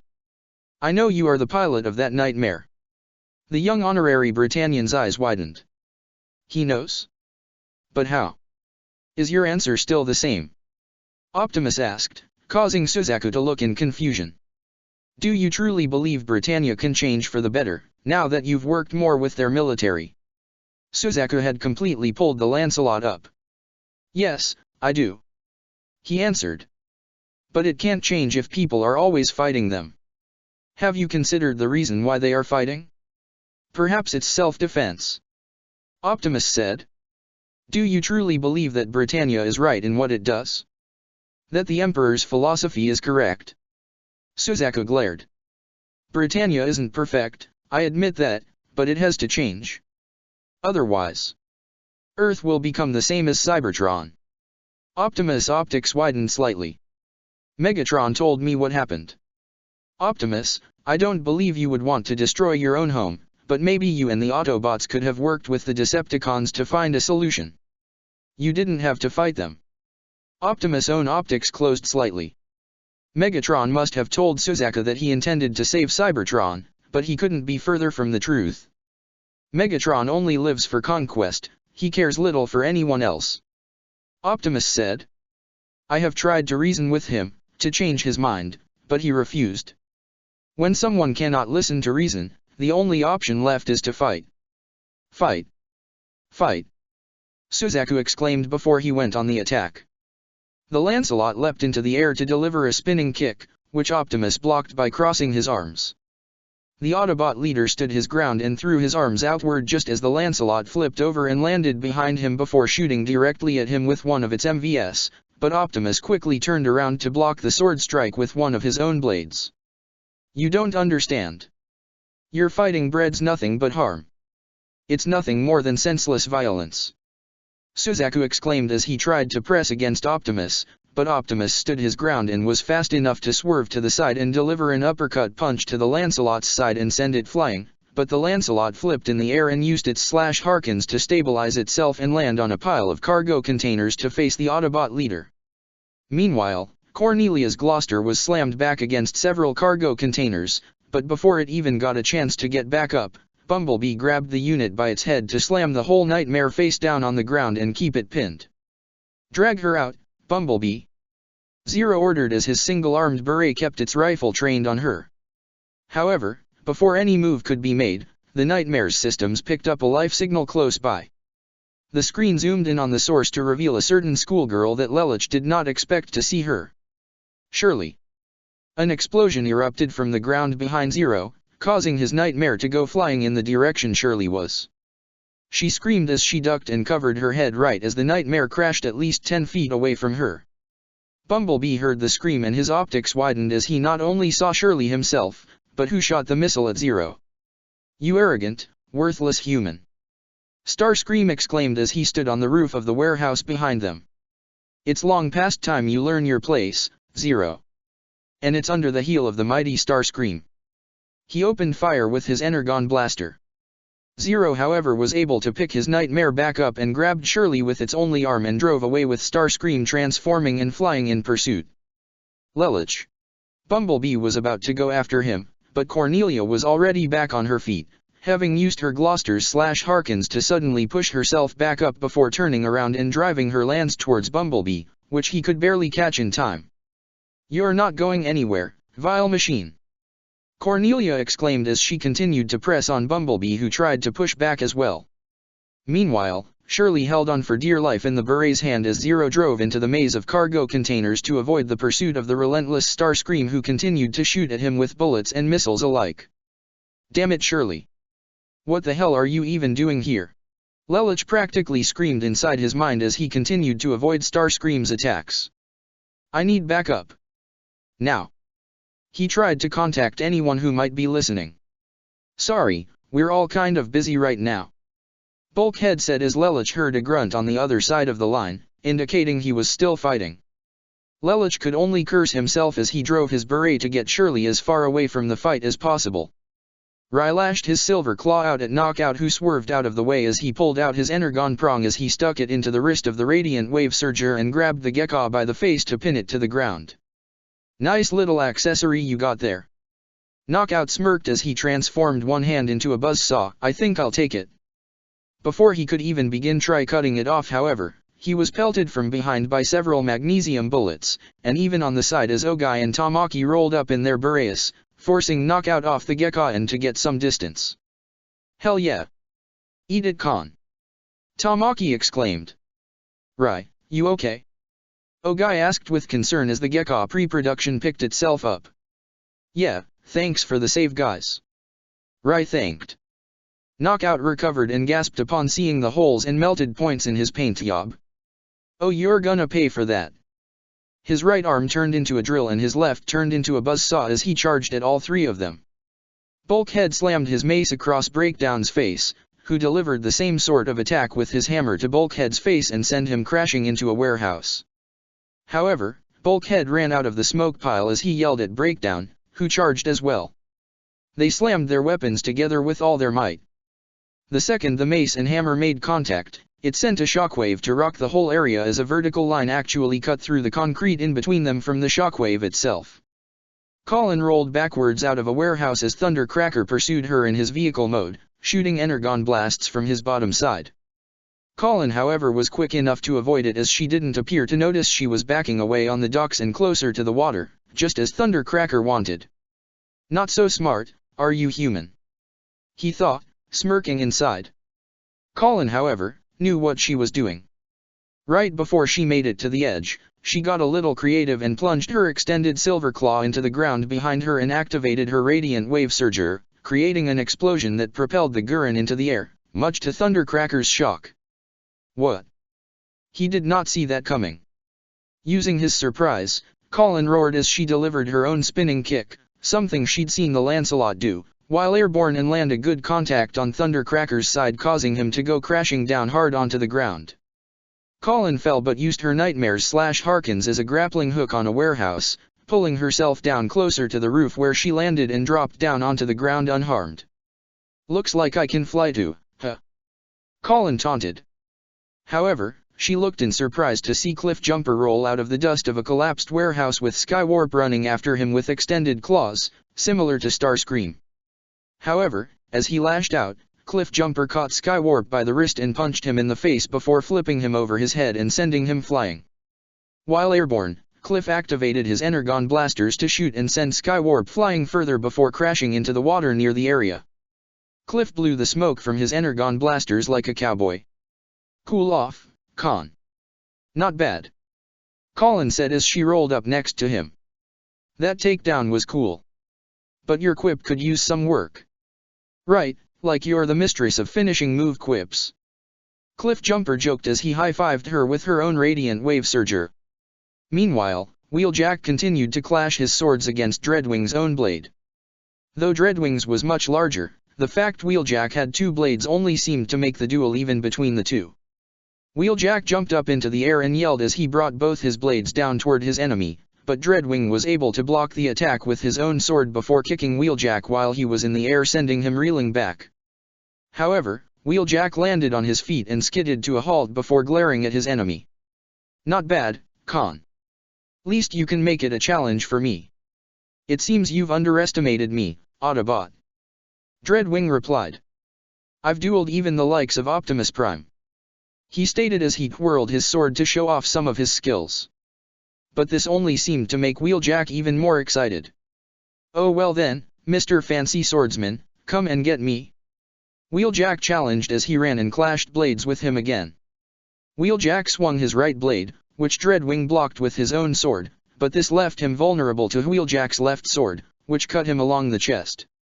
Wheeljack tried to press the advantage, only for Dreadwing to go on the offense for a change and swing his sword at Wheeljack so fast, he could only block with both his swords. At the same time, the Lancelot rolled along the tops of the cargo containers as he pursued after the running Optimus through this maze and opened fire with his Varus rifle, forcing Optimus to jump and dodge the massive explosions that erupted on impact. After dodging the third blast, Optimus rolled before pointing his right Energon blaster back and upwards and shooting to blast the Varus out of the Lancelot's hands. Suzaku grunted as he shot the Lancelot forward, jumping off the cargo containers and driving a chop towards Optimus, but the Prime was ready for him as he grabbed the attacking arm and the elbow attached to it and flipped the Lancelot over his head to send it crashing through several cargo containers, before skidding to a halt on the ground. Suzaku however was quick to get up with the Lancelot as he rolled it forward and pulled out both his MVS blades and slicing toward Optimus, who was successfully able to block not only the first strike with one of his arm blades, but the second sword strike with his other one. Suzaku tried to press forward with the Lancelot, but he wasn't prepared for Optimus to transform into his vehicle mode and ram into the White Nightmare before spinning a donut to trip the Lancelot over its trailer attachment. While the Lancelot was down, Optimus quickly transformed and used his own strength to pull down on a single cargo container underneath a large stack, causing them all to fall down and pile on top of the Lancelot, immobilizing it. "No." Suzaku grunted as he tried to free himself, but the weight on the Lancelot was too much. "This battle is over," Optimus told him as Suzaku only glared at him through his screen. "Suzaku, do you remember what I said before? When you returned to your court-martial, I asked you, what if you were wrong about Britannia changing for the better? Have you given that any further thought?" Suzaku's eyes widened as he did not expect Optimus to bring that back up again. I can't be wrong though. I just can't be. Because if I am, then..." Optimus could see the internal struggle within Suzaku and could only offer him a sympathetic expression. "As I told you back then, freedom is your right. You are free to choose whatever path you wish, I only hope that you make the right choice. But, please heed my advice. Megatron is not to be trusted. At your core, you are a good person, Suzaku Kurugi. Listen to your instincts, and your heart, I'm sure they will guide you down the correct path." The Autobot leader then turned around to walk away briefly before transforming and leaving the area. Suzaku saw Optimus Prime leave his sight as he let the words play out in his brain. "Listen to my heart." Meanwhile, Darlton rolled in his Gloster and shot his lance at Ironhide, but he caught the weapon in his right hand before slamming down on his left to bend the weapon beyond any hope of repair before slamming his arm into the Gloster's area to knock it back before blasting his right Energon cannon at the feet of the Nightmare to obliterate its lower half, but Darlton himself was still alive. Ironhide didn't get a chance to recuperate however as he was knocked back slight by a dual/Harkin attack from Guilford who charged directly at him. Ironhide however was back on his feet and firing with his cannons, but Guilford was fast enough to avoid each blast as he rolled around Ironhide and tried to drive his lance into his side, but Ironhide had already brought down his left arm and used his own cannon to block and parry the lance before he used his right arm to punch the Gloster in the face, almost crushing it before Ironhide actually picked up the Nightmare and slammed it face first onto the ground. Even though it was likely inoperable from that, Ironhide didn't want to take any chances as he grabbed the downed lance and used it to impale the shoulder of Guilford's Gloster and into the concrete to keep it pinned. Guilford couldn't even open his cockpit as he glared at the Autobot through his screen. "You're good," Ironhide admitted. "But you still have a lot to learn, kid," he told him before walking away, leaving Guilford to hang his head in defeat. Arky crossed her arm blades to block the incoming lance strike from David's Gloster. But she threw her arms out to knock him back, giving her an opening as she opened fire with both her Energon blasters to blast off both the Gloster's arms, letting Arky come in with a charge and jumping slice with her right arm blade to completely slice the cockpit in half, including David, before she landed behind the Nightmare as it exploded. "This is Zero. I'm being pursued by Starscream. I need help. Now. Hang on Zero, I'm on my way." Arky jumped off the pile of cargo containers and transformed into her motorcycle form and drove off to find and help Zero. Bumblebee meanwhile rolled out of the way to avoid a charge from Cornelia with her lance. However, he was not in the mood to play around with her, not with Starscream chasing Lelich, especially with Shirley caught in the middle of all this. Cornelia roared as she thrusted her Gloster's lance at Bumblebee, but he swerved out of the way and grabbed the Gloster by the side and quickly rammed the Nightmare, headfirst, into a stack of cargo containers, causing them all to fall and topple over the Nightmare just as Bumblebee transformed and drove after Lelich. Zero steered his beret and turned virtually every corner throughout the maze of cargo containers in an attempt to lose the pursuing Seeker. But since Starscream clearly had the advantage in the sky, losing him was proving to be almost impossible. "Damn it! He's more persistent than Cornelia," Lelich cursed as he glanced at his beret's only hand saw he was still holding the terrified Shirley. Just what in the world was she even doing here? How did she get here? And why now of all times? However, this small train of thought was quickly cut off as Starscream flew over the beret and transformed to land on a stack of cargo containers. Lelich's eyes widened as he saw Starscream aim yet another missile. Acting fast, Zero came to a quick stop and set Shirley down in a small alleyway between two stacks of cargo containers just as Starscream opened fire. Zero was able to eject just in time before the missile hit the beret, causing it to explode. The shockwave caused the cockpit to spiral and hit the cargo containers hard before skidding to halt on the ground, banging Zero hard on the inside. Shirley only just peeked her terrified head out in the open, but her eyes looked in absolute terror at the sight of Starscream as he jumped to the ground and walked to what was left of the Nightmare. Fortunately for her, he hadn't even noticed her. "Foolish human," Starscream mused with a chuckle. "This is what you deserve for challenging your superiors. And now, Zero, you shall meet a quick and painful." Before Starscream could attack however, Arky suddenly drove out from a corner before transforming and leaping to deliver a palm strike to the side of Starscream's face, sending him crashing and skidding down one path away and away from the ruined beret, where the female Autobot ran in pursuit to engage Starscream herself. This however left Shirley alone as she happened to glance in the direction of the damaged cockpit, which opened slightly automatically, revealing the semi-conscious form of the masked revolutionary known as Zero, hanging almost upside down from the damaged cockpit. Shirley, despite her head rattling with fear of being in the middle of a literal war zone, had never once anticipated she'd find Zero himself right in front of her, barely conscious and completely helpless. When she backed away, her foot happened to come into contact with a stray pistol on the ground. Is this Zero's?" She picked it up and looked at Zero, but while she thought about pointing it at him, she just recalled how he saved her life from that giant robot who could turn into a jet. But she then recalled how he was responsible for her father's death. Her hands shook as she frightened pointed the gun at his barely conscious form. "With this, I'll repay you. For my father," she exclaimed. Zero could hear a voice slightly, but when he tried to move, he slipped into unconsciousness as his head turned and his mask slipped off before falling onto the ground, revealing his face.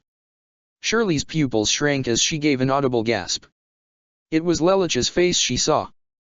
Despite the face mask covering his mouth, or the blood running down past his eyes, she could recognize his face and raven black hair a mile away. Her eyes wavered, as did her hands. Lelich, the boy she had a crush on since her freshman year, the same one who began to open up to her and confess his mother's fate and express his sorrow for her father's death was Zero. Is that Zero? Before Shirley could even collect all the chaotic thoughts in her head, she turned around to see Valletta walking past her and toward the cockpit. Despite her emotional state, Shirley recognized her immediately. Had this woman been following her? Valletta grabbed him by the hair and got a good look at his face. Well, what a shocker. The student is Zero himself. A Brighton Neon. A borderline evil laugh erupted from her mouth. When I bring him to Viceroy Cornelia, she'll make me a noble. Not just a knight of honor, real nobility. She felt his pulse. And he's still alive, too. What kind of grand execution will they have in store for him? Execution? Shirley thought as her heart practically stopped. Was she being used as bait to draw out Zero? To draw out Lelich? Of course, you'll be rewarded too. Valletta's smirk faded as she looked in surprise to see Shirley pointing the pistol at her. Get away from him. She stuttered as her hands shook. Valletta scowled. Stupid of me, he's your boyfriend, isn't he?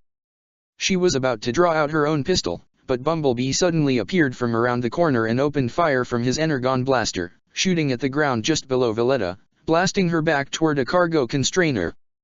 Believing he killed her, Bumblebee quickly ran and scooped up the unconscious Lelich, along with his mask, and frightened Shirley before transforming and driving away. Shirley screamed as she suddenly found herself in the passenger's seat of Bumblebee's vehicle mode with the unconscious Lelich in the driver's seat. Fortunately, this was rather far away from all the fighting, so Bumblebee didn't have to drive very far to get to the exit of the port. He opened the passenger door for the still frightened Shirley, motioning her to get out. Go home, kid. He played through the radio, causing her to look in shock at the fact that he just talked to her. A giant transforming robot just talked to her. Seeing how she wasn't moving, Bumblebee roared his engine, startling her and causing the frightened Shirley to get out of the passenger seat before Bumblebee closed the door and drove back toward the battlefield, leaving Shirley alone as she fell to her knees with shaky eyes. Bumblebee had driven through the maze of cargo containers with the unconscious Lelich still in his driver's seat and the Zero mask in his glove compartment as he contacted his leader. Optimus, we need fall back. Lelich is down. Understood. Contact Ratchet and prepare for multiple ground bridge extract ions. Optimus relayed back. Got it. Bumblebee replied but also winced inwardly knowing that Shirley has seen Lelich's face. Yeah, this is gonna be a problem. Chapter 19, What is Evil? The battle at Port Yokosuka had ended only a few hours ago and it was just barely dawn. All Brighton Neon, Decepticon, Black Knight, and Autobot forces had retreated and there was only rubble everywhere, save for the maze of cargo containers. However, it wasn't completely abandoned as a single ambulance drove quietly through the maze with Ogai in the driver's seat and Tamaki in the passenger seat. Tamaki gave a huge yawn. It's way too early for this, I don't even know why we're here again. Come on Tamaki, you heard Zero. Ogai told him. Someone might have seen his face, so we're here to find that person. From what Bumblebee has described, it was a woman, a Brighton Neon though he didn't appear to have a clear look at her face. Ratchet informed as he continued to drive. Didn't B say he shot her though? Tamaki questioned. If nightmare rays are blown away when bots shoot them, what are the odds some random Brighton Neon bitch is actually gonna survive that? We can't afford to leave any loose ends, Tamaki. Ratchet explained. If there's a possibility this woman learned of Zero's identity we need to understand how, if there are others working with her, possibly even the Decepticons, it could have disastrous effects for us in the future. Yeah, I get it. Tamaki grumbled. Just wish I had a coffee. He muttered the last part. Ogai looked out the window, he still found it hard to believe, Zero was not only a Brighton Neon, but a kid who looked around Colin's age. It was no wonder he had to hide his face, but he honestly would have never guessed it. However, whatever the reason he had for fighting Britannia and the Decepticons, he knew it was genuine, he saw the look in his eyes, his rage is real, and someone who understands rage also knows sorrow. Whoever Zero was, Ogai trusted him, he would even follow him into hell if he had to. However, there was also something else on Ogai's mind that he felt he had to ask. Hey Ratchet, sorry for asking this but, what exactly happened to Bumblebee's voice? Ogai asked. Yeah, I've been wondering that myself. Tamaki also said. You and the other bots speak just fine, but he only speaks in bleep. Ratchet paused a moment before answering. His voice box was severely damaged in battle. How? Ogai asked. How do you think? Tragically, of course. Ratchet began. It happened during the war for Cybertron, at Tiger Pax. Our brave scout was captured by Megatron's forces and interrogated, but he refused to provide intel, and paid a grave price for his courage. Ogai and even Tamaki winced slightly, having a good idea what Ratchet meant as Ogai instinctively held his own throat. Bumblebee was left for scrap, but Autobot troops found him and evacuated him to a triage facility. I was there, I did all I could to save his life, and while I did I couldn't repair his voice box. Even Tamaki looked rather sympathetic as he had nothing to say. Ogai however did. Well, you still saved his life. It's thanks to you he's still with us today, so I'd say you did good. I appreciate that, Ogai, I do. Ratchet acknowledged truthfully. But I feel as though I could have done better. Before this could continue, Tamaki glanced out the passenger's window and spotted something that caused him to look in surprise. Hey Docbot, pull over. Ratchet did just that. Tamaki was the first to step out of the ambulance, followed by Ogai before Ratchet transformed into his natural Cybertronian form. They looked in surprise at the ground as they found the body of Valletta lying flat. There was some blood coming from her back, and one could see even severe burn marks on not just her back, but the back of her legs and even her elbows. Think she's who we're looking for? Ogai wondered. She's a woman in a Brighton neon, so yeah, I'd say so. Tamaki assumed. She dead. Ratchet performed a quick scan to measure her vitals. She's alive, Barley. Is it possible to save her though? Ogai asked. Huh, never thought I'd hear those words coming from you, Ogai. Tamaki said in honest surprise. Tamaki, you know why? We need to know if she tracked Zero. Ogai said immediately. Ratchet transformed back into his ambulance form and opened his back door. Put her inside. Ogai and a reluctant Tamaki picked up the barley living Valletta and pulled her into Ratchet's vehicle form before he drove off. Ashford Academy. It was still incredibly early, but Shirley hadn't slept at all since she came back from Port Yokosuka. She sat at her desk in her personal dormitory and appeared to be writing some kind of note, while still having the same pistol she got from Zero, no, the one she got from Lelich in front of her. Her thoughts were in such a jumble. The only thing she could do was shed tears as she crushed the note in her hand and threw it away. Shirley. She gave a small gasp as she quickly hid the gun away as her roommate woke up. What are you doing up so early? Is that a letter? It's nothing. Shirley lied as she tried to hold back her tears as to not worry her roommate. I bet it's a love letter, huh? Something special for Lelich. Her roommate teased. Shirley did her best to hide the pained look on her face. In a way. Later in the afternoon, student council room. You wanna meet Princess Euphemia? Suzaku questioned in surprise as he, Rivalds, and Millie sat on the couch while Nunnally was next to them as well as they looked to Nina in surprise. To thank her. Nina stuttered. I just wanted to thank her. Rai stood up for Nina during the hotel jacking, but when those terrorists were gonna shoot him for it, she stood up and said, I'm Princess Euphemia. Millie explained as Nina had a small blush on her cheeks. Really? Suzaku was a bit surprised. I'd want to meet her too. Rivalds said excitedly. Why is that? Millie questioned. She's a real princess. I can marry into royalty. Rivalds exclaimed with a wide grin, causing Millie to look unimpressed. I'm sure you'll never meet her with such impure motives. Nunnally said rather bluntly. Impure. Rivalds hung his head in disappointment. That's a little harsh, isn't it, Nunnally? He immediately turned to Millie. You're on my side, aren't you, Madame Prez? He was about to lean his head on her lap, but she pushed his face back with a rolled-up magazine. Don't kiss up to me just because Lelich isn't hanging around. Millie commented. Nunnally saw right through you and so do I. Nunnally giggled slightly. Anyway, I'd like to meet Princess Euphemia too if I could. That especially caught Suzaku and Millie's attention. They were aware of the fact Euphemia was their half-sister, but at the same time, they knew the danger that could happen if something like that was arranged. Even though she was blind, Nunnally could almost sense something on Suzaku's mind. "Oh, what's the matter, Suzaku?" Suzaku winced slightly. "Oh, it's just, she's a member of the royal family and..." The phone suddenly rang, and Suzaku was the one to answer. "Hello? Ashford Academy Student Council. Suzaku?" Lelich asked on the other line with some hesitation. "Lelich." Suzaku was happy to hear his voice, which also caught Nunnally's attention. However, no one appeared to notice Arthur underneath the coffee table reaching his paw out at the phone cord. Is Shirley there?" "Shirley?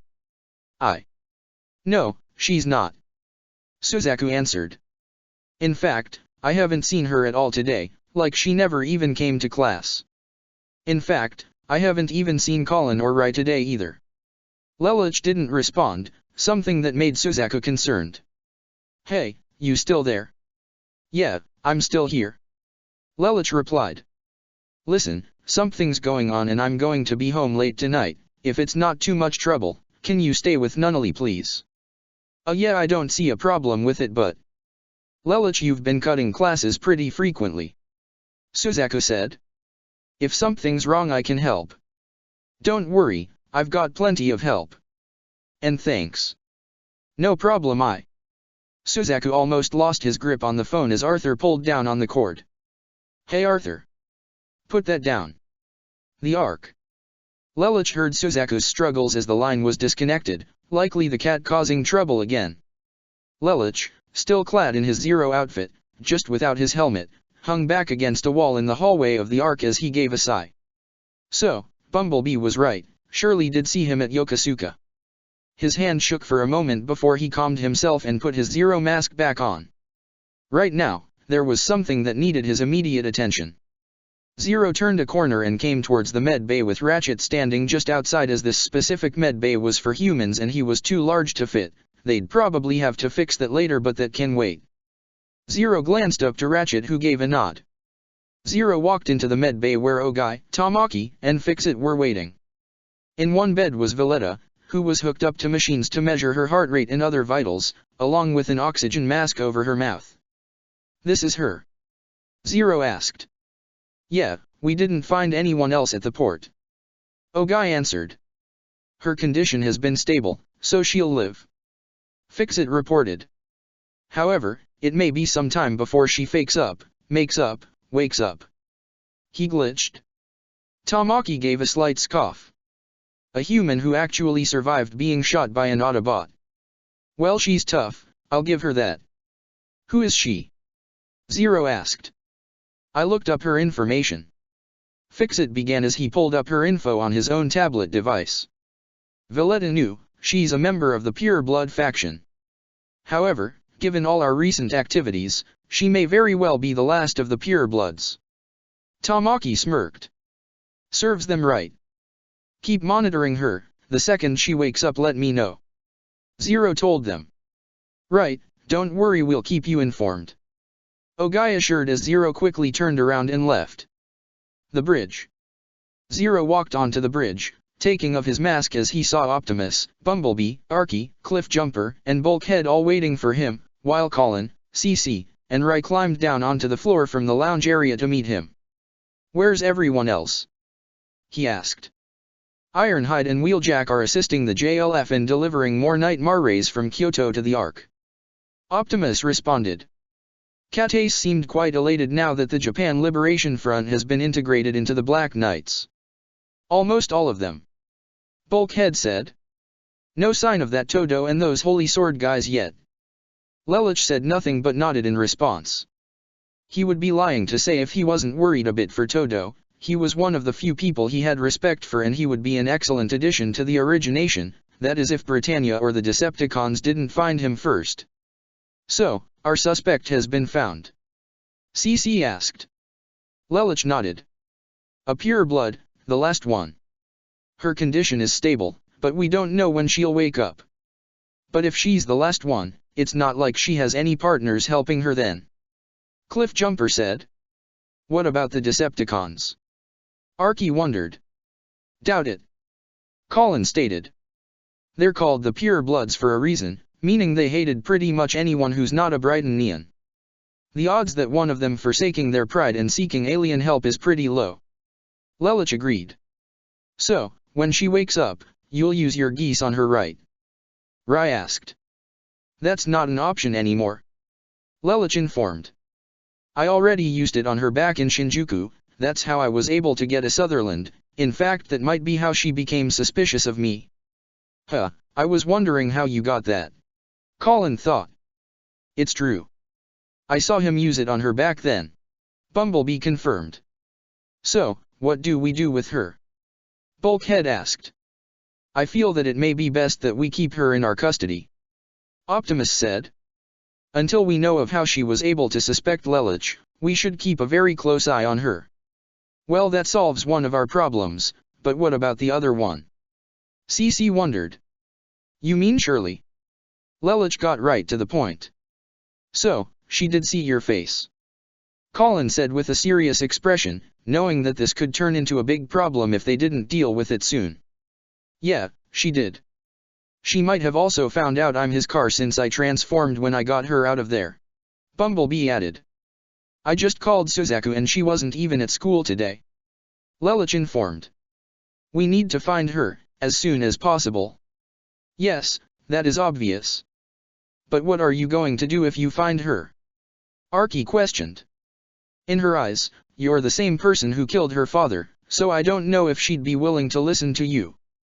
I know I wouldn't. Just kill her and be done with it. CC said rather bluntly, causing every person and Autobot present to look at her in surprise. Even Optimus was stunned. No way. Rai exclaimed immediately. We're not gonna do that. We don't kill innocent people. He's right, didn't you get the memo? Bulkhead said with a glare in C.C's direction. We're not the CONS. Well, if that's the case, then just have Lelich use his geese on her and simply make her forget. Problem solved. CC pointed out as Lelich's own eyes widened slightly before he looked away with a conflicted look on his face. How about, instead of doing that, maybe we bring her here? Rai suggested. And show her that we're not the bad guys. I don't see a problem with that. Cliffjumper seemed to agree. I mean, we do have some Brightonian citizens voicing their support for us. Really? Archie questioned unceremoniously. Bring a traumatized schoolgirl into an alien ship filled with giant alien robots and armed soldiers. Yeah. I'm gonna have to go with Archie on this. Colin agreed. It might be too much for her to handle at once. Especially considering she was literally in a war zone and 5 feet away from Starscream last night. Bumblebee added. Optimus noticed the conflicted look on Lelich's face and seemed to understand what he was feeling. One thing remains certain, we must find this girl, if only to ensure her safety.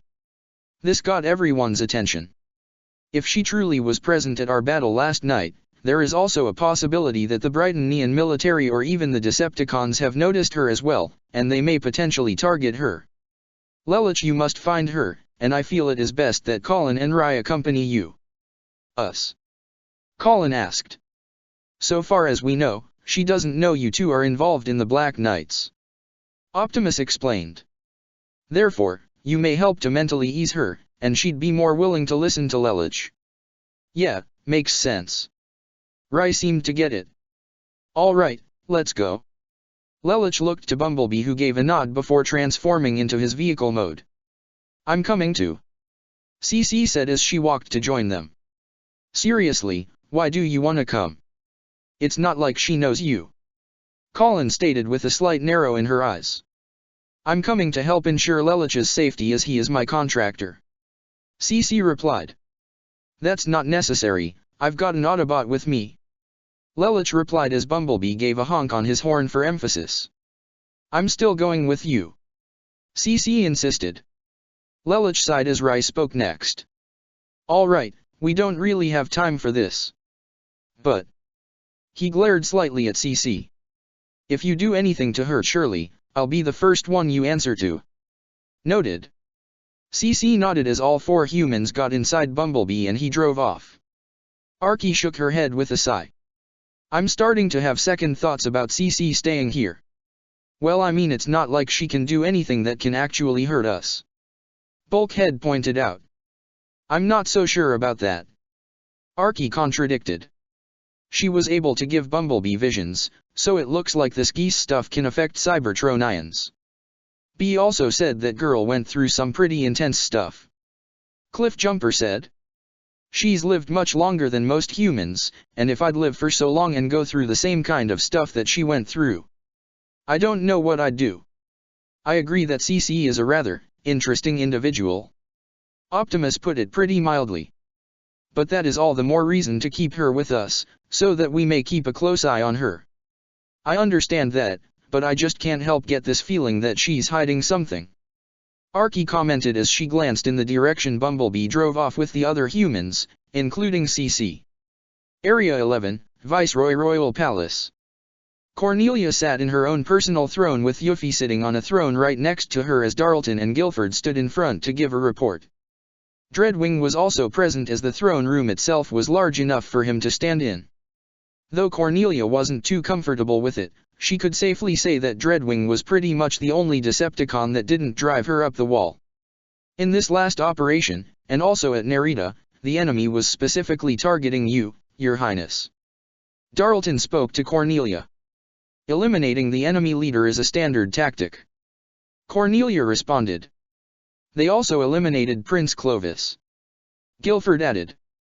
Zero is not merely fighting Britannia, he and the Autobots are targeting the royal family and they want blood. I disagree. Dreadwing said immediately. If that were the case, Zero would have eliminated Princess Euphemia during the hotel jacking. He would have been smart enough to recognize her back then, but instead of executing her or holding her hostage he let her go with the other civilians. Yuffie instantly recalled her meeting Zero during that same event. He felt so familiar to her, and yet whenever she even thought about him, a great sadness filled her heart, but it wasn't just because of the fact he killed Clovis. What exactly are you saying, Dreadwing? Cornelia narrowed her eyes slightly in his direction. The Autobots are not bloodthirsty warriors, especially not their leader. Dreadwing explained. Optimus Prime has very strong code of honor, and while he has taken lives before, he never bears his enemy any malice. I've battled him in the past, and he has never once harbored any grudges toward me or any comrades that I might have known. He may be right. Guilford seemed to agree. Not only did he spare you Viceroy during your duel with him. Cornelia narrowed her eyes even further, but still allowed Guilford to speak. But we also discovered that the Narita population had been completely evacuated the day before the operation, but we weren't the ones to order that evacuation. Cornelia looked somewhat confused. Zero and Prime have made enemies of our empire and yet they continue to spare and save our subjects. Because that is who Optimus Prime is. Dreadwing said. He may be my enemy, but he would never endanger the weak. You sound as though you admire him, Dreadwing. Cornelia looked in his direction with a hint of distrust evident in her eyes. I respect him. Dreadwing replied. And it would seem this Zero character may have the same standards as him, hence why they are working together. Cornelia merely sighed before turning to her younger sister. Regardless, I don't want you leaving the settlement until this crisis has been abated. Why not assign a knight to her? Guilford suggested. A knight? Euphemia asked. Yes, if we assign one knight as a permanent sentinel, then we can build a complete Royal Guard unit around him. Guilford explained. As sub-viceroy, Princess Euphemia has the right to a personal champion. While I don't believe Prime would have a reason to specifically target Princess Euphemia, perhaps I can serve as her guard. Dreadwing proposed, surprising both Euphemia and even Cornelia. Even Darlton and Guilford were a bit surprised themselves. Oh? And just why should I allow that, Dreadwing? Give Megatron a reason to monitor my sister. Cornelia questioned almost spitefully. Lord Megatron did not suggest this, the idea only came to me just now. Dreadwing replied. I trust Princess Euphemia enough to know she will select a warrior capable enough to protect her, but until then I can act as a sentinel myself to ensure her safety. That is, if you would allow me, Princess Euphemia.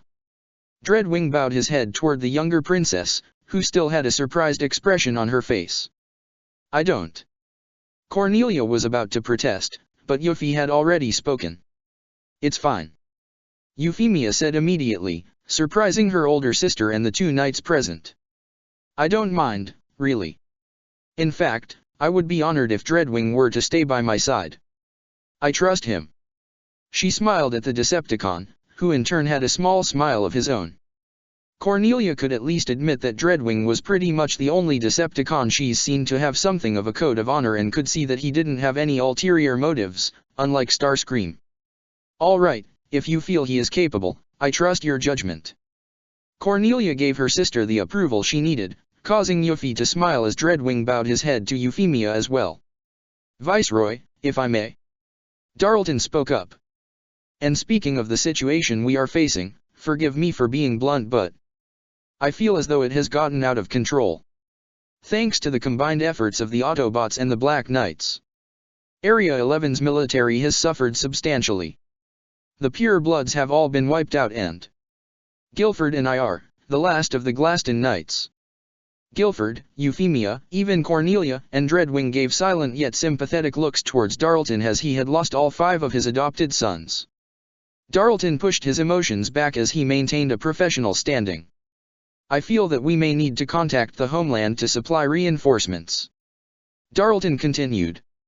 "I mean no offense, Dreadwing, but even with the aid of you and the rest of the Decepticons, it's best that we resolve this as soon as possible before other areas begin to rebel. Perhaps even the Chinese Federation and the EU could attack as well." "No offense taken," Dreadwing assured. "You are correct, our enemy grows in strength and numbers virtually every day." "Darlton, are you suggesting we possibly contact Maribel and her Glinda Knights?" Cornelia asked. "Actually, I believe we may need to look even higher than that," Darlton said. "I believe that we should request for the assistance of the Knights of the Round." Yuffie gave a small gasp as Guilford and even Cornelia were surprised at how drastic Darlton was sounding with a suggestion like that. "Knights of the Round?" Dreadwing asked in confusion. "Please forgive my ignorance. The Knights of the Round are Britannia's best nightmare pilots, the strongest and most talented soldiers in the entire Empire," Guilford explained. "Even more so than Viceroy Cornelia. They are only called in when absolutely necessary," Cornelia said, without voicing a disagreement to Guilford's statement, implying that he wasn't exaggerating. "And, as much as I hate to admit it, we could use their help. I've lost to our enemy 3 times already. I'd rather not suffer a 4th humiliation." "I see." Dreadwing seemed to understand. It seemed like a logical choice. "Now, is there anything else we need to discuss?" Cornelia asked her knights, as well as Dreadwing. "No, Your Highness," Darlton said, as even Dreadwing shook his head in confirmation. "Very well," Cornelia said. "I'll contact my father immediately and make the request for the Knights of the Round to join us." She stood up and was about to walk out. "Wait, sister." Euphemia cleared her throat before speaking again. "Viceroy, there is something I need to discuss with you. Dreadwing, Guilford, Darlton, you two." "What is it?" Cornelia asked as all 4 of them gave her their undivided attention. Euphemia stood up as she pulled out a file folder she had been carrying with her for some time. "For the past few days, there have been rumors throughout the settlement of a monster roaming the ghettos." "A monster?" Guilford questioned with a raised eyebrow. "At first, I thought it was just a rumor, so I requested for the police in the area to investigate," Euphemia explained as her body began to shake. "They went into the Saitama ghetto first and she stuttered. They found this." Her hands continued to shake as she handed the file folder to her older sister. Cornelia noticed how her younger sister was practically quaking, causing her to look confused and concerned. She took the file from her hands and opened it to see its contents. The second she saw it, her eyes widened as she even gave a gasp. She even let go of the folder and allowed all the photos inside to fall to the ground as she covered her mouth with one hand to prevent herself from throwing up. Darlton and Guilford saw the pictures as well and looked absolutely horrified. Even Dreadwing zoomed in with his optics and was beyond appalled. The photos were all of dismembered bodies. Men, women, even children, all of them had been butchered, gutted, skinned alive, Organs and blood laying everywhere, as well as severed heads and limbs. It was like something out of a horror film, but since these were photographs of something that actually happened, it made it all the more disturbing. Those rumors, they're true. Something is in the ghettos.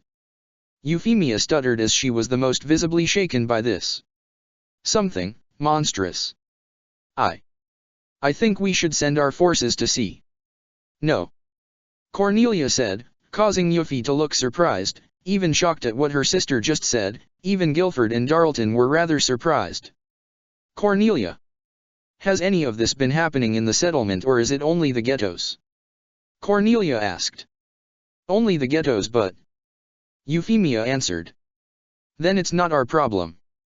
Cornelia said, causing Yuffie to look even further shocked. I'll admit this is rather graphic, but our first priority is to protect our own civilians, not the numbers. She turned around and proceeded to leave the throne room, with her knights reluctantly following her. Besides, since Prime and Zero have such a soft spot for them, I'm sure they can handle it. Cornelia. Yuffie tried to call to her, but she had already left the chambers. Yuffie just stood there in shock. While she knew that Cornelia held no love for the numbers, but to let them be butchered like this when she clearly can do something to stop it. Princess Euphemia. Dreadwing got her attention. I will look into this. Whatever is causing this in the ghettos, it isn't human.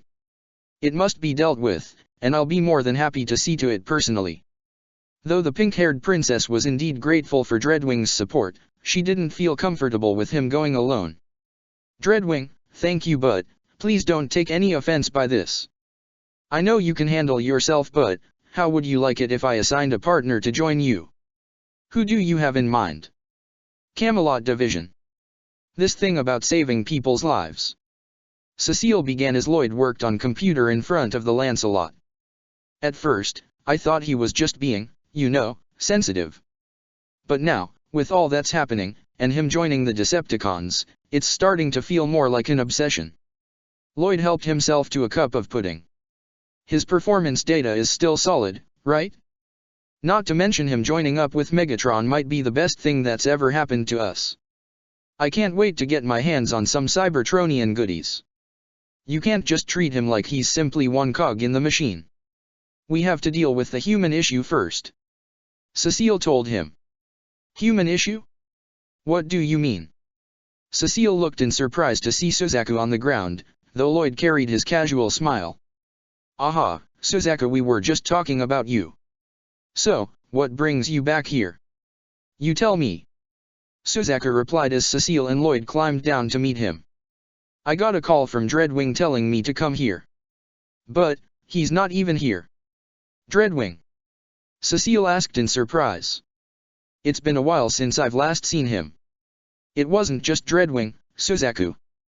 All three of them looked to see Princess Euphemia enter the hangar, though Suzaku and Cecile were beyond surprised. Lloyd had his usual look on his face.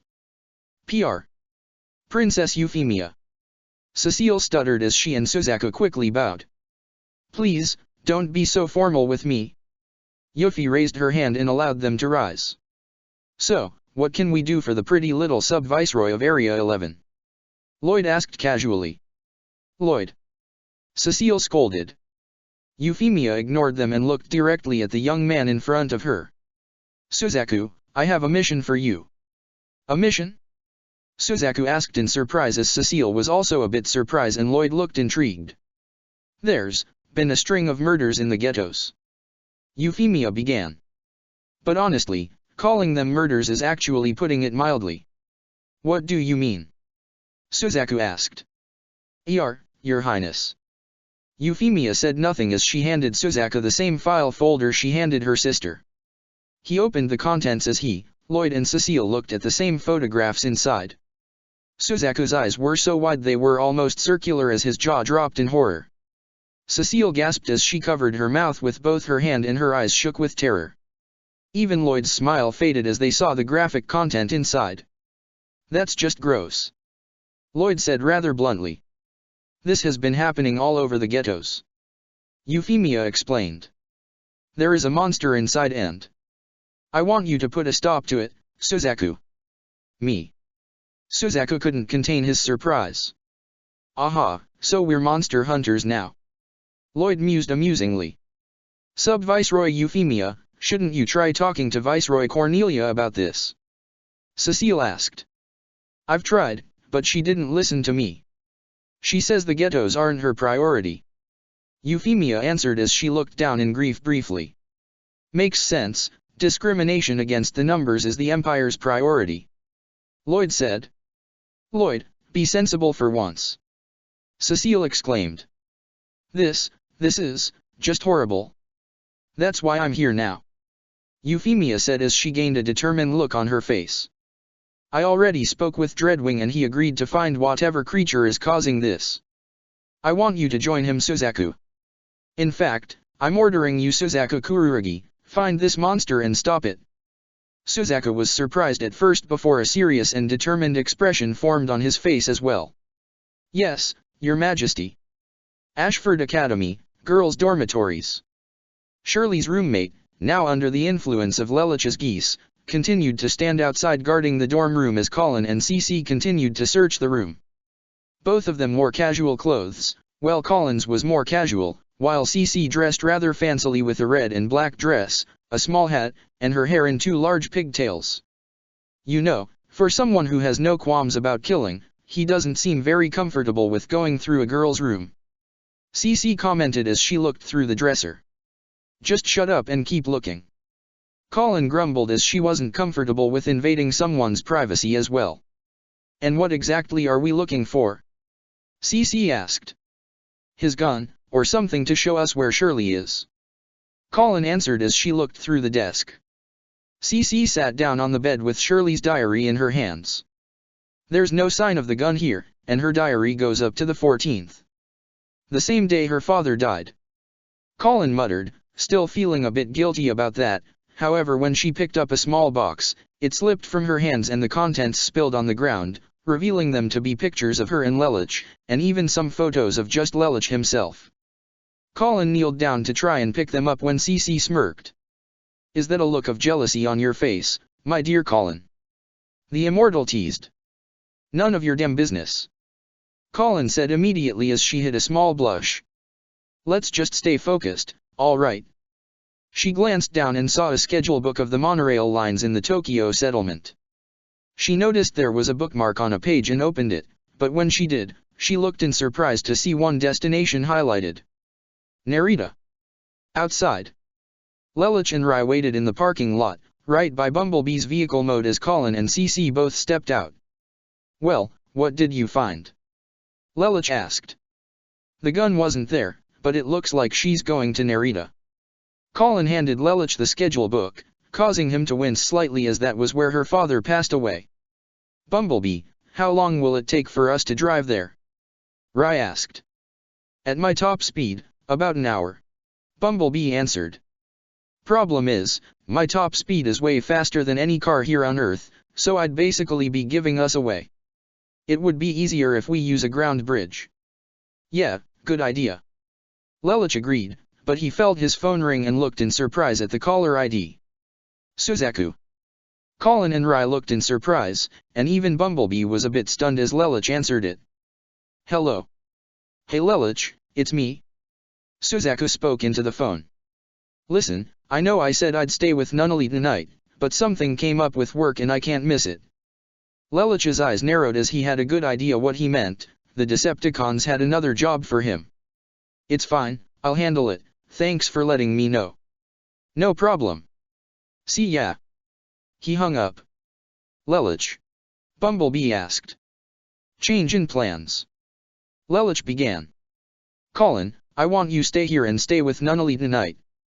Rai, Cece, you come with me and Bumblebee to Narita. In fact, I also want you to call in Archie and Cliffjumper to help you.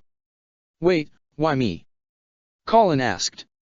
Because I still don't know how that pure-blood woman could connect the dots to my identity, or if she's working with anyone. Lelich explained. Worst case scenario, I know the 3 of you are more than capable of protecting her. Colin, I need you to do this for me, please. Colin saw the pleading look in his eyes and understood. All right, I'll call them, and we'll stay the night. Let me know what happens with Shirley. Will do, and thanks. Lelouch smiled. Come on, we need to go. Rai urged as he and CC were already inside Bumblebee. Lelouch got into the driver's seat as Bumblebee drove off. Narita. There was still plenty of construction to clear out the landscape and demolished buildings below the mountain. But Shirley wasn't paying attention to any of them. The schoolgirl was at a memorial constructed for all the soldiers who died in the battle, but to her, it served as a memorial for her supposedly deceased father. She carried a bag with her, and in the bag is the same gun that she kept with her. So many thoughts ran through her head. Lelouch, the boy she had a crush on, was secretly the masked terrorist known as Zero. The one who killed her father, but also the one who saved her life at the hotel jacking. Not only that, but his car was apparently one of those Autobots that she saw on the news. But who were those other giant robots they were fighting?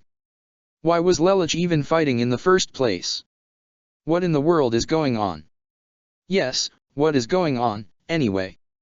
Shirley turned around in surprise to see a man in a white coat with a visor over his eyes and a pair of headphones over his head. The same one that had been spying on Lelouch and CC the past few days. The man clapped his hands as he had a sinister smile on his face. A very fine memorial. Isn't that right, Miss Shirley Fennett? The Ark. The Autobots and Black Knights were helping those of the Japan Liberation Front get situated in the alien ship that would serve as their base. More Nightmare Rays had been brought in, up to the point where they had twice as many as before. Already the Black Knights alone had become the biggest anti-Britannian group in Japan, and that's not even counting the potential the Autobots were capable of. Even though they were on different sides before, the JLF seemed to be getting along with some of the BKS, including Tamaki. But even more surprising, a few former JLF soldiers even hit it up with the Autobots, particularly Wheeljack, Bulkhead, and Cliffjumper. Even Ironhide said he'd help them with training so that they can better match the Decepticons. Cat-Ace walked onto a catwalk on the Ark's bridge, now in a Black Knight uniform of his own, where he saw Ogai on the same catwalk talking with Optimus. He politely waited for them to finish speaking before he got their attention. Excuse me, Optimus Prime and Ogai, was it? Yeah. I just wanted to thank you, both of you, for everything you and Zero have done. Cat-Ace began. You saved our entire army in Narisha, and even last night at Port Yokosuka. He gave a humble bow. So please allow me to thank you. If it weren't for you, the Japan Liberation Front would probably be dead, and the spirit of Japan with it. We only did what was necessary, General. Optimus nodded. But you are welcome. Also, allow me to express my deepest apologies for the actions of Kusakabe. Cat-Ace still kept his head bowed. But that wasn't your fault. Ogai tried to tell him. It wasn't like you guys told him to do that, right? No, we did not authorize his actions back then. Cat-Ace confirmed. I tried to keep the Japan Liberation Front on a path of honor, to keep us from becoming the terrorists that Britannia tried to make us. But, he went against our code, and brought shame upon us. And as a leader, I have to take responsibility. I understand. Optimus did really understand as he was a leader himself. But, we are here now and I can promise that we are careful in who we choose to join our ranks. We will not tolerate terrorism or oppression of any kind, and you are more than welcome to join us, General Cat-Ace. Cat-Ace smiled humbly. And you have the complete support of Kyoto? He asked. Indeed, we do. Optimus confirmed. Good, because we need to locate Todo and the 4 holy swords as soon as possible. Cat-Ace said. They're our best soldiers, and I know Todo can more than provide assistance to you, even against those Decepticons. We spoke with Kyoto and they've got their eyes peeled. Ogai informed. The second he's spotted, they'll let us know. That's good. A new voice spoke. Optimus, Cat-Ace, and Ogai looked to see Diet Hard walking in on the catwalk in his own Black Knight uniform. After all, with the likes of Zero, Optimus Prime, General Cat-Ace, and even Todo the Miracle Worker all working together, support for us will go through the roof. Who is this? Cat-Ace asked. Diet Hard Ride, he's an intelligence. Ogai summed up. However, I feel that Britannia and these Decepticons might not be too happy about it. Diet Hard continued. Given the Empire controls 1/3 of the world, not to mention the Decepticons possess powers and weapons that make even the most advanced Nightmare Rays seem like cheap toys in comparison, we still have a long road ahead of us. We do. Optimus confirmed. We face a strong enemy, however, the Black Knights and the Autobots are just as strong themselves. Diet Hard had something of a smirk on his face. And I look forward to seeing you in action again. He turned around before walking away. Catace narrowed his eyes. I know you said you're careful with who you bring into your ranks, but you don't have to say it, there's just something about him that gets you on edge. I feel the same way. Ogai would be lying if he didn't say that he didn't completely trust Diet Hard. I don't believe he has any intentions of sabotaging us, however, I assure you that he is being closely monitored. Optimus could tell that Diet Hard wasn't a spy for Britannia, but he also had a good feeling that he wasn't just here to bring freedom to the Earth either. Bumblebee drove out of a ground bridge portal and onto an empty highway street some distance away from Narita. Lelich sat in the driver's seat with Rain the passenger's seat, and CC in the back seat. So, have you thought about what you plan on doing once we find her? The Immortal asked Lelich. Actually yes, I'm going to tell her everything. Lelich answered, causing Rai and even CC to look at him in surprise. Who I am, why I became Zero, and why I need to fight. What us and the cons? Bumblebee asked, quite surprised himself. Do you also plan to tell her about your geese? Yes. Lelich responded with a serious expression as he looked out the window. Don't you think that might be a much to unload on her all at once? Rai asked. That's what you're worried about? CC questioned in an annoyed tone of voice. What do you mean? Rai questioned back. Lelich, you do realize that if you tell her who you are, there is a strong possibility she could go to the police or even the military and tell them of your identity. CC pointed out. You may not care about your own life all that much, but what about your sister's? You do realize by doing this you're placing her in danger as well, correct? If that's the case, I'll have Nunnally moved to the Ark. I'm certain she'll be safe there. Lelich responded. But that would mean you'd have to tell Nunnally about us too. Bumblebee pointed out. I'm actually considering that. Lelich revealed. Wait, you're serious? Rai questioned. You want to tell Shirley and Nunnally? I'm tired of lying to her like this. Lelich said honestly. I swore to Nunnally I'd never lie to her. Well, technically you're not saying anything dishonest to her. Rai began. You're just avoiding certain details. Still, if things escalate with the Decepticons, I might not have a choice. Lelich replied. In regard to Shirley, she's a good person, and I caused her so much pain. Even if she hates me, she deserves to know the truth, but what she does with that truth is complete up to her. You do realize you can avoid all this trouble by simply using your geese on her. CC pointed out.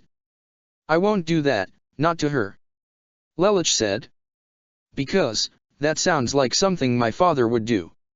His fists clenched. And I refuse to become anything like him. Bumblebee was actually impressed by this. Lelich had no intent of removing Shirley's free will with his geese even if she ended up hating him, showing not just how much he cares about her, but also how much he is beginning to value the freedom of others. You know Lelich, you're really starting to sound like an Autobot. Lelich was mildly surprised at first but had a humble and grateful smile. Thank you. B. CC shook her head with a bit of disappointment. If you have someone you don't want to lose, it's always best to keep them at a distance. Are you speaking from experience? Rai asked her with a concerning look in his eyes.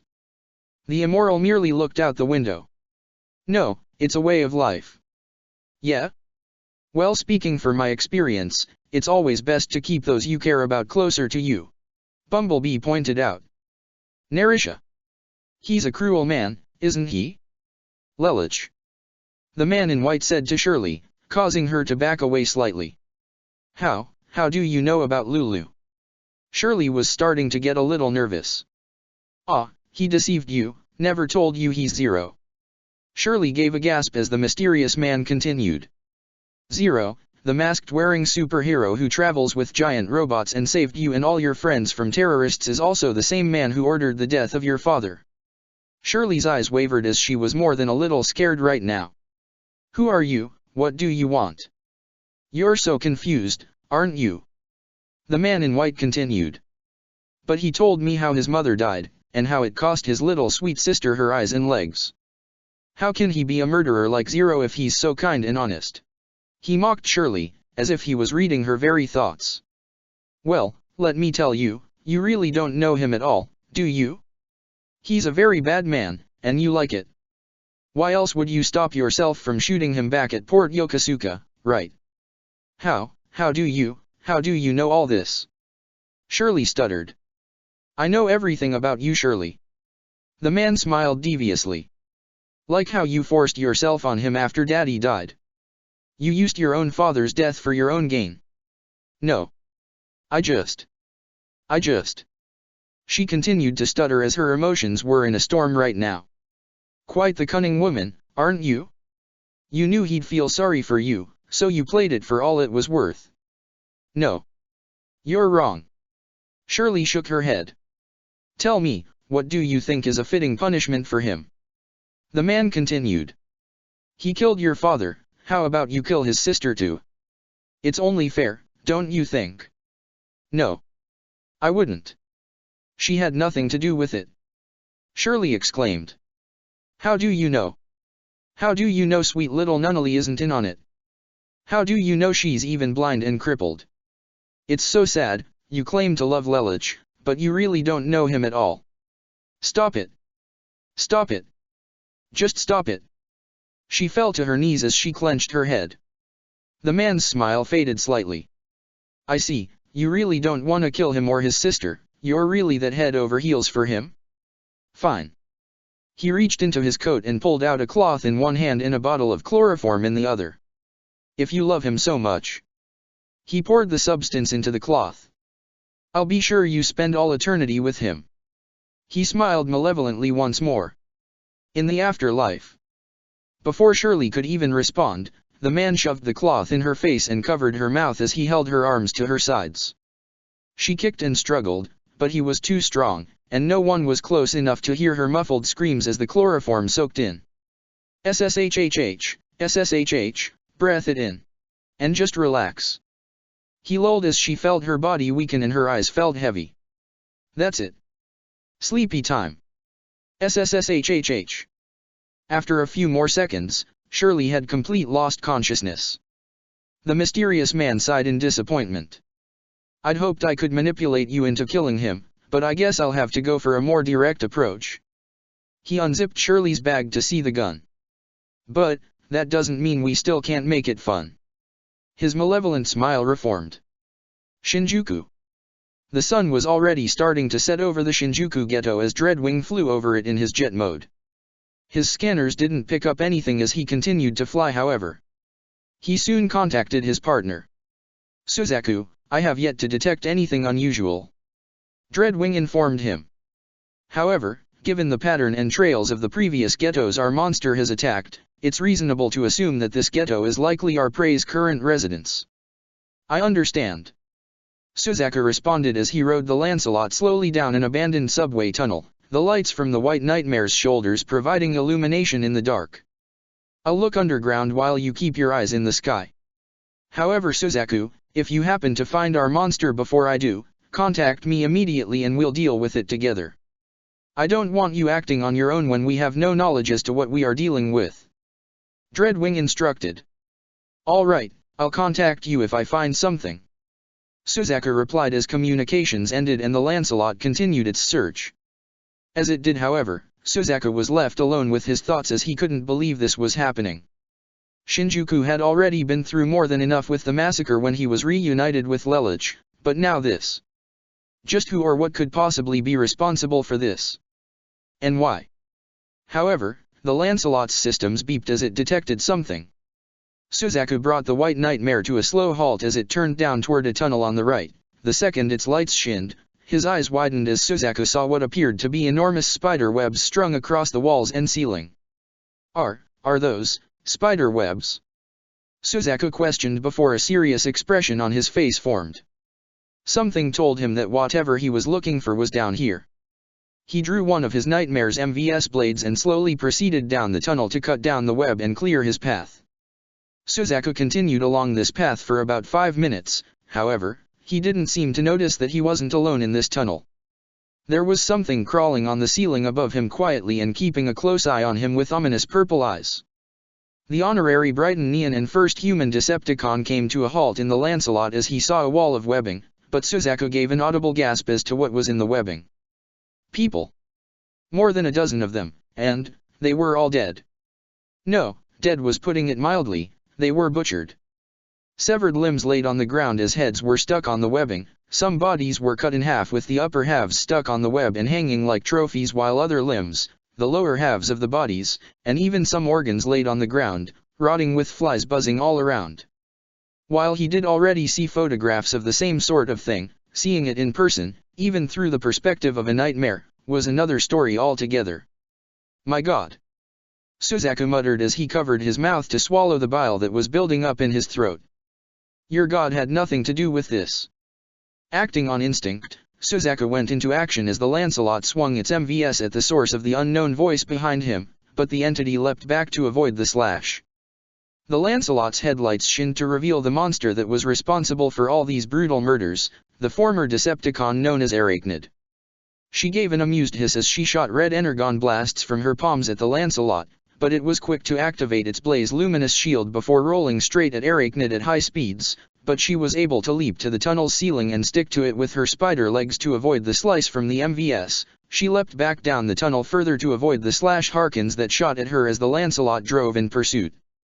Once Arachnid made it into the open tunnel outside her den, she shot webbing from her palms to hit the right foot of the Lancelot, halting its advance much to Suzaku's shock as Arachnid leapt back onto the ceiling before jumping down and slamming her legs onto the Lancelot to pin onto the ground, while also knocking the single MVS out of the Lancelot's hand before she restrained the White Nightmare even further with more webbing.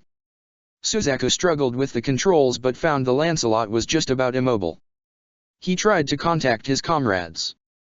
Dreadwing. Lloyd, I found. However, Arachnid sliced into the neck-shoulder area of the Lancelot with one of her spider legs to sever the communications. Arachnid waved her finger. Can't have you calling for help, now can I? Suzaku glared as Arachnid loomed over the Lancelot, her own face just inches away from the nightmare's head. She also noticed the insignia inscribed on the shoulder. Well, this is a surprise. I've heard some radio chatter about a human being integrated into the Decepticon ranks, but I never imagined that they would actually do it. Suzaku glared further, but his eyes widened in surprise as he saw the same insignia on Arachnid's chest. You're a Decepticon. Ex-con. Arachnid corrected. After Cybertron went dark, I decided to go off on my own, and it's much more fun. Gives me some leeway to pursue my own hobby. Call me Arachnid. Tell me, Arachnid. Have you been responsible for all the murders in all the other ghettos? Suzaku demanded. What gave me away?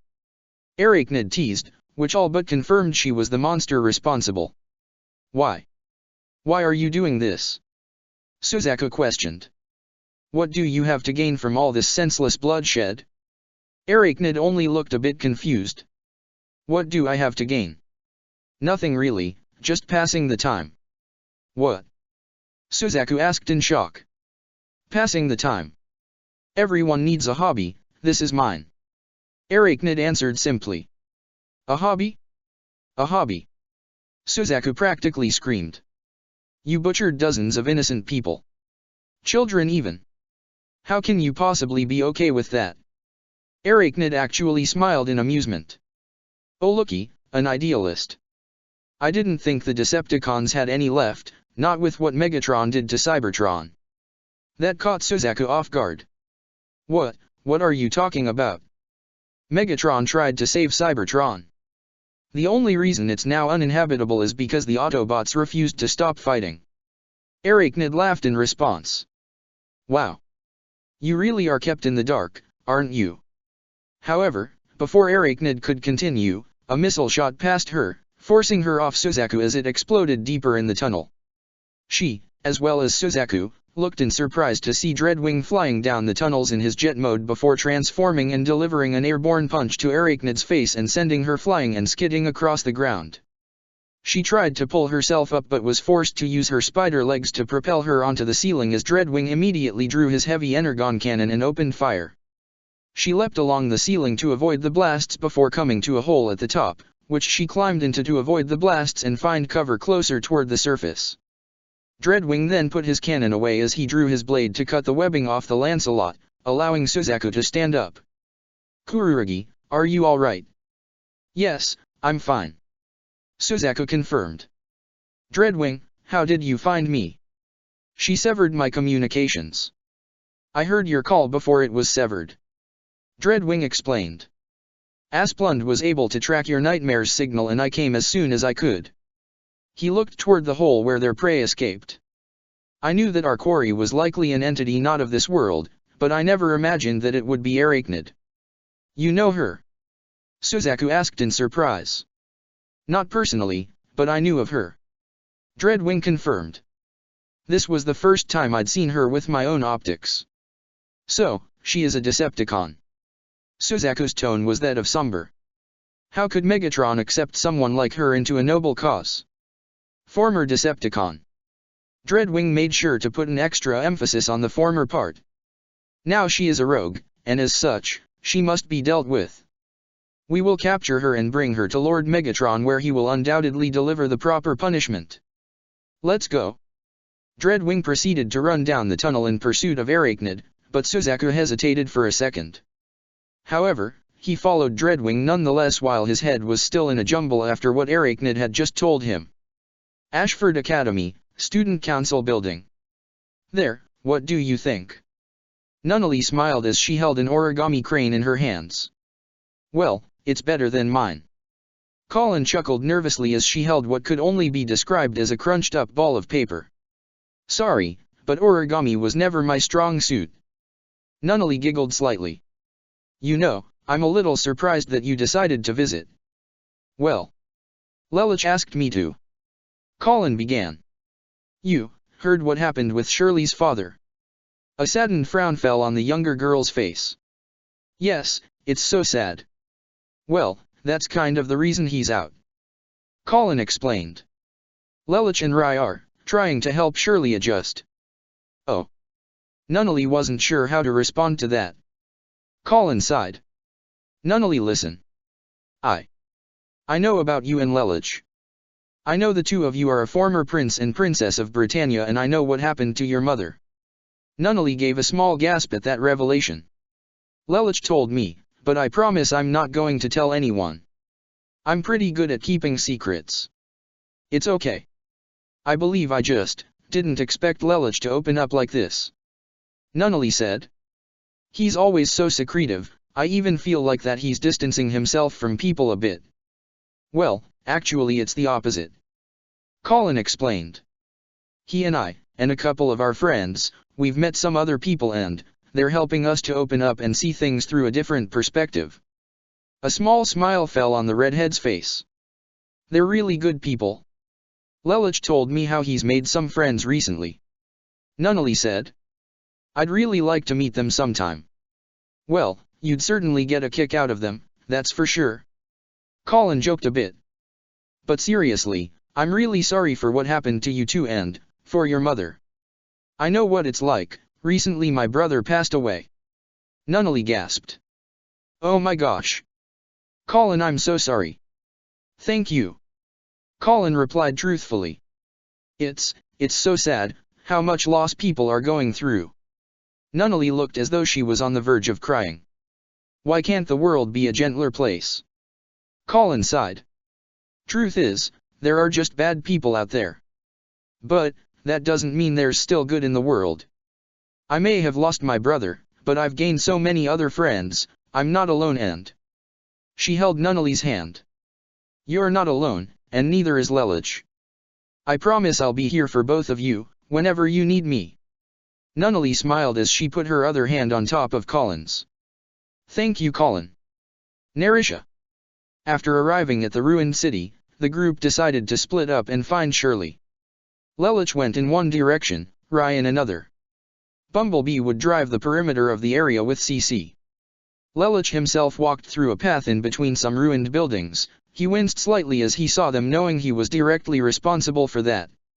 However, he knew that while he did arrange for the city to be evacuated, he understood that there are some things that remained outside his control, including Shirley's father.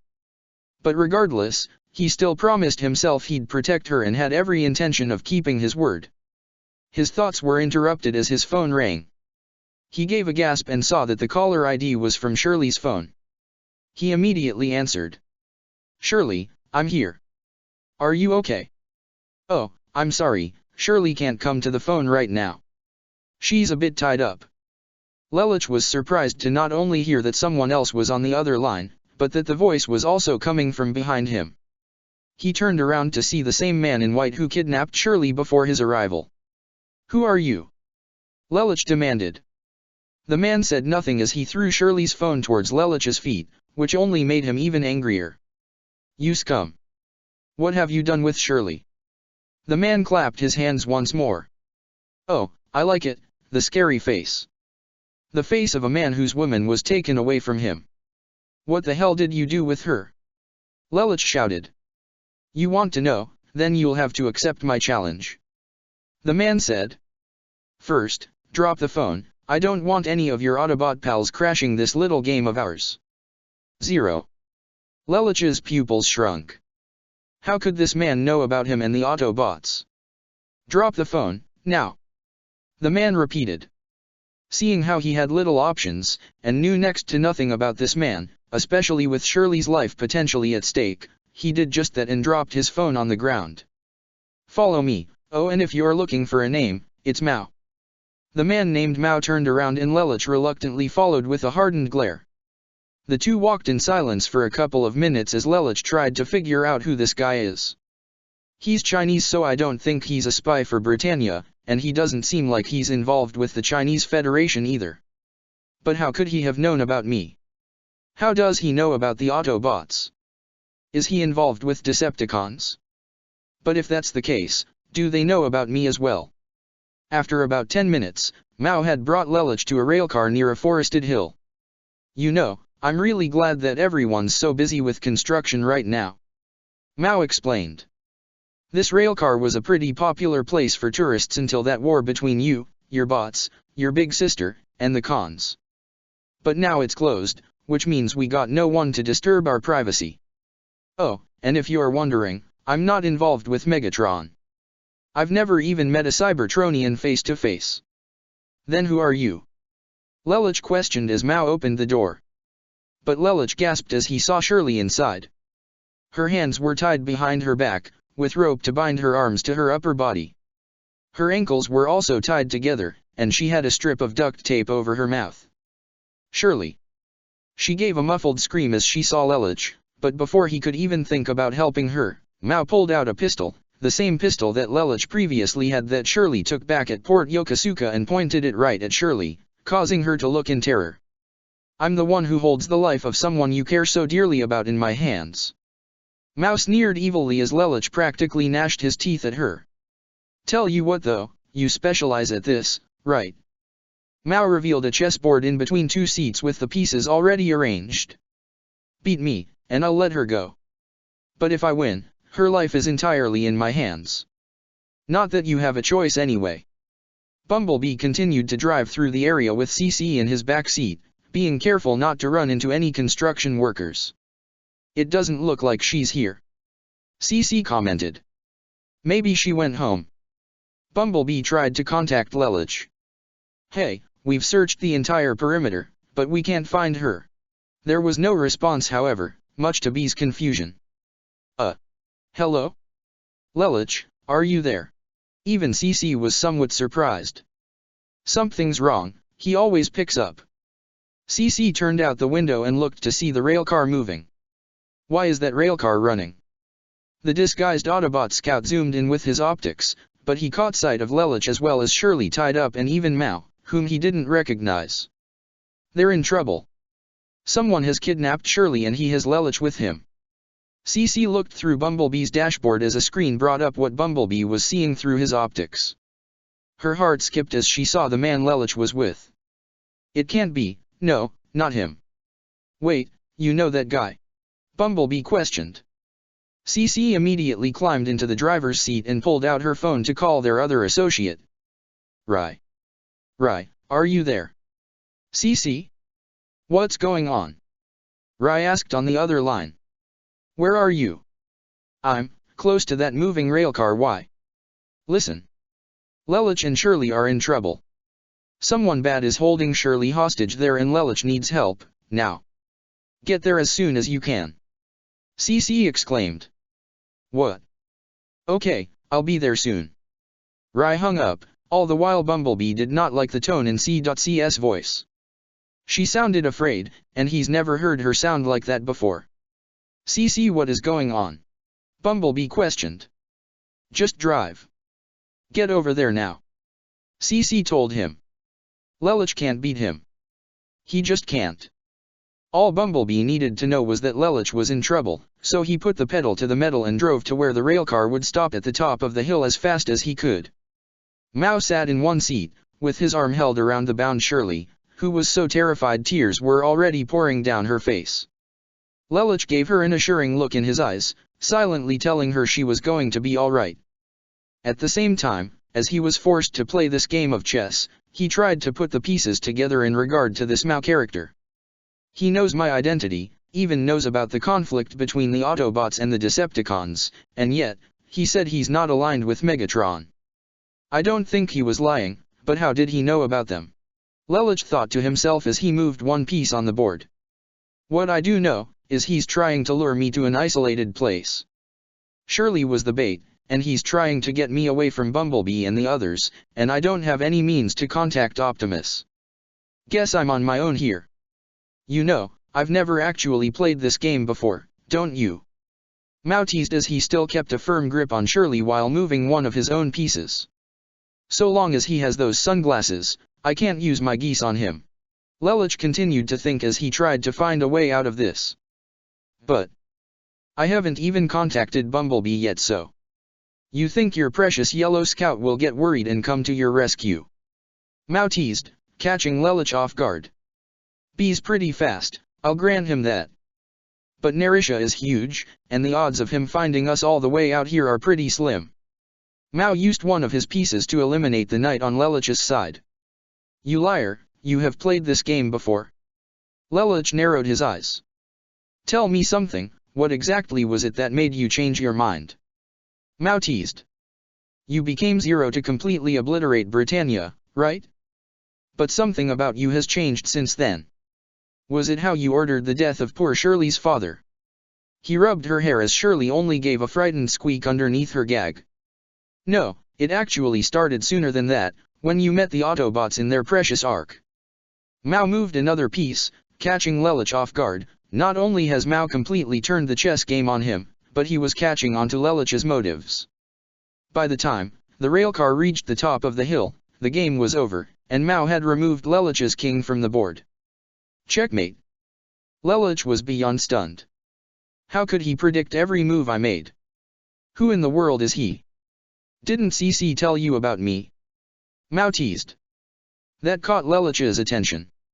Mao clapped his hands in response. Well done, in one lightning moment, you came up with 14 possible identities for me.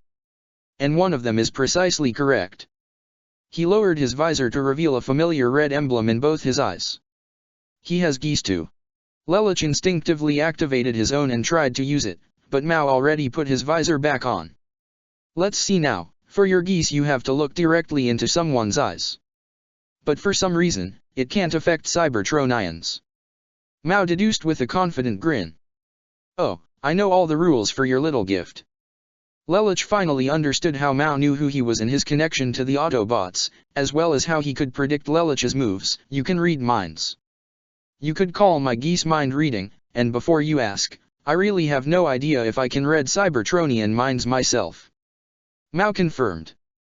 Lelich looked ready to jump Mao, but he already pulled out his gun and placed it at the side of Shirley's, causing her to scream and cry underneath her gag.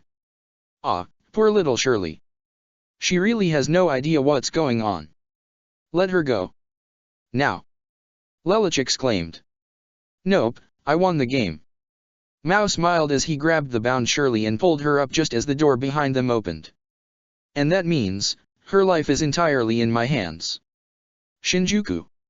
A hole had been blasted out of the ground as Dreadwing climbed up out of it, with the Lancelot not too far behind. The two had entered a large, empty, and ruined building that looked as if it was on the verge of collapsing, but there was no mistaking their quarry was here. Arachnid. Show yourself, deserter. Dreadwing exclaimed. There was no response as Suzaku looked around on his nightmare's radar. Dreadwing, why would Megatron even allow someone like her into his ranks? Before Dreadwing could offer a response, they heard Arachnid's voice echo throughout the building. Because he took an interest in my skills. Do you know what I did during the war? She asked as the two looked around but couldn't find the source. I specialized in information gathering, and by that, I mean, the torture and dismemberment of enemy Autobots. Suzaku practically gnashed his teeth as Dreadwing stayed firm. Kururugi, remain calm. He told him. Kururugi. Arachnid's voice echoed. As in, Suzaku Kururugi. A faint laugh echoed throughout the building. That explains why you're here. Oh yes, I know all about you. The infamous son of the late Genbyu Kururugi, who defected to Britannia. How do you know about that? Suzaku exclaimed. You'd be surprised what kind of rumors echoes through these ghettos. Arachnid continued to taunt as they still couldn't. But I can't imagine why an 11 would join Megatron's ranks, let alone one with idealism. Was it bribery? Or a promise for power? No. It's nothing like that. Suzaku shouted. Suzaku, do not let her get to you. Dreadwing told him. You asked me why I do what I do. Arachnid continued. I already told you it was my personal hobby. I kill, I butcher, I dismember, I skin alive, that's just who I am. Suzaku clenched the controls of his Lancelot as Arachnid continued to taunt. But there is a reason why I choose to hunt in the ghettos. It's because Britannia doesn't care. There are plenty of serial killers and terrorists hiding in these ruins besides myself, and yet, Britannia doesn't do anything to stop them. Arachnid began to descend on some webbing from the very center of the ceiling, close towards Dreadwing and the Lancelot as they remained back to back, but neither of them appeared to look up. You're quite the idealist, aren't you, Suzaku? Arachnid teased as she lowered herself even closer. Unfortunately, you're on a side that thrives of killing idealism. She was just above their heads, with her spider legs ready to decapitate both. Quite the contradictory, don't you think? However, Dreadwing had already noticed her as he grabbed her by the throat and pulled her down, getting Suzaku's attention. However, Arachnid was able to spray some webbing in Dreadwing's face and kick him off before jumping to avoid a punch from the Lancelot. Arachnid landed on a damaged floor a story above as she quickly shot more webbing to pin Dreadwing to a pillar at the ground. The Lancelot leapt into the air to try and deliver a spinning kick to Arachnid on the next story, but she had already jumped into the air toward the third floor as she shot her palm lasers while airborne at the Lancelot, but Suzaku had already activated his Blaze Luminous shield to block the blasts. Arachnid's spider legs caught onto the floor of the third story and she pulled herself up and out of the way just as the Lancelot shot its slash Harken toward her, which he used to pull himself up onto the same level as Arachnid. He pulled out one MVS blade as he shot right at her, but she ducked out of the way as he sliced a pillar, which began to tip over and fall.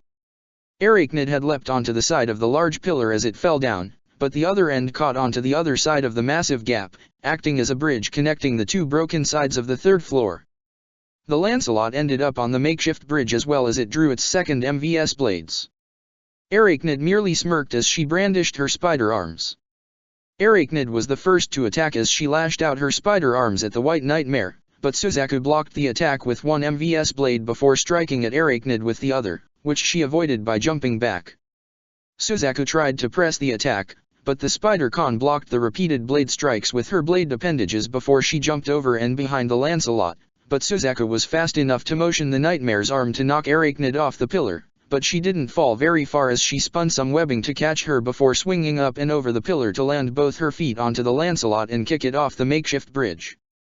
However, like Arachnid, the Lancelot deployed one/Harkin from its arm to catch onto the ceiling and pull himself straight up towards Arachnid. Suzaku was already getting so sick of Arachnid, that seeing her taunting smirk was enough for him to make him draw his Varus rifle and shoot at her.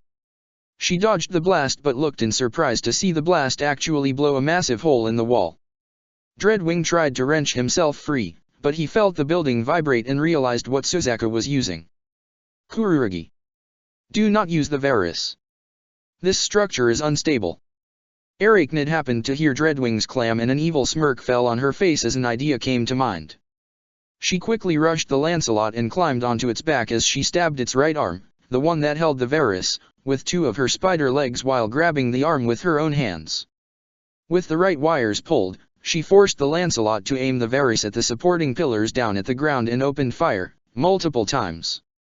The building soon began to collapse, and Arachnid used this opportunity to push the Lancelot off the top floor, sending it crashing onto the ground just as the ceiling gave in. In less than a minute, the entire building had collapsed into a pile of rubble. It was a rather small building, only 6 stories high, so it didn't cause further damage to the area as it collapsed. Arachnid was the first to pull herself out of the rubble, as she was the closest to the ceiling and she could escape it with little damage as she was now outside. Well, a bit nosier than I thought, but it gets the job done. She teased and was about to walk away, when she heard some rubble shift in 2 different areas. She looked the furthest away to see Dreadwing digging himself out of the rubble, however before he was completely out, Arachnid shot more web at him to trap him even further. I'll deal with you later, but first things first. She turned to see the heaving damaged Lancelot, slowly try to pull itself out, but apparently only its left arm was the most functional. Suzaku saw multiple red screens inside his cockpit, seeing how the Lancelot was pretty much inoperable right now. But he wasn't about to give up. Come on! Come on! However, the back of his cockpit was torn open, by none other than Arachnid, who reached in to grab Suzaku himself, yank him out and pin him to a piece of rubble with her webbing. Do you know what it is I hate most about Nightmare Rays, Suzaku? Arachnid taunted as she loomed dangerously over him. They don't have any real faces. That's what I always loved the most about what I do, to see the looks on their faces as I snuff them out. I skin and butcher in different ways, just to experiment and see what kind of expressions I get. Having a pelt or a stuffed head is nice and all, but nothing gives me more pleasure than seeing the final expression of fear and despair in someone's eyes as their life is snuffed out. Realizing he couldn't get out of this, Suzaku merely closed his eyes in acceptance. This isn't how I thought I would die, but I guess this is it. But this was not the end, however, as Arachnid groaned in pain when multiple bullets struck her from behind. She looked in surprise to see 2 Gloucester Nightmare Rays quickly rolling toward her, along with 3 Brighton Neon military helicopters flying in behind them as well. All units, open fire! Guilford exclaimed as he and Darlton opened fire with their Nightmare rifles, and even the helicopters opened fire with their guns. Arachnid scowled as she leapt back to avoid the shots.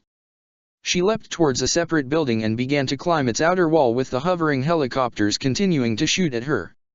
As the helicopters were in pursuit, Darlton's Nightmare rolled over to Dreadwing as he used his Gloucester's lance to try and pry the webbing off as Guilford came over to Suzaku. Warrant Officer Kururugi, are you alright? Guilford asked as his Gloucester kneeled down to peel the webbing off Suzaku. Lord Guilford. Suzaku had not expected to see him. But I thought Princess Cornelia. Princess Cornelia didn't explicitly say we couldn't provide assistance. Darlton said as he helped Dreadwing out of the rubble. And while it's true we serve as Viceroy Cornelia's knights, it doesn't mean we just ignore other members of the royal family. Guilford added as his Nightmare turned to the approaching vehicle that served as a mobile base owned by the Camelot division with Lloyd, Cecile, and even Princess Euphemia inside. The 3 of them saw footage of Arachnid climbing to the top of the building with the helicopters continuing to shoot at her. So, this is our little bogeyman from the ghettos, eh? Lloyd mused. An insect-like transformer, how interesting.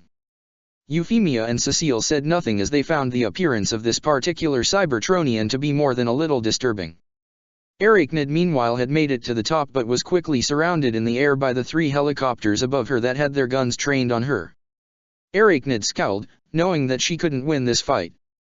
So, Her eyes briefly glowed green as a beam shot from her optics to scan one of the helicopters. Once she had the necessary schematics, she transformed into a sleek, black helicopter mode before she opened fire with red energon blasts to knock the 3 helicopters out of the sky before flying away herself. "No!" Suzaku exclaimed as he, Guilford, Darlton, and even Dreadwing watched helplessly as Arachnid flew outside their reach and into the setting sun. Euphemia and Cecile also looked in surprise while Lloyd looked excited. "Aha, so that's how they do it.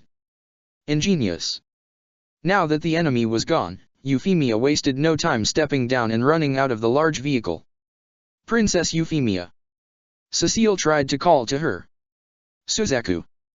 He heard his name being called and looked in surprise to see Yuffie running towards him, but was completely caught off guard when she wrapped her arms around him and buried her face into his chest. "Yuffie! Your Highness!" Suzaku stuttered as he did not know what to make of this. Even Guilford and Darlton saw this from their nightmare rays and were beyond stunned themselves. "I'm sorry, Suzaku." Yuffie apologized as she let him go. "I'm sorry you had to face something like that. You could have been killed and it would have been my fault." She bowed her head. "I apologize, please forgive me." Suzaku tried to put on an assuring smile. "You have nothing to apologize for, Your Highness." He bowed to her. "I was doing my duty as a soldier, that's my job." Euphemia didn't like how quickly he brushed off just how close he was to being killed by that monster. However, right now she was just glad he was alright. She looked to the approaching Decepticon. "Dreadwing, thank you for accompanying him." "Of course, it was my pleasure." Dreadwing nodded his head. However, he scowled as he looked toward the sky. Even Yuffie, Suzaku, as well as Guilford and Darlton in their nightmare rays all knew that Arachnid was still out there, an even greater threat now that she was mobile. However, Suzaku looked to the Decepticon badge that was still on his uniform as Arachnid's words continued to replay in his head. "Nerisha." The bound and gagged Shirley was forced on her knees outside the railcar as Mao kept the gun pressed against the back of her head. Lelich had a scowl as well as a terrified look in his eyes. "Oh, what can I do?" Mao mocked as he continued to read his mind. "What would Optimus do? I had no idea you admired the Autobots so much, him in particular." As Lelich glared at Mao, the madman clapped his hands. "Oh, you don't just admire him, do you? He's like a father to you, isn't he?" Lelich gave a stunned gasp, realizing what Mao just pulled out of his mind. "Can't say I blame you, seeing how your real dad is such a douchebag." "Let her go." Lelich growled. "Why? Are you that afraid of losing her?" Mao continued to mock. "Is she your friend? How can she be your friend when all you've done is lie and hurt her?" He forced Shirley's teary and terrified face up and forced her to look at Lelich. "Look at him, Shirley. Look at the man who lied to you, killed your father, and broke your heart in two. I can only imagine just how much he's hurt you." "I said let her go," Lelich exclaimed. "Wow, your head is so mixed up right now." Mao continued. "Under normal circumstances, you're a near-perfect strategist, one you intend to model yourself after Optimus, right? But when someone else is in control of the situation, and someone you hold so dear can die any second, you lose all control and all sense of thought, right? You told your friends that it's fine if she hates you, but deep down you want her forgiveness." Lelich's face became one of fear as Mao's finger was just an inch away from the trigger. "Well, let me tell you right now, since I've read her mind too, she'll never forgive you." Mao sneered evilly, causing the look in Lelich's eyes to turn into one of shock and fear. "How can she? You're a terrorist who betrayed her country, you murdered her father in cold blood. You think you're a hero, like Daddy Optimus Prime. You're a sinner, you'll never be an Autobot and you know it. Even now, as you watch your precious Shirley die." Shirley screamed through her gag. Mao was about to pull the trigger. Lelich was about to scream himself, but neither of them noticed Rai arrive onto the scene from behind Lelich, having ran as fast as he could. He happened to hear most of the conversation, but when it looked like Shirley was about to die right in front of him, something inside him snapped. It was as if time stopped all around the amnesiac youth as an image came to his memory. He stood in the middle of a rainstorm, having fallen on his knees as he saw two bodies in a puddle of blood, both female. The older woman had brown hair and was of Japanese descent, while the other was a girl just a year younger than him with the same kind of white hair as his. Both were dead and his face was of complete and total horror. Rai had that same face as it looked like Shirley was about to die right in front of him. He didn't know what that image was, but it caused something inside him to explode in flames as a geese sigil manifested in both his eyes and he shouted at the top of his lungs. "Get your hands off her!" Lelich turned around with a gasp as his own eyes widened to see Rai, and even more so that he saw the geese sigil in his eyes. Mao himself was shocked to finally notice Rai's presence, but even more so as the second he heard Rai's voice enter his ears, something compelled him to drop Shirley and the gun before he even got the chance to fire. There was a red ring in Mao's eyes as he backed away, but it quickly faded as a look of pure shock formed on his face. "What, you have a geese too?" Before anyone could even move, a pair of headlights shined from the forest on the side as Bumblebee drove out from the trees before transforming and delivering a backhand slap to Mao's body and send him off the platform, crashing into the forest the Autobot came out of. Lelich and Rai quickly ran over to Shirley and covered her with their bodies as Bumblebee stood in front of them. Mao tried to pick himself up but had to run into the forest to avoid the energon blasts from Bumblebee. "I don't understand," Mao thought as he hid behind several trees for cover. He felt his side and could tell that most of his ribs were broken, as was his right arm. "I didn't even hear him coming. Lelich's geese doesn't let him control bots, guess I can't read their minds either." Mao. He turned around with a gasp at that familiar voice and saw the green-haired immortal looking at him with an expression mixing sadness and sympathy. C.C. An excited look fell on his face. "Is it you? It's been so long." He was cut off by more energon blasts in his direction. He scowled briefly knowing he couldn't get to her with an Autobot looming over him. "I'll come back for you C.C. he said as he ran into the forest to vanish completely. "I promise." Bumblebee withdrew his blaster as he walked towards CC, who merely looked in the direction her former contractor vanished. "Mao, I never felt you would come out among people." The yellow Autobot clearly had some questions for the immortal, but that could wait. He simply turned around and took a few steps back as Lelich and Rai worked to untie and Shirley. "It's all right. He's gone." Lelich consoled her. "Lulu." Rai. She latched onto Lelich as she cried into his chest. "I was so scared." Lelich wasted no time in embracing her and Rai was quick to do the same.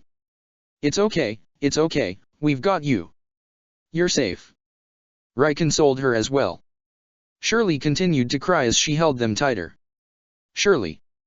I am so sorry," Lelich said as his voice began to crack. "I caused you so much pain, but I promise. I'll tell you everything. No more secrets, no more lies." Lelich and Rai held and comforted Shirley a couple more minutes before they explained to her the whole story. Lelich told her who he was before, as Prince Lelich VI Britannia, as well as his sister the former Princess Nunnally VI Britannia.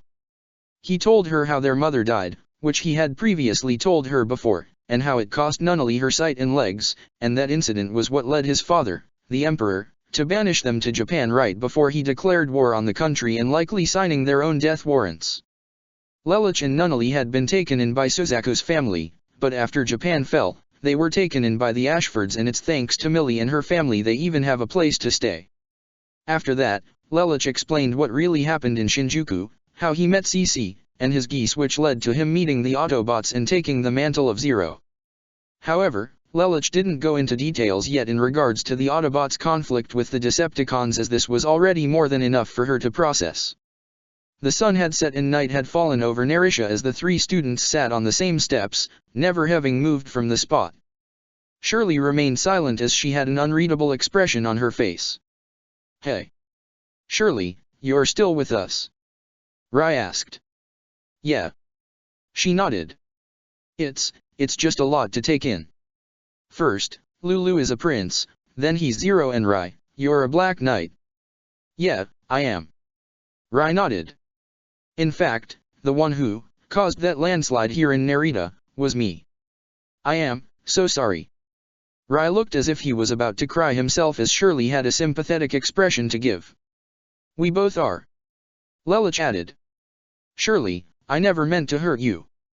I even tried to see that Narita was evacuated before the battle. I didn't want innocent people caught in the crossfire, but there are some things that are just outside our control. I think I understand that. Shirley seemed to get it. But Lulu, Rai, why you? Why are you even fighting? I mean, I understand why with your father, and your mother, and Nunnally, but what if something happened to you? What if you were hurt or worse? Lelich had an understanding expression as he answered. That's why I have the Black Knights, and why I work with the Autobots. We're all a team, we protect each other, help each other get better and become stronger. I became Zero, because I couldn't stand the way the world was now, where the weak are always trampled by the strong and are never given a second thought.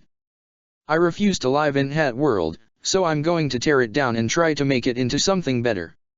I'm up against an enemy that is beyond ruthless, and it's not just Britannia. Someone has to take a stand, and fight for what's right. I couldn't wait for someone else, so I did it myself. His expression became more sorrowful.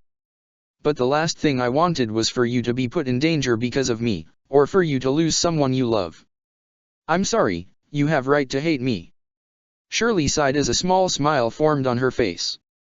Lulu, I could never hate you. Lelich, and even Rai were taken by surprise as she looked at the raven-haired boy with a genuine smile. At first, I didn't really like you when we first met in our freshman year, but Shirley began. After that whole thing with the elderly couple and their car, I wanted to get to know you, to see what went on in your head, and now, I think I understand. Lelich, you're far from perfect, but I know that you're a good person. You're so kind and gentle, you want to protect people, and make the world a better place. I loved my dad very much and I'll always miss him, but I don't blame you for that. It was an accident and, like you said, some things are just beyond our control. Lelich, I forgive you. Lelich did not expect those words to come from Shirley's mouth, neither did Rai as she smiled at him too. Rai, I forgive you too. Shirley. Rai didn't know what to say. You've been hanging this guilt over your head for so long, but you said it yourself that you never wanted something bad like that to happen. It was an accident. Shirley smiled at him as she put a hand on his shoulder. Tears formed in the amnesiac boy's eyes. I'm so sorry, Shirley. You're one of the best people I've met and I hurt you. No, you didn't. Shirley assured him as she pulled him into a warm embrace. I know you would never hurt me, you're a good person, Rai. Rai smiled and nodded as he wiped the tears away after she let him go before she turned to the other boy next to her. Lelich, I had no idea you went through so much. Shirley began.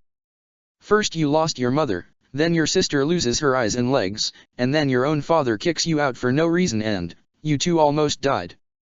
I can't imagine. I'm so sorry you had to go through all that.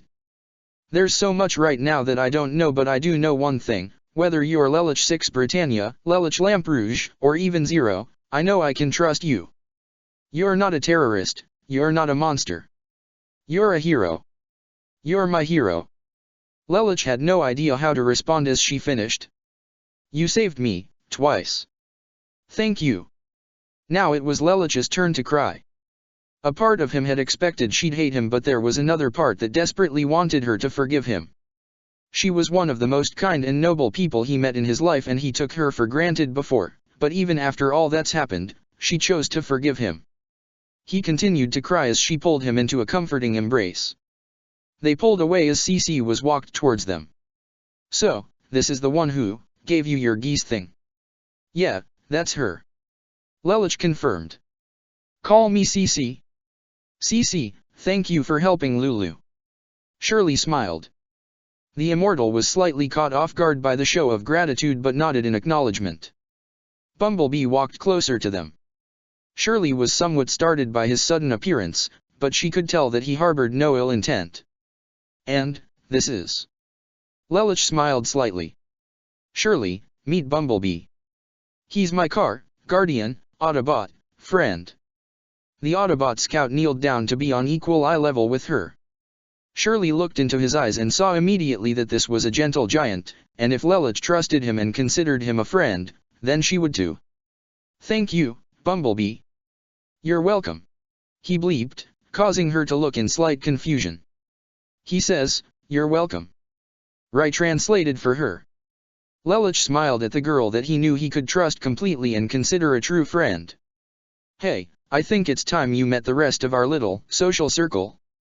Bumblebee in his vehicle mode drove out of a ground bridge portal and into the hallways of the Ark.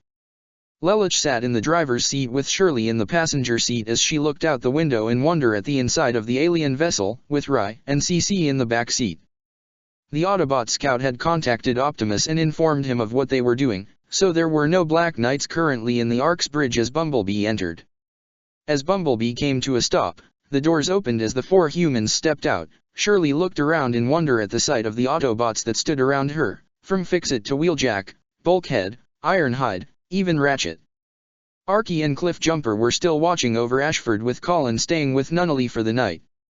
But her eyes widened in pure amazement at the sight of the Autobot leader that stood tall above the rest, Optimus Prime himself. Lelouch and Rai stood next to her with CC right behind them. Shirley, meet our science fiction club. Rai introduced for her. The schoolgirl had an awkward smile as she gave a small wave. Hi. Chapter 20, Cheering Mao. After Shirley was introduced to the Autobots, the schoolgirl was briefly told about the conflict between the Autobots and the Decepticons. She also met Colin at the Ark and also learned of her being in the Black Knights. Lelouch and Rai were the ones to explain the situation regarding the Autobots, Decepticons, and Cybertron, but they didn't go into any specific details, just that the Decepticons helped bring Britannia to where they are now and have the potential to destroy the entire world. Which is why Lelouch and the Black Knights were working with the Autobots. Shirley promised that she wouldn't say anything to anyone, so Lelouch, Rai, and Bumblebee helped Shirley home before the two returned to the Ark where the other Autobots, Colin and CC, were all waiting to discuss the current problem they were all facing. Someone else has geese. Ratchet exclaimed. Yeah, some guy named Mao, but his ability is very different from Lelouch's, Bumblebee said. Mao said he had the ability to read minds, which is how he was able to learn about my identity. Lelouch added. Most of the Autobots, particularly Ironhide, Arky, and Ratchet, and even Lelouch and Colin, glanced at the only person who could give them an explanation. All right, start talking. Ironhide told the Immortal. Where'd this guy come from? He's from the Chinese Federation, though he's not aligned with any military branches or organizations. CC explained. He's not exactly social. And you didn't tell us this before, why? Arky questioned. I honestly thought he was dead, I hadn't seen Mao in years. CC answered. I don't get it. Bulkhead said. Lelouch's geese lets him control people, so why is this Mao guy a mind reader? The way geese manifests is different for each person. CC explained. If Mao concentrates, he can hear thoughts up to 500 meters away, and he can read clear down into your subconscious if he wants to. For someone like Lelouch who fights with his head, he's his worst possible enemy. You said geese manifests differently. Does that mean you've given it to others before? Not just Lelouch and this Mao guy. Colin questioned. Yes. CC confirmed. How many? Lelouch questioned. I don't know. I've made so many contractors in the past that I've lost count. CC responded. But so far as I know, you and Mao are the only ones currently alive. Well, we kinda guessed that might have been the case. Cliffjumper said. Given you're a whole lot older than you look. So, what kind of geese would I get if I made a contract with you? Colin asked. I don't know. I have no control over that, it depends on the innermost desires of the person I form a contract with. CC explained. CC, was there a specific reason you choose to form a contract with Mao? Optimus asked. I felt he could meet my criteria, but he couldn't, so I left. CC answered. And you just left him out to dry? Wheeljack questioned. That's kinda harsh, don't ya think?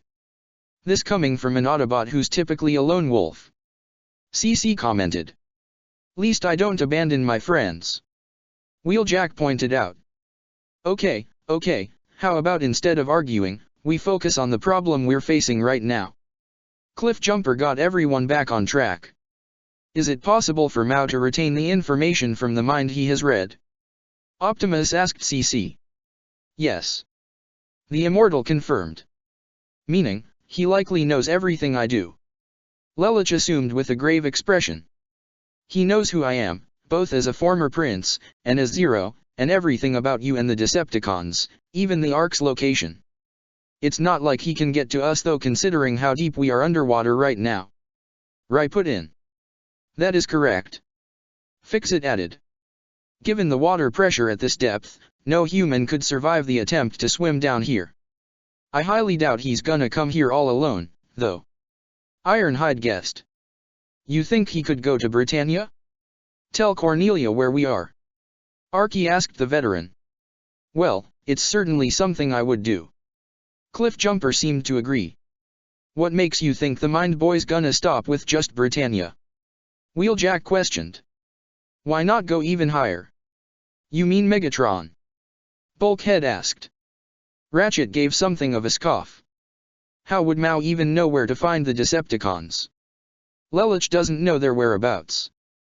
And even if he did, I highly doubt Megatron would entertain such an idea. Why not? Colin questioned. The Human Bot Alliance works for us, plus he's already got Suzaku on his strings. Mao is after me. CC said. He's not seeking to destroy the Black Knights or the Autobots. I could have guessed that. Lelich said. He could have gone to Cornelia or Megatron before and told them my identity as well as the Ark's location. But instead he went after Shirley. Why Shirley though? Cliffjumper asked. I mean, it's not like she had anything to do with us. Well, she was in Port Yokosuka. Bumblebee put in. But she's not connected to us. At least she wasn't before, until Lelich brought her onto the Ark. Ratchet said in a tone indicating he didn't really approve of it. Or perhaps Shirley was targeted because of close she was to Lelich, not to Zero, but to Lelich. Optimus assumed. What are you saying, Optimus? Lelich asked. This is merely speculation. Optimus began. But I believe that Mao may have been watching you for some time, enough so that he could read into your mind and discover your weaknesses. CC told us that she is Mao's target, and he likely saw you as his primary obstacle, because you are currently contracted with her. Given the circumstances surrounding you and Shirley at the time, he likely saw her as a target to draw you in and isolate you away from us. He did try to get Lelich on a railcar away from me, B, and CC. Rai put in, seeming to agree with Lelich.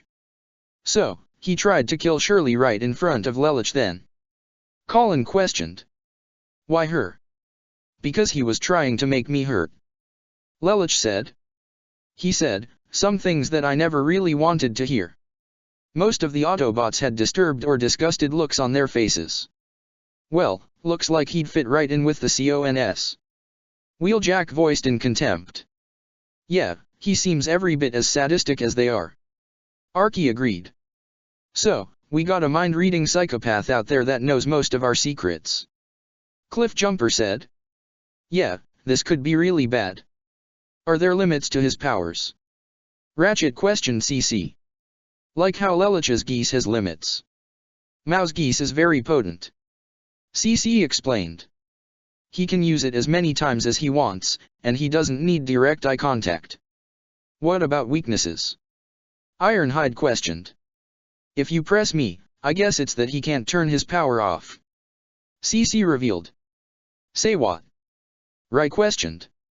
So, he can't stop reading minds even if he wanted to. Bulkhead questioned. No, in a crowd, he hears all the minds rolling and writhing around him, whether he wants to or not. CC confirmed. So, if he walked into a library, even if everyone's quiet, it's like he's what, listening to 500 conversations at once? Colin asked. Yes. CC confirmed. Yes. Cliffjumper winced.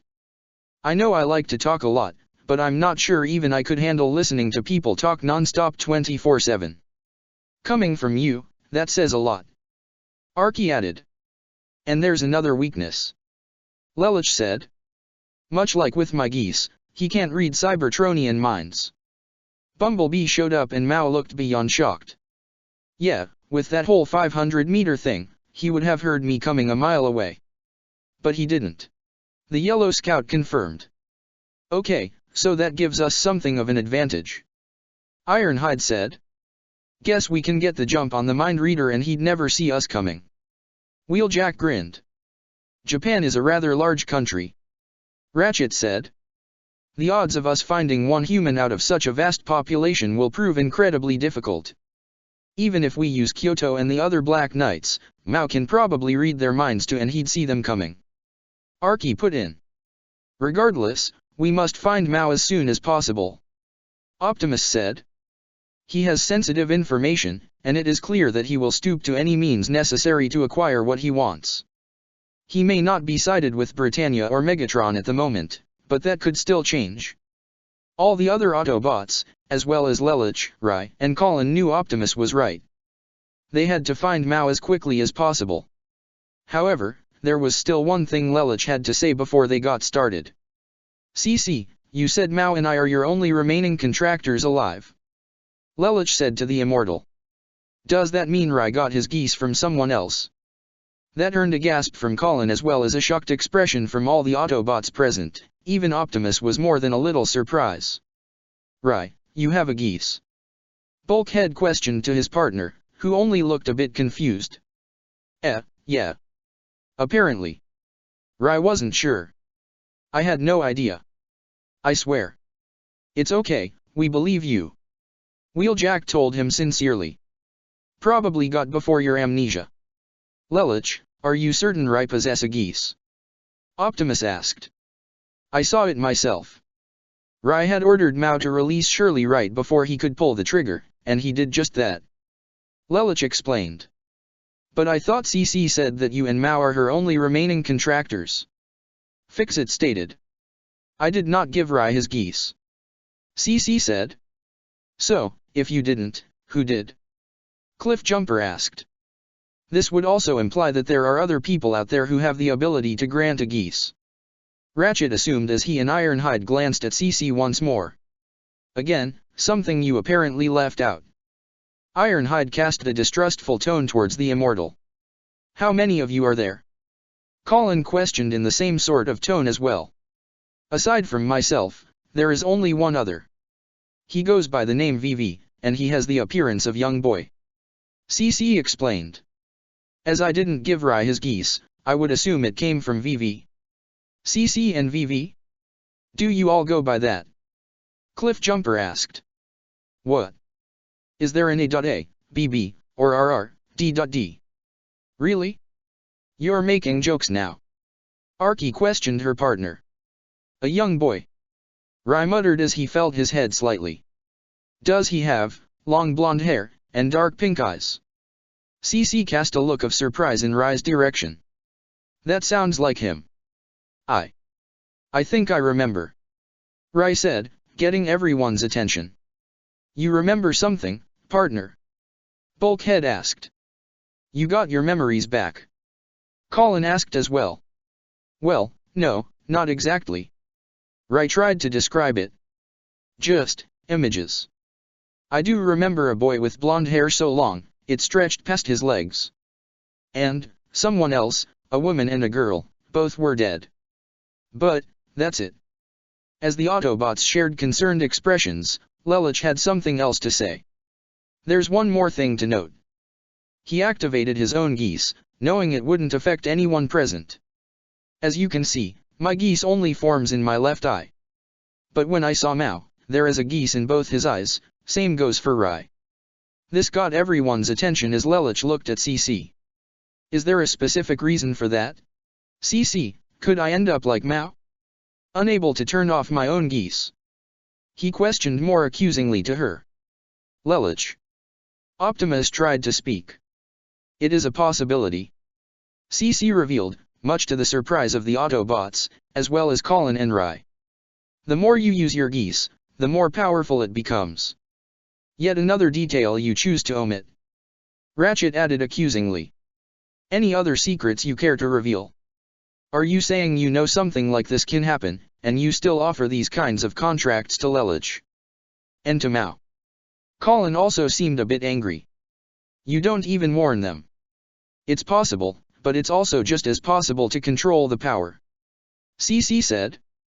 Mao ended up the way he did because he couldn't, and it ultimately consumed him. All the good it's gonna do if you don't actually tell them that. Ironhide stated.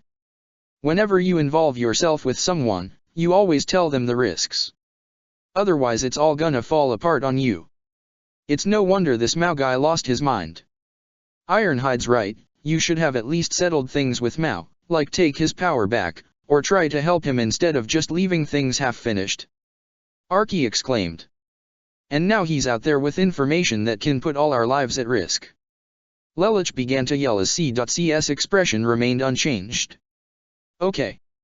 Yeah, I can see where CC screwed up, but is yelling at her really gonna solve anything?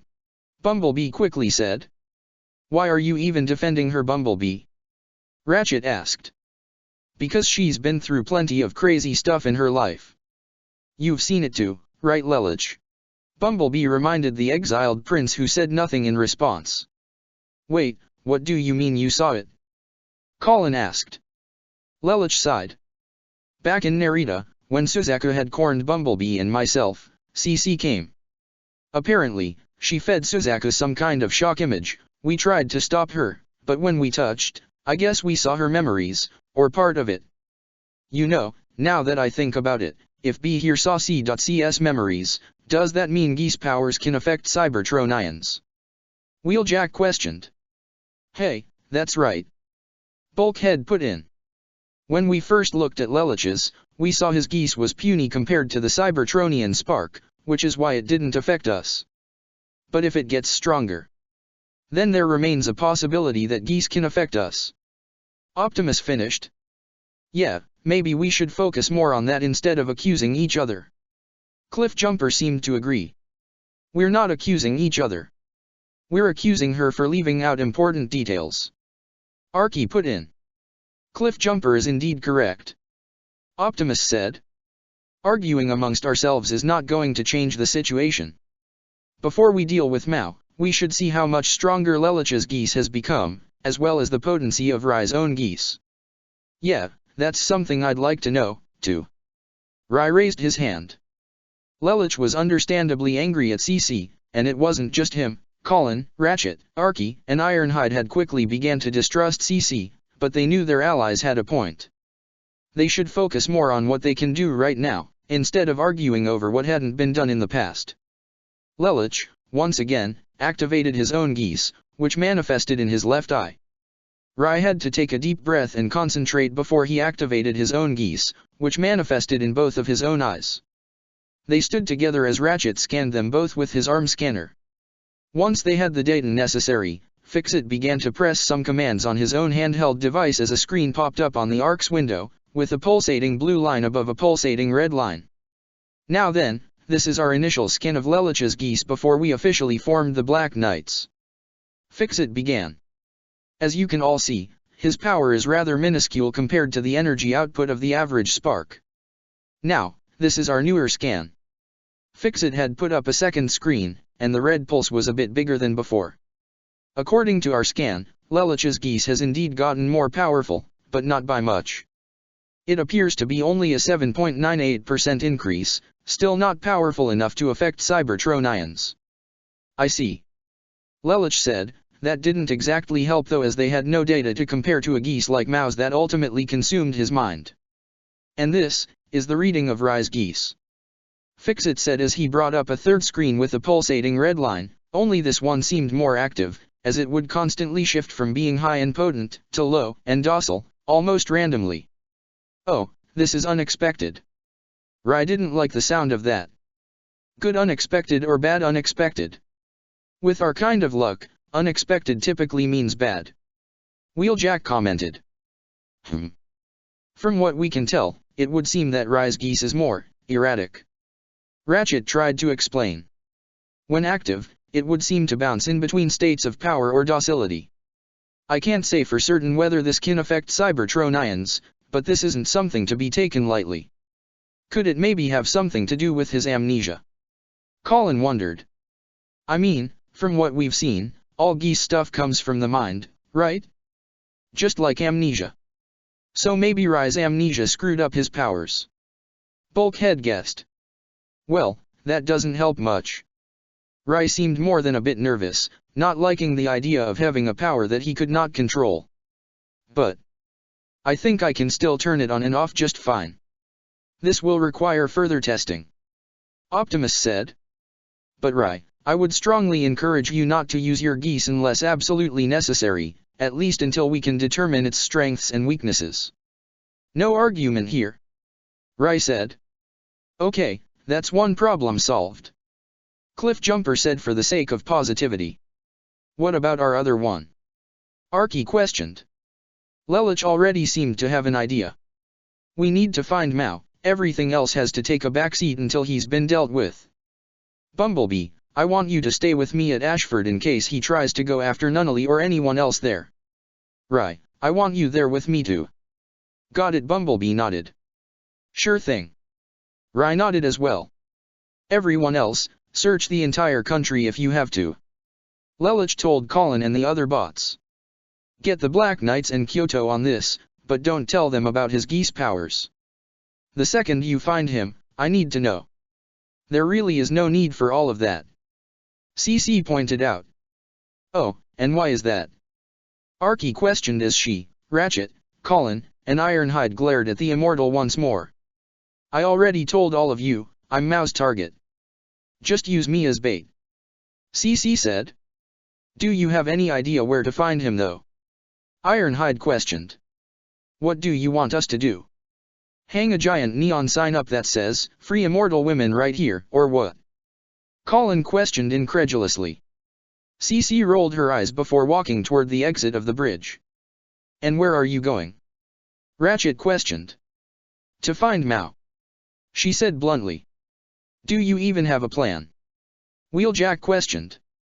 You all have your way of handling things, I have mine, CC said as she had left the bridge, leaving the Autobots and human teenagers present either confused or frustrated. I do not get her. Like, at all, Bulkhead said. Optimus was the first to get everyone back on track. We all know what we must do. Mao has become a dangerous threat, even if he is specifically targeting CC, I fear that he will go to extreme lengths to get what he wants. We cannot let that happen. The next morning, Mao's head was pounding. He wandered throughout the settlement, hearing thousands upon thousands of different thoughts throughout his head. It was like listening to hundreds of endless conversations all at once. This is why he hated cities, too much noise. There was only one solace for him in a place like this. He turned up the volume of the headset he was wearing, which began to play C.C's recorded voice in his ears on loop. Do you understand, Mao? Don't worry, Mao, I'm not going to die. Mao? Mao? Are you awake, Mao? Oh Mao, how silly. An obsessed smile formed on Mao's face. CC, I can't live without you. Wait for me, I'll find you soon. Mao knew however that as long as Lelich and the Autobots were around her, he'd never get to CC. Fortunately, he knew a way he could have all of his obstacles removed for him. Mao found himself at his destination, just outside the gate toward the Asik base, the base where Suzaka was at with the Lancelot, but he wasn't here for any of them. After reading Lelich's mind, Mao had already learned all he needed to. He knew the location of the Ark, the details regarding all the Autobots and some of his friends in the Black Knights as well as Ashford Academy, but more importantly, he knew everything Lelich knows about the Decepticons. The gate opened and Mao saw a certain red car began to pull out, but it didn't get very far until Mao approached him. Though Mao couldn't read the mind of the one truly behind the wheel, he knew from Lelich's mind who this supposed car really was. That's a nice paint job you got there, Mao began. But I suppose you can really get any kind of paint job you want, right? Just scan the car you like and bing bang boom. Must be one of the perks to being a Decepticon and all, right Knockout? Knockout's door suddenly opened as the seat belts outstretched to ensnare Mao and quickly pull him into the driver's seat before Knockout sped far from the base. It wasn't long before the disguised Decepticon pulled into a long alleyway, far away from any pedestrians that he transformed and held Mao in his grip. Who are you? Knockout questioned. You're not a Brightonian and you certainly don't look like a Black Knight. I'm neither, but I'm honestly surprised a Decepticon could tell the difference. You usually kill people left and right regardless of their nationality, not that I really care or anything like that. Mao commented with a knowing smile. You didn't answer my question, who are you? Knockout pressured. Mao kept his smile up. There lies a bit of a tale, which won't be nearly as interesting to Megatron as this. Using a free hand, Mao lowered his sunglasses to reveal the geese emblem in both his eyes. So, take me to your leader. Knockout could only respond with a confused, yet intrigued expression on his face. Ashford Academy. As Colin, Rai, Ogai, and the other Black Knights worked with the Autobots to locate Mao, Bumblebee remained in vehicle mode in the clubhouse parking lot, his scanners keep an eye out for Mao. So far, so good. And while Bumblebee was close outside, Lelich sat inside with his sister having some tea with Nunnally, while at the same time, he had hidden cameras installed throughout the building as he looked through his laptop. It's been a long time since we spent time by ourselves, huh? Nunnally asked. Well, it's the weekend, even Sayoko needs a little time off now and again. Lelich said as he continued to look at his laptop for any sign of Mao in the building. He was confident in Bumblebee, but he needed to be sure. You know, I was surprised you spilled our little secret to Colin. Nunnally said in a teasing yet honest manner. I mean, I understand Rai since he lives with us but... Well, Colin and I have been spending some time with a group of friends, who've helped me to see things differently. Lelich said. Do they know our secret too? Nunnally asked. Yes, they do. But you don't need to worry, Nunnally. I promise they're good people. Lelich told his sister. Nunnally smiled. Don't worry big brother, if you say they're good people, I believe you. And if they're helping you, then I'd love to meet them. Lelich smiled back. You will, I promise. I'm sure you'd love them. Nemesis. Mao followed Knockout through the halls of the Decepticon warship. He would see different Viacons throughout the base, but he couldn't read any of their minds. This whole ship was completely quiet to him, and he couldn't be any happier. He even turned off the recording of CC in his headset, though he couldn't get enough of her voice. It was nice to think clearly and not have any intruding thoughts in his head. This place was perfect. Though he did hear a few thoughts earlier when entering the Nemesis, guess Megatron had a few human prisoners here, one of which was even Shirley's father, so he was alive after all. But he honestly didn't care, he wasn't here for any of them. Mao was brought to the bridge of the Nemesis, with only 2 other Decepticons occupying it. Mao could already identify them after reading Lelich's mind, Soundwave and Megatron. And while the leader of the Decepticons was intimidating to normally anyone, Mao wasn't the least bit nervous, not when he had some important cards in his hand that he knew Megatron couldn't resist. Megatron turned to see Knockout enter the bridge but was surprised to see a human with him. He clearly wasn't Brightonian. Knockout, who is this human and why have you brought him here? Megatron questioned. Forgive me, Lord Megatron, but he knows about us. He knows, quite a bit actually. Knockout confessed. Call me Mao, and I have a very interesting proposal for you, Megatron. Mao made a confident bow as he spoke. Tell me, you've been around Earth for quite some time. But have you ever seen a human who has this? Mao took off his visor to reveal his geese.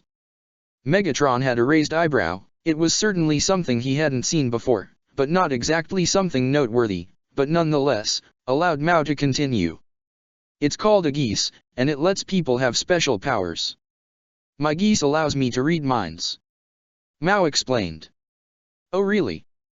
Knockout questioned skeptically. What am I thinking right now?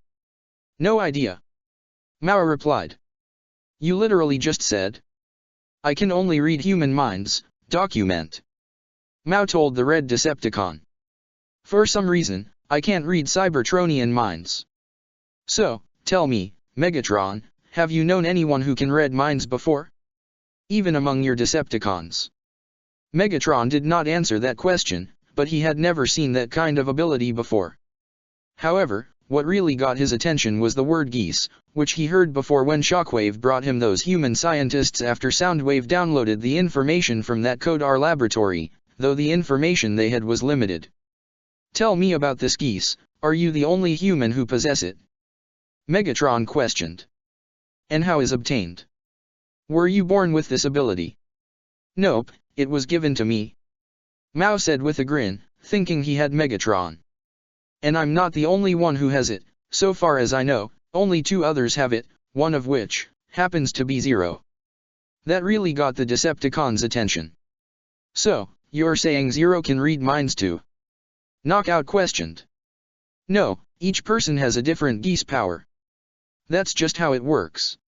Mao said. You said the ability was given to you. By whom? Megatron questioned. She calls herself CC and she's no ordinary human. Mao said. Megatron had heard that name before as he turned to Soundwave with a nod. The silent Decepticon's faceplate showed the image of CC acquired from Kodar. The minute Mao saw her image, an excited smile formed on his face. Yes. That's her. And she has the ability to grant this geese to others as well, and has even granted one to Zero. Megatron mused.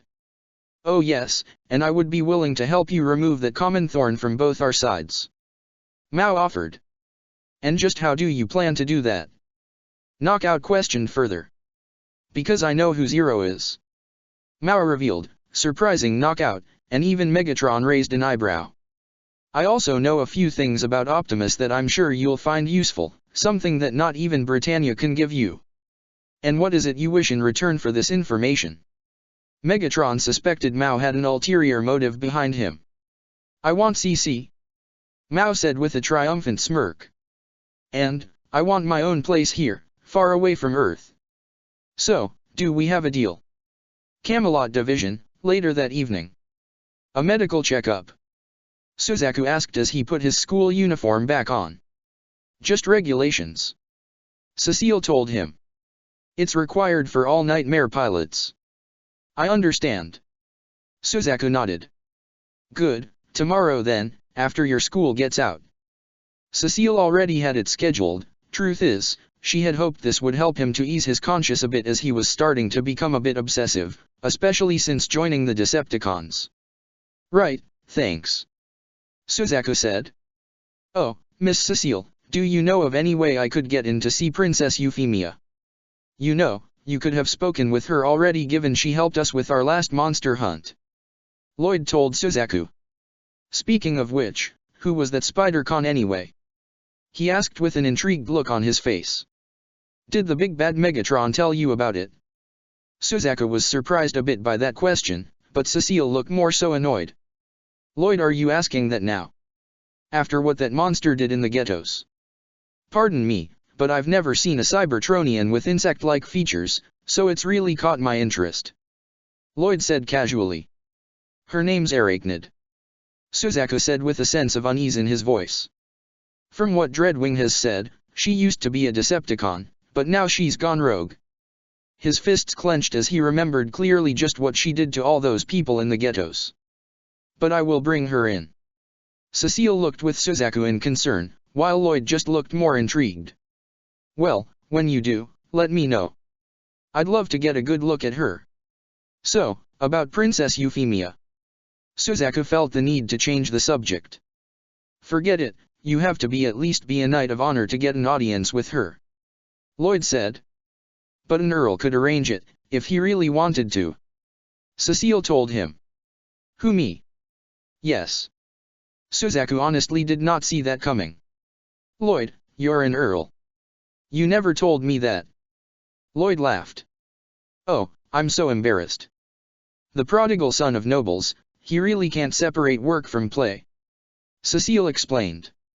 Suzaku still looked in comic shock. Wow. Ashford Academy, the next day. Increased security. Millie asked in surprise. I think it would at least help the rest of the academy feel safer. Lelich explained. What with what's going on between these giant transforming robots and all the military activity? Well, I could talk to my grandfather about it, but... Millie's eyes widened slightly. Did somebody find out you're a prince? Hopefully that secret's still safe, only the Ashford family knows about me and Nunnally. Lelich looked down slightly.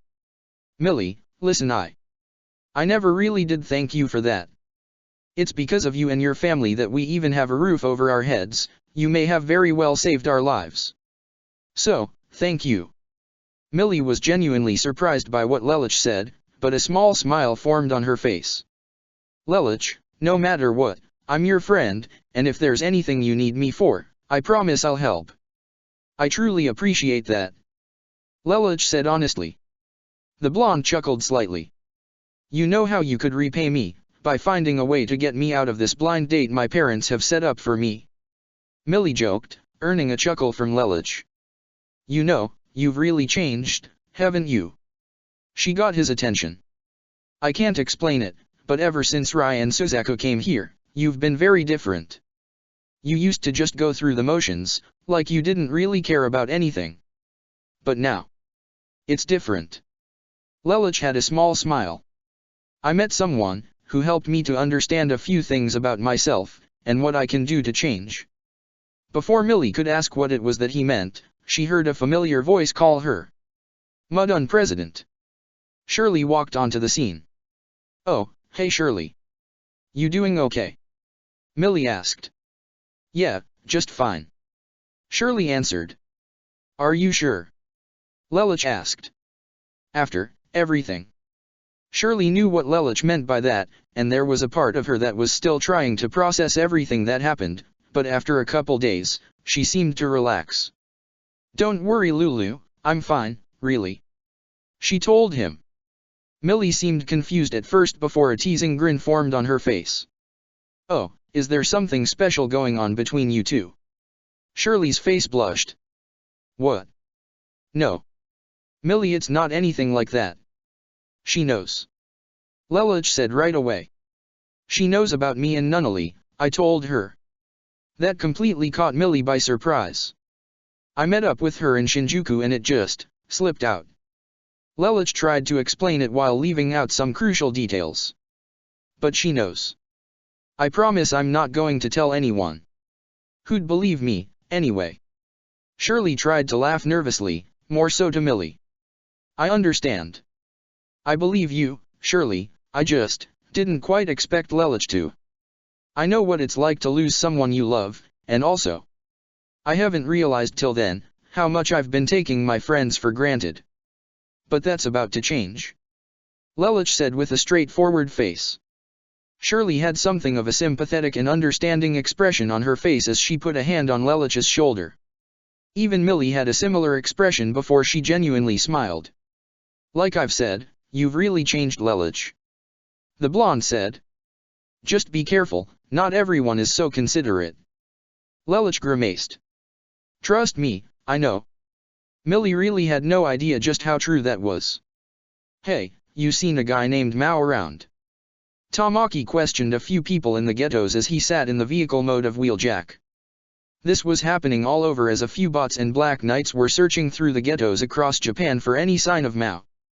Colin rolled with Arki, Rai, Inu, and a few others rode with Bulkhead. Sugiyama, Minami, and Yoshida rode with Ironhide. Even Cliff Jumper drove around with some Black Knights himself. Though the Black Knights weren't told about Mao's geese, they were told that he knows about Zero's identity as well as critical information regarding the Autobots.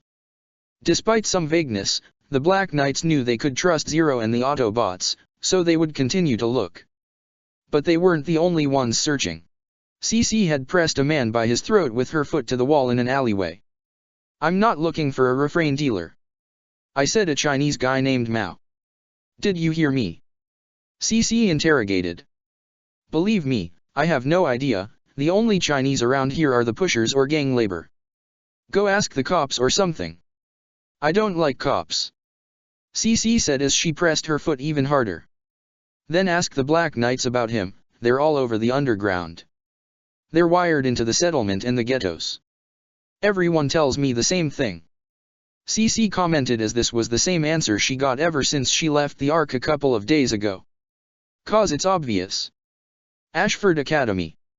Shirley had just walked out of the school and was about to head home, when she saw a blue motorcycle pull up with a certain someone in a blue motorcycle pulled up. Hey Shirley. Colin greeted as she wore a red leather suit with a red biker's helmet. Ka. Colin. Shirley didn't expect to see her. And R. 3 right. She tried to get the Autobot's name right. Archie. The blue fembot corrected. Right, sorry. Shirley apologized. You doing all right? Colin asked. Yeah. Do you need something? Shirley asked. Well, I was wondering if you wanted to come over to my place and, maybe just talk and hang out. Colin asked. Really? Shirley asked in surprise. Yeah. We haven't really known each other at all, and I'd like to change that a bit. Colin said. I'd like for you to get to know the real me. Shirley had already known Colin was a Black Knight after Lelouch took her to the Ark after their encounter with Mao, but she still wasn't quite used to it, so this was a bit of a surprise to her. Plus, we haven't located Mao yet, so, just in case he thought about coming after you again, I think you'd be better off with us for now. Archie also added. Oh, okay. You still haven't found him, yet? Shirley asked. Apparently, he's really good at hiding. Archie commented with an annoyed sigh. Don't worry, we'll find him, and if you're with us, we won't let him hurt you again. I promise. Colin smiled honestly as she offered Shirley a hand. Shirley hesitated for a second, not that she distrusted Colin, but she wasn't completely used to all this yet. But after a second or two, she accepted Colin's hand. The redhead handed Shirley an extra helmet as she got onto Archie. I've never ridden a motorcycle before, so. Shirley said. Just hang on tight. Colin told her as Shirley wrapped her arms around her friend as Archie drove off. Suzaku had just left the hospital with Cecile. The checkup went just fine, physically he was completely healthy, and carried positive traits for a soldier. So, it didn't seem like there was a whole lot to worry about. Well, that went well. Suzaku commented. Yes, but, if it's alright with you, Suzaku, I think it's best you take a break from your duties. Just to give your mind time to recover. Cecile told him. Sure.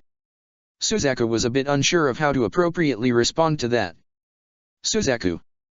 Both he and Cecile were caught by surprise as a certain pink-haired royal met with them, along with a pair of bodyguards.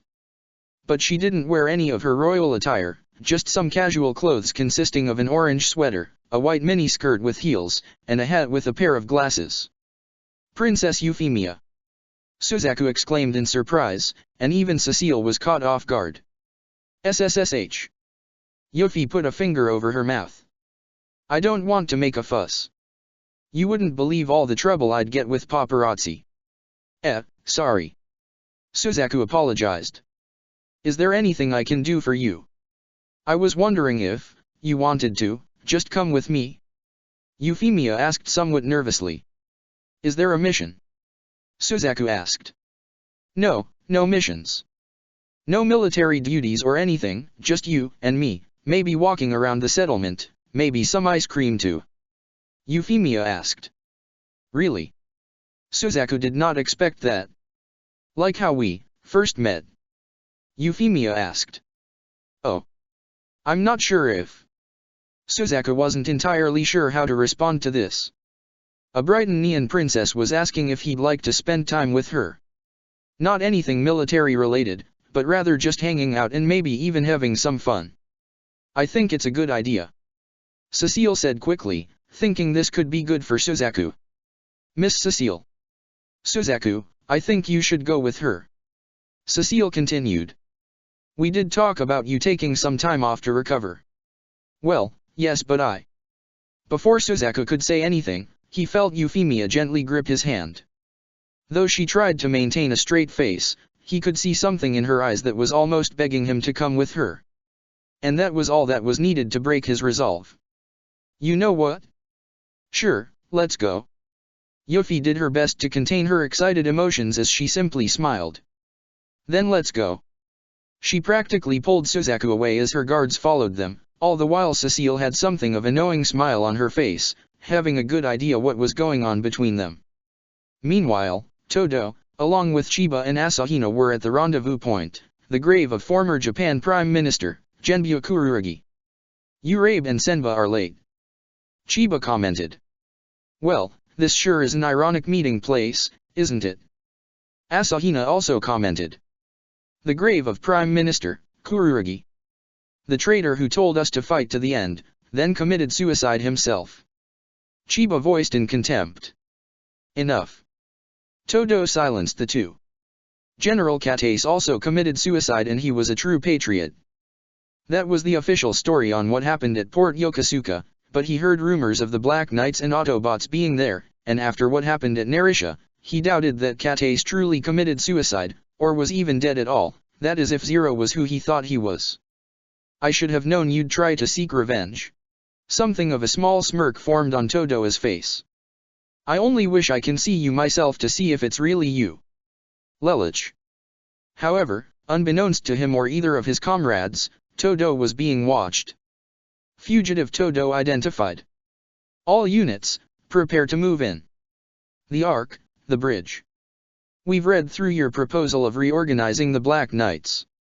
Ratchet spoke over the communications. I have some changes myself I'd like to implement, but overall, this is a good structure. I'll contact you with the final iteration by tomorrow. Thanks, I appreciate that. Diet Hard contacted from the other line. We'll work on how implement the cell-based structures another time. That is all. Ratchet hung up. Well, seems as though we were wrong about Diet Hard. Fixit said as he and Optimus were the only ones on the bridge aside from Ratchet. He seems quite acquitted, submitted, committed. He may not be a spy, but there's something about him I just don't like. Ratchet said honestly. Perhaps, although his connections could make him a valuable asset. Optimus replied. But regardless, we'll be certain to keep an eye on him. Good to know something's going smoothly right now. The three Autobots saw Lelich enter the bridge. Lelich, when did you get here? Ratchet asked. He recently asked me for a ground bridge. Fixit answered. Bumblebee will remain at the clubhouse to watch over Nunnally in case Mao shows up. Lelich added. Speaking of which, still no sign of him. I'm afraid not. Optimus confirmed. Despite our efforts, we still have yet to locate Mao. This only seemed to make Lelich more frustrated. He can't read any of your minds, but all the good that's gonna do if we can't find him. It's like looking for a needle in a haystack. I agree. Ratchet said. Having a wild card out in the open like this with such sensitive information is something that we cannot afford right now. We will find him. Optimus stated. But we must not afford to lose our heads.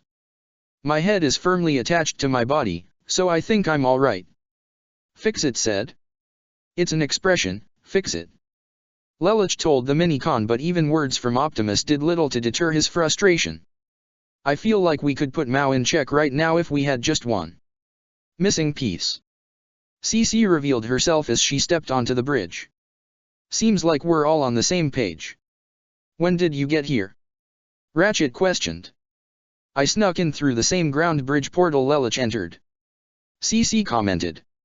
We've been unable to find Mao separately, so the logical choice would be for us to work together, don't you agree? Yes, that may be for the best. Optimus seemed to agree. Suddenly, Lelich's cell phone began to ring. He checked the caller ID and saw it was a no number. Having a good idea who it was, he looked up to Optimus, who simply nodded. Lelich then answered it. Hello. It's me, Lulu. Mao teased on the other side of the line. Lelich need only look to Optimus, Ratchet, and Fixit to confirm who it was on the other line, as they all had serious expressions. C.CS there, isn't she? I want to talk to her alone, put her on. Lelich handed the phone to CC just as Optimus looked to Ratchet with a nod. The Autobot medic quickly pressed several key commands on the console, bringing up the phone line on the speakers for the bridge, allowing everyone present to hear the conversation. It's me, CC. Mao. CC acknowledged as she turned away from Lelich and the Autobots to hide a conflicted look on her face. I'll be at Clovis Land, come alone. CC sighed in annoyance. You're as selfish as ever, I see. If you don't come, I'll just have to tell Megatron who Lelich really is. Mao told her, much to the surprise of Lelich, Fixit, and Ratchet, while Optimus just maintained a stoic expression. Oh, and just in case the Autobots are listening to this, which they probably are, I haven't told Megatron about the Ark or where it is, yet. I'm keeping those cards close to my chest. But if I see any of you anywhere near Clovis Land, I'll tell Megatron. And I'll watch with a bowl of popcorn as he and his army lay waste to your precious Ark. I'll be there, and they won't bother you, Mao. CC told him. You promise? I promise. CC said before hanging up. You're not thinking of going there, are you? Ratchet exclaimed. I don't necessarily have a choice in the matter. CC pointed out. From the way Mao spoke, it seems as though he's made contact with Megatron. Fix-It stated. We have no way of knowing what he said to him though. Lelich grimaced as he could think of over 100 different scenarios right now, and all of them had undesirable outcomes. However, I do not believe Megatron is aware of your identity, Lelich, nor does he know the Ark's location. Optimus assumed. Perhaps, otherwise we'd be under attack at the moment. Ratchet seemed to agree. That being said, I believe we must also assume that Mao has likely given information to Megatron that he may have found intriguing, perhaps the concept of geese. Optimus continued to assume. Fix-It gulped. I can't imagine what he'd do with information like that. All the more reason for me to deal with Mao right away. CC pointed out. Are you seriously handing yourself over to him? Lelich yelled. What if Mao told Megatron about you? You could be the Decepticons' primary target. I'm not handing myself over. CC said. I said I was going to deal with Mao, and I mean that in a way he can no longer bother us. It didn't take a genius to figure out what she meant by that statement. You mean termination? Optimus asked. Yes. CC confirmed. You were all right. I should not have left things half finished with Mao, so I intend to fix that. A logical choice. He knows far too much. Ratchet concluded. But we can't run the risk of Megatron getting his hands on C.C. either. Lelich argued. You needn't be concerned for me, I'm plenty good when it comes to hiding. I've lived long enough to know how. CC put in. You're leaving? Optimus asked. It's not like I've really contributed to your war. CC said. I'm no Solider, so there really isn't any need in me staying here. I can't risk that, we can't risk that. Lelich said as he activated his geese. CC, stay here, don't go. Optimus looked to Lelich with concern, as did Fix-It and Ratchet. The medic and Minicon were unsure of how Lelich's geese would react with CC seeing how she granted the ability, though Optimus was more concerned with why Lelich would resort to using a geese on CC. On the surface, it made sense to keep her away from Megatron, but he couldn't help but feel there was some other reason, something more personal. Geese does not work on me. CC said as Lelich grunted. It seems rather logical. Ratchet put in.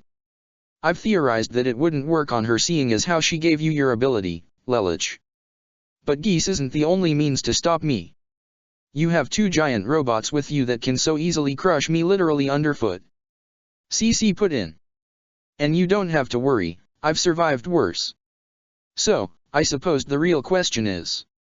Optimus. She looked to the Autobot leader directly. Do you intend to force me to stay here? Optimus had a look of understanding. If you believe you have no place here, then you may leave. You are not a prisoner. Optimus. Lelich exclaimed, not agreeing with his choice at all. This is her choice, we have no right to strip it from her. Optimus told the young revolutionary. Thank you. It's been fun, I'll say that at least. CC said as she was about to walk out. Fix-It, I'll need a ground bridge.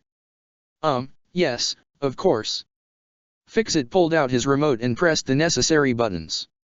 All right, the portal should be all set for you. Farewell, and good luck with your little war. CC gave a final wave as she left the bridge. Why are we just letting her go? Lelich questioned, looking at the Prime directly. Optimus, you know Megatron, do you really think he'd pass up an opportunity like this? No, he would not. Optimus confirmed. If I were in Megatron's place, I would be quite intrigued with CC myself. Ratchet added. I can only imagine just what he could do with an ability like Geese. Just thinking about that makes me feel even more glitchy than normal. Fix-It shivered. So, you just let CC leave with a risk that grave? Lelouch exclaimed. No, because I know you won't. Optimus said, surprising the former prince as Optimus continued. Lelouch, I know you can defeat Mao.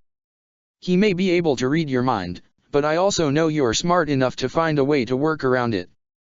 I understand how you might feel towards this, you are taking this risk very seriously and I can respect that, but you cannot allow your emotions to cloud your judgment. Unlike myself, or anyone else in our organization, be they Black Knight or Autobot, you've met Mao face to face, you've seen how he acts, use your strategic mind, analyze what you know about Mao and find a solution. I know you are capable of doing just that. If you need assistance, I will provide you with it, we all will. Lelouch was rendered completely speechless. Optimus had just told him that he believes in him and what he can do. A part of himself honestly felt truly touched by this. He wouldn't admit this aloud, but Mao was right about one thing. Lelouch had admired Optimus a great deal, up to the point that he considered him a father figure, one far more fitting than the likes of his biological father. He truly admired Optimus for his strength, strategy, experience, and even his ideals, so much so that it was starting to rub off on him. Lelouch smiled inwardly, making a silent promise not to disappoint the Prime that he admired so much. All right, I think I might have an idea. Lelouch began, causing Optimus to smile slightly. Should I contact the other Autobots, or the Black Knights? Fix-It offered. No, if this works, we won't need any of them. Lelouch said. In fact, the only one I'll really need is Ratchet. Me? The Autobot medic questioned. Yes, more specifically, your vehicle mode. Lelouch confirmed. So, I trust then you have a plan. Optimus asked, to which Lelouch could only reply with a knowing smirk. Colin's residence. Here you go, Shirley. Colin handed the orange-haired schoolgirl some tea. It's instant tea, I'm not really good at making the real thing. Thank you. Shirley smiled as she accepted it. She had spent much of the evening in Colin's apartment and had taken the chance to get to know the real Colin, not that sickly facade of a girl she thought she knew. She even got to meet Colin's birth mother, who was really happy to see Colin had brought a friend over, though Mrs. Kojaki had to go to sleep rather early. Colin explained her mother's involvement with Refrain, and while she is recovering and getting the help she needs for rehabilitation, she needs plenty of bed rest. Colin had also explained what had happened to her brother, and how that was the reason she was even fighting Britannia to begin with, to which Shirley expressed her utmost sympathy, which Colin was grateful for. You know, Colin, I really don't know why you tried so hard to pretend to be sick. Shirley said to her as the redhead sat down on the coach with her. I really like this active personality of yours, it makes you feel fun. Yeah, I really hate acting like that too. Colin smirked. But I'm glad I can be myself around the other Black Knights and the Autobots. They're your friends? Shirley asked. Yeah. Colin nodded as she picked up a framed picture of herself, her brother, and Ogai. This guy right here, Ogai, he's almost like family. He and Naoto were best friends growing up, and I got to know him myself. What about your motorcycle, I mean, Arky? Shirley asked. She's my partner, actually. She's more like an older sister. Colin confessed. Protective, but very reliable. She's always there for me, and it's not just her. That red Autobot, Cliff Jumper, he's her partner, and by extension, my partner too. And, now that I think about it, he's actually a lot like Naoto, overall friendly, a sense of humor, the only difference is that Cliff doesn't know when to shut up. She chuckled. Even Shirley giggled a bit. When Lelouch had me first meet the Autobots, I was a bit overwhelmed, who wouldn't be? But now, after hearing how close you are to them, it makes me want to get to know them. They just seem so friendly, and that big one. Optimus. Colin said. Yeah, he's like a superhero. It's hard to describe. I know the feeling, he does give off that sort of impression, doesn't he? Colin replied. Shirley's smile faded into confusion, however. But, while they can all talk, I noticed Bumblebee, why does he speak with bleep? Colin grimaced. Ogai had told her after he, Tamaki, and Ratchet brought Valletta back from Port Yokosuka. There's a reason for that. During the war for Cybertron, the poor guy had his voice box torn out by Megatron, the Decepticon leader. Shirley gasped as she instinctively grabbed her own throat. That's horrible. The redhead gave a slight scoff. You think that's awful? I had the pleasure of meeting a Decepticon face-to-face who was a real monster. Colin's fists clenched in anger as she remembered Arachnid, but it wasn't just her. I honestly never thought I'd meet someone who's even worse than Britannia. At least with them, I know there's some good people. Hell, Lelich and Nunnally are freaking royalty, and I thought those guys were the scum of the earth. But, the cons. A butcher, a backstabber, an assassin, and so many others who love to kill, who love to destroy, and had no qualms at all about destroying their own home. How can anyone like that exist? Shirley was slightly taken aback by Colin's attitude as she saw the clear emotion in her eyes. I am not going to let them get away with any of that. Colin continued. And I won't let them bring that kind of destruction to Earth. It's not just about Japan anymore, it's so much more. Shirley, I am not going to let the Decepticons win. I'll do everything in my power to stop them. I swear it. The schoolgirl seemed to understand. When she first heard about Lelich's identity as the former prince, and what happened to his mother and Nunnally, which was why his father exiled them, she wasn't sure how to respond. But after taking some time to process and think it over, it made sense why he'd become Zero, and why he even has this geese power. It wasn't just out of revenge, it was destroy a world where the weak and helpless are always sacrificed and trampled upon. And after learning what happened to Colin's family, Shirley knew that it wasn't just Lelich who was suffering. Countless people in Japan had lost their homes, families, and even lives to Britannia. She honestly felt ashamed to be a Britannian. Of course, she knew that there were still good people in Britannia, such as her mother and her friends on the student council, but she can no longer follow that monster of an emperor. And from everything she's heard, these Decepticons are even worse. They torture and kill, and thoroughly enjoy it, even the destruction of their own home. Shirley's fists soon clenched into determination as she came to a decision. I want to help. Colin looked to Shirley in surprise. What? I said I want to help. Shirley began. After learning everything, about the Autobots, Lelich, you, and the Black Knights, and about Britannia and these Decepticons, after finally knowing all that, I can't imagine sitting by and doing nothing anymore. I want to help you, all of you. She clenched both of Colin's hands into her own and said 8 words that Colin would never expect. Colin, I want to join the Black Knights. Tokyo Settlement. Suzaku had spent about 2 hours or so with Euphemia. They really had no destination in mind as they wandered around the settlement. Per her orders, Euphemia's guards kept their distance, but still maintained a close eye on her. And so far, her disguise appeared to be working as nobody recognized her. Suzaku, for the most part, seemed to enjoy her company. It honestly felt much like when he first met her before realizing she was a princess, and needless to say, he liked it. There was a part of him that had come to see Euphemia as a friend, and while he did hold a great deal of respect for her, he felt as though he needn't push it to become personal as he was an 11 soldier and she was Britannian royalty. The two sat on a nearby park bench to rest their legs after wandering so long. This feels nice. Euphemia confessed honestly. Between all the politics, as well as all the fighting, it feels good not to worry about that, at least for a short amount of time anyway. Yeah, I guess it does. Suzaku seemed to agree.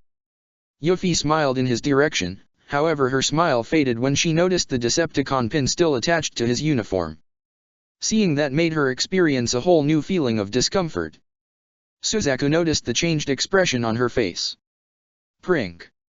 I mean, Yuffie, are you alright? He asked. Suzaku, I don't want you working with the Decepticons anymore. Euphemia told him.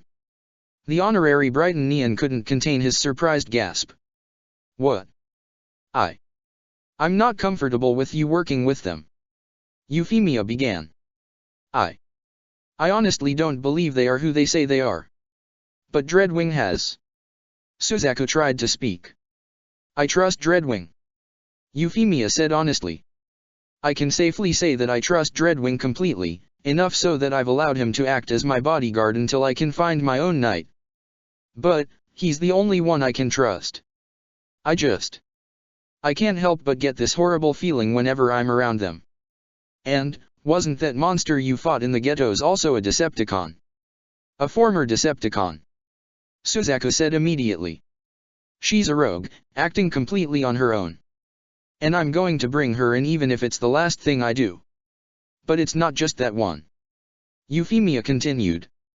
After Nerisha, Cornelia, and I had a meeting with the Decepticons, particularly Megatron and Starscream, on how to handle the Black Knights and the Autobots.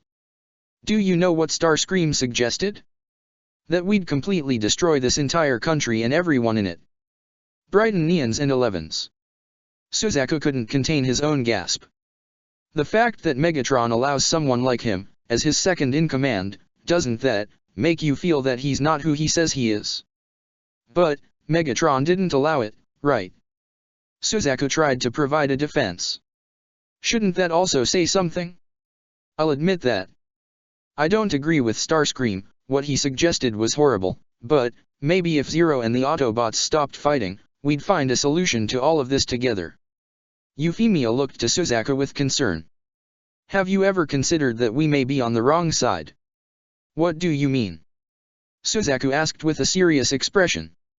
I mean, that maybe, the Black Knights and the Autobots are right to stand against us. Euphemia began to voice her personal opinion.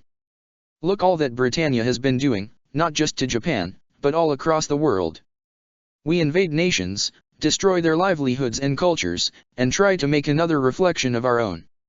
Japan didn't do anything, we're the ones who declared war on them and attacked in the first place. But Britannia also rebuilt Japan. Suzaku tried to argue. Not all of it. Euphemia countered. What about all the ghettos, or the fact that innocent people have to earn their rights back? Rights that, honestly, should never have been taken away. Britannia isn't perfect. I can admit that. Suzaku said. But, it can change for the better. It has the potential to do just that. I mean, you're a princess. The fact that you've just said how you don't approve of all this violence shows that Britannia isn't all bad. Euphemia's expression didn't brighten, but rather, she grimaced even further. Suzaku, can I confess something to you? Something, very personal. Of course. Suzaku was listening. I hate being a princess. Suzaku looked at Euphemia as if she had grown a second head. He had never thought he'd ever hear those words come from her mouth. I hate being a royal to Britannia, but more than anything, I hate my father even more. Euphemia confessed honestly. That man. I don't think there's even an ounce of humanity in him at all. He has us invade so many countries, taking, stealing, killing, all for progress and power, so many people die because of him and, he doesn't even care. And it's not just other countries, even his own family. You heard what he said about Clovis during his funeral, he didn't even shed a tear for him, just saying his death, my brother's death, was just another march toward progress. And you've known Lelich and Nunnally, right? Your family took care of them. Suzaku could only respond with a nod as Euphemia continued. Do you know why they were even sent to Japan? Yuffie continued as her voice became more emotional. It was because their mother was killed. Lady Marianne. I even loved her, almost like a second mother, and Nunnally, dear sweet Nunnally, lost her eyes and legs because of that. And how did our father respond? He sent Lelich and Nunnally away, because he had no use for them. Yuffie was on the verge of crying. And he even ordered for Japan to be invaded, knowing they would probably die, but he didn't care. He didn't even bother to investigate Lady Marianne's death. Tears were already streaming down Yuffie's eyes. Whenever I look around at the settlement, I see Lelich's face. I see Nunnally's face, and I can only imagine how scared they were before. I'm a princess, and I couldn't do anything to help them. I hate myself every day for that. She pressed her hands against her face as she let her tears flow freely. Suzaku looked with an expression of surprise and utter sympathy. There was a part of him that considered telling her about Lelich and Nunnally, that they were alive, and she could see them. But, he didn't want to run the risk of their identities getting leaked to the media, or to someone who could take full advantage of them. He wasn't sure what to say to Yuffie that could help comfort her, no matter how much he wanted to. But that's what he ended up doing as he put a hand on her shoulder, and she looked at him with puffy red eyes. I don't really know what to say. Suzaku began. I feel humbled that you choose to confide all this with me. And I am so sorry you feel this way, but don't hate yourself. None of that is your fault. You didn't send them here, you weren't the one who attacked Japan, it wasn't you. And I'm sure they wouldn't want you to blame yourself either. You're a good person, someone who wants to change the world for the better, and I want to help in any way I can. Suzaku had a genuine smile. I promise, if you need me for anything at all, I'll be here for you. I promise, Yuffie. Yuffie looked toward Suzaku with an emotional expression. He had just addressed her as Yuffie rather than Princess or Sub-Viceroy Euphemia, and reached out to her as a friend, not as a soldier to royalty. That was enough for Euphemia to wrap her arms around Suzaku and bury her face into his shoulder as she continued to cry, but not just sorrow, but tears of joy as well, as she knew that she had a true friend in Suzaku that she could trust completely. Suzaku embraced her back, giving her the comfort she needs with a genuine smile.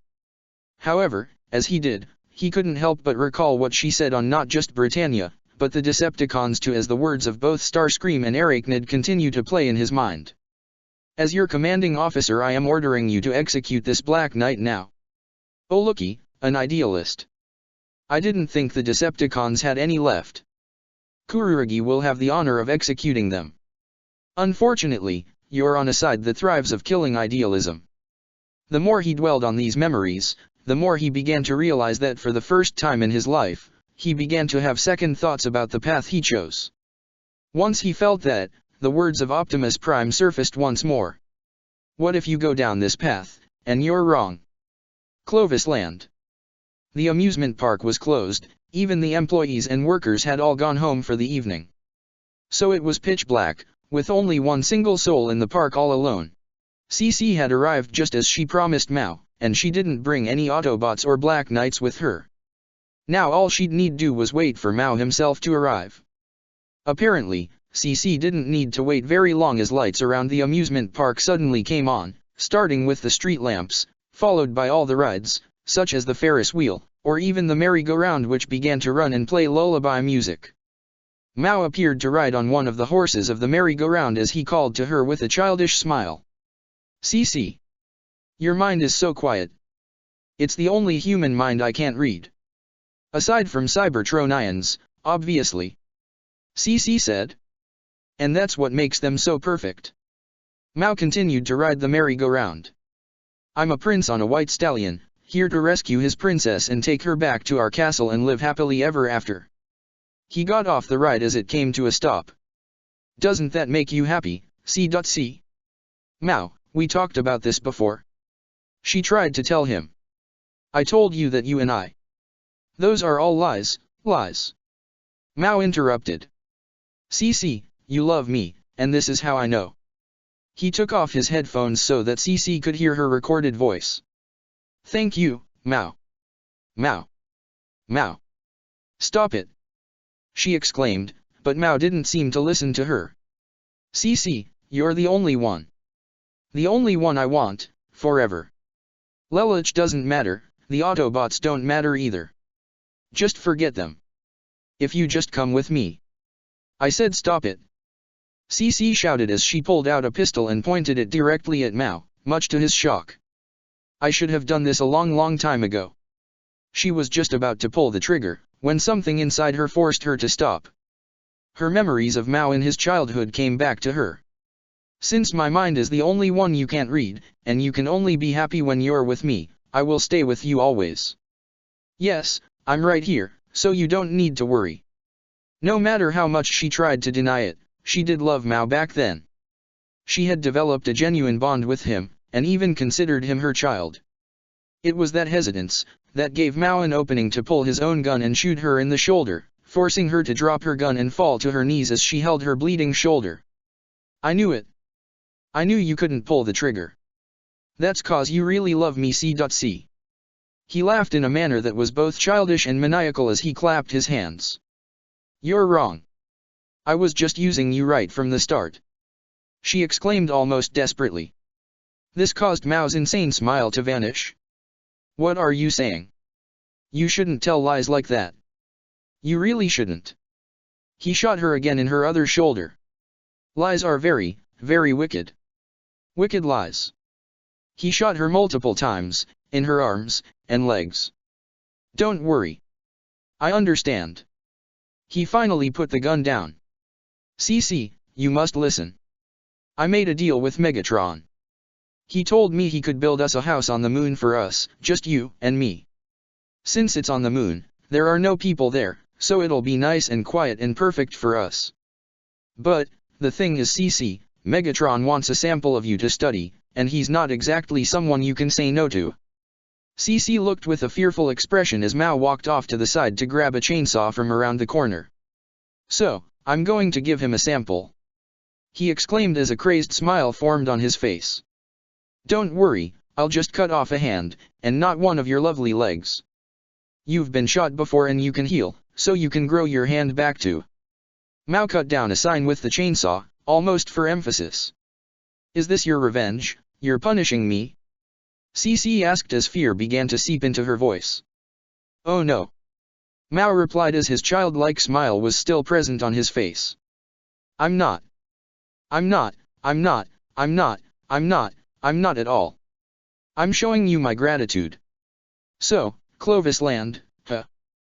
Both of them directed their attention to the television screens that suddenly turned on and showed the image of the masked revolutionary known as Zero as he spoke.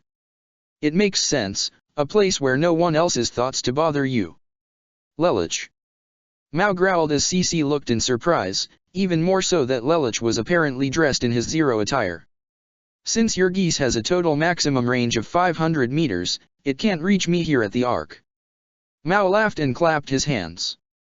That's true, that's very true.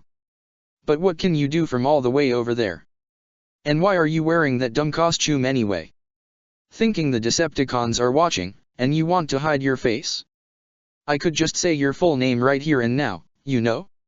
How do you know they're not watching?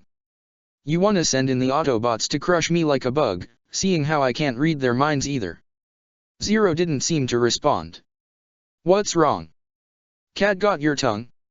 If you want CC then. Mao, think. Zero interrupted. You don't believe C.C's her real name, do you? She never even whispers it to anyone. That caught Mao by surprise as he glanced at C.C's fallen form. But I know it though, she told me her true name. In fact, all the Autobots, and even a few of the Black Knights know it. Mao appeared saddened and almost betrayed by this revelation. Is that right, CC? You never told me, ever. But you told it to them. You know why? Zero continued. Because CC is mine. CC belongs to me in every possible way. No. Mao exclaimed in anger as he walked closer to the screens. She doesn't. She doesn't. She doesn't. She was mine long before she met you. I have gained every single thing from her.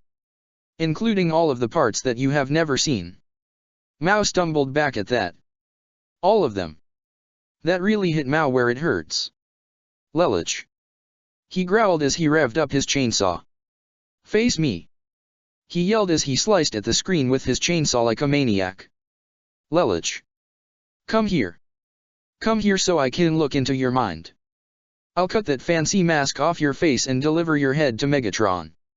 You liar. Liar. Mao, you've lost. The screens had been cut to pieces as they fell apart right as the transmission ended. What are you talking about? I don't care. I'm gonna be with C.C. Suddenly, Mao heard multiple thoughts in his head coming in all at once, all of which were closing in fast. Is that Lelich? But he's too far away. Sounds, everywhere, all those voices. Hold it right there. Drop the weapon and surrender.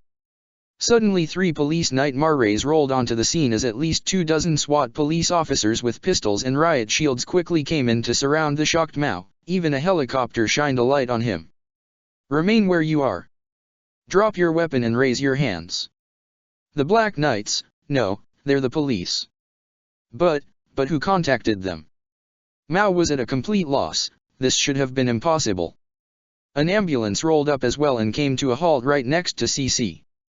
The back doors opened as a paramedic got down and picked up the green-haired immortal. However, once she saw his face, her eyes widened in shock. Lelich. What are you doing here? Mao gasped as he heard CC say his name. It can't be. He was just at the Ark. He can't be here now. The paramedic, revealed to be Lelich in disguise, turned to Mao with a knowing smirk. Are you that slow? Lelich spoke in thoughts alone.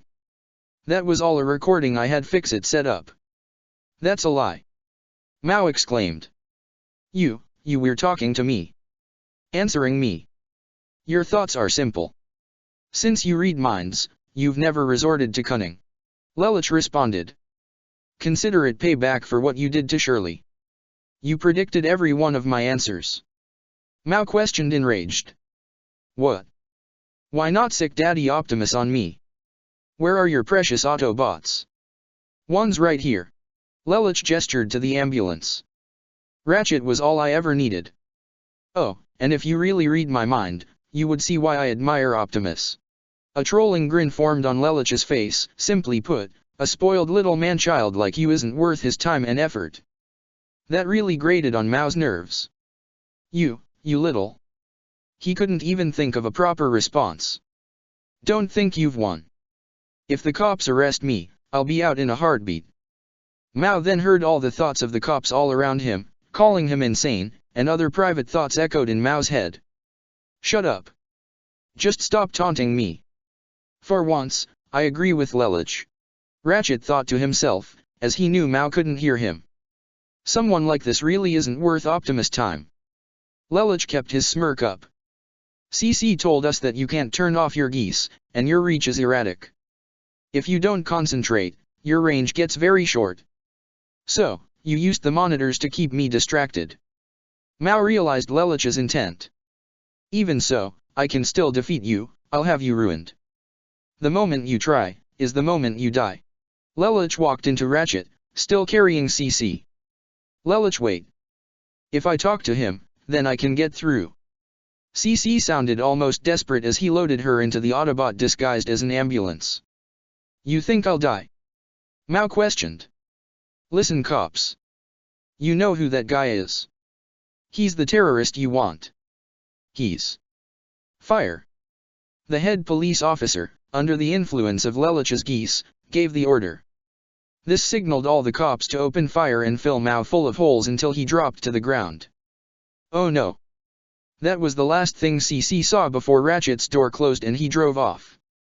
Mao grunted, his face filled with emptiness and despair as he saw the Autobot disguised as an ambulance drive away with CC. 0. Unbeknownst to anyone, the entire scenario was being observed by the Decepticon minicon known as Laserbeak that continued to circle the air. The Nemesis. Soundwave had projected the footage from Laserbeak onto the bridge's main screen as Megatron and Knockout watched it all play out. They could not see Zero's face when he was on the monitor, nor could they hear the name Mao was spouting out. Megatron sighed as he shook his head. Disappointing. That guy was a few wrenches short of a complete toolbox. Knockout commented. Still, we learned a bit more about geese, so it wasn't a complete loss. But it would have been nice if we learned Zero's true identity. Indeed. Megatron responded as he carried a knowing expression on his face. The Ark. Ratchet had returned to the Ark with Lelich and CC, where Optimus and Fix-It were waiting for them on the bridge. I've just informed all Black Knight personnel as well as the other bots that Mao has been dealt with. Everyone should be returning soon. Fix-It informed. Thank you, Fix-It. Ratchet nodded as he and Optimus looked to Lelich and CC as the two stood on the catwalk to be on equal level with the two Autobots present. Mao was only 6 years old when I made my contract with him. CC began as Lelich, Optimus, Ratchet, and Fix-It listened. He was an orphan, who'd never known the love of a parent, he couldn't read or write, and he knew nothing of good and evil. When I gave the geese power to Mao, it isolated him. In his mind, I became his only friend, and his lover. Though I was still a perfect stranger. I'm the only one he even thought of as human, I was Mao's entire world. Then why did you leave him? Lelich asked. I suppose. I was afraid. CC confessed. I had felt connections with others before him, and I've lost every single one. I didn't want to feel like that again. That is a pain and a fear that everyone present has experienced at some point in their lives, including myself. Optimus said. However, if you allow yourself to form connections and bonds with others, you could be surprised at what you find. You do not have to be alone, however, if you still wish to leave, we will respect your choice. But if you choose to stay, then know that you are no longer alone. CC wasn't sure what to say. Despite knowing only bits and pieces of her past, as well as some of her mistakes, even those that could harm them, and yet the Autobots and even Lelich were still willing to accept her. Sarah, I promise I won't let my geese destroy me. Lelich told her, while also surprising her that he addressed her by her real name. I'll find a way to control it, if I can't do it alone, then I know I have help. Not just with the Autobots, but you as well. I trust you, and I need you. As Optimus told you, you can leave if you want, but I'd prefer if you stay. She turned to Lelich with a hopeful expression in her eyes. You really want me to stay? Yes. Lelich told her without even a hint of hesitation in his voice. Optimus looked towards Lelich with a small smile, proud of how honest he was being with himself and how much he was starting to open to others, even those with a flawed past, and give them a second chance. Sarah had an honest smile on her face. Very well, I'll stay. She told him, causing Lelich to smile as even Optimus and Fixit both smiled, while Ratchet just simply nodded in approval. And, seeing as to all the trouble you went to for me, there's something I need to tell you. That other one like me that I mentioned before, the one named V.V. His real name is Victor Z.I. Britannia, the twin brother of Charles Z.I. Britannia. Lelich couldn't contain his gasp as even Optimus, Ratchet, and Fixit were beyond stunned. He's your uncle, Lelich. Pendragon. It was unusual for there to be no one else in the throne room of Charles Z.I. Britannia, aside from the Emperor himself. Normally there would be nobles, or other people of prestigious backgrounds, but no. It was only the current Emperor of Britannia, along with a pair of bodyguards standing by his side as he sat on his throne. The Emperor looked to the other end of the massive chambers as the door opened as 4 individuals entered the room and began to walk toward the throne. All 4 of them wore white clothes with black gloves and boots, but each of them had a differently colored robes on over their uniforms and were rather young. One was a teenage boy with blonde hair, blue eyes, and a dark green robe with a golden Brighton neon crest stitched into it. On his right was a preteen girl with an emotionless expression on her face, light pink hair and red eyes, and a dark pink robe over her uniform. On her right was a young woman, clearly the oldest present, light gray hair and blue eyes, with a purple robe over her own uniform. Finally, a teenage girl, long amber hair and blue eyes, with a light green robe of her own. Your Majesty. They all said at the same time as they kneeled before the Emperor, who began to address them all. Gino Weinberg, Knight of 3, Anya Alstream, Knight of 6, Nonet Enneagram, Knight of 9, and Monica Khrushchevsky, Knight of 12. I trust you are aware of the situation in Area 11. Yeah, a bunch of giant robots are tearing things up down there. Gino said with an excited smile. They are causing problems and need to be dealt with as soon as possible. Anya said almost robotically. Indeed. Charles Z.I. Britannia confirmed. You are to be deployed to Area 11 immediately, to assist Cornelia in destroying these vile machines, and these Black Knight associates. As you wish, Your Majesty. Monica replied. This should be fun. Gino thought to himself. And what of Zero, Your Highness? Or these Decepticons we've been told about? Nonet asked. You are to assist the Decepticons as well, they will act as your allies. Charles explained. In addition, you are being placed under Megatron's direct command. Understood. Anya said in the same emotionless tone. As for Zero, you are to bring him to me alive. Charles instructed, much to the surprise of Monica and Nonette. Alive? Your Highness. Monica wanted to be sure she heard her emperor correctly. Yes, alive. Is there a reason you want to bring a famous terrorist alive right to your doorstep? Gino asked. If you needed to know, I would have told you. Charles said with narrowed eyes, indicating this wasn't up for discussion. All 4 of the knights of the round present bowed their heads in response. You are dismissed, with the exception of the Knight of 9, I must speak with you privately. Nonette was somewhat surprised but acknowledged his request. As you wish. She stood up just as Gino, Anya, and Monica turned around and began to walk away. Once they were out of the throne room, or at least outside hearing range, Charles spoke.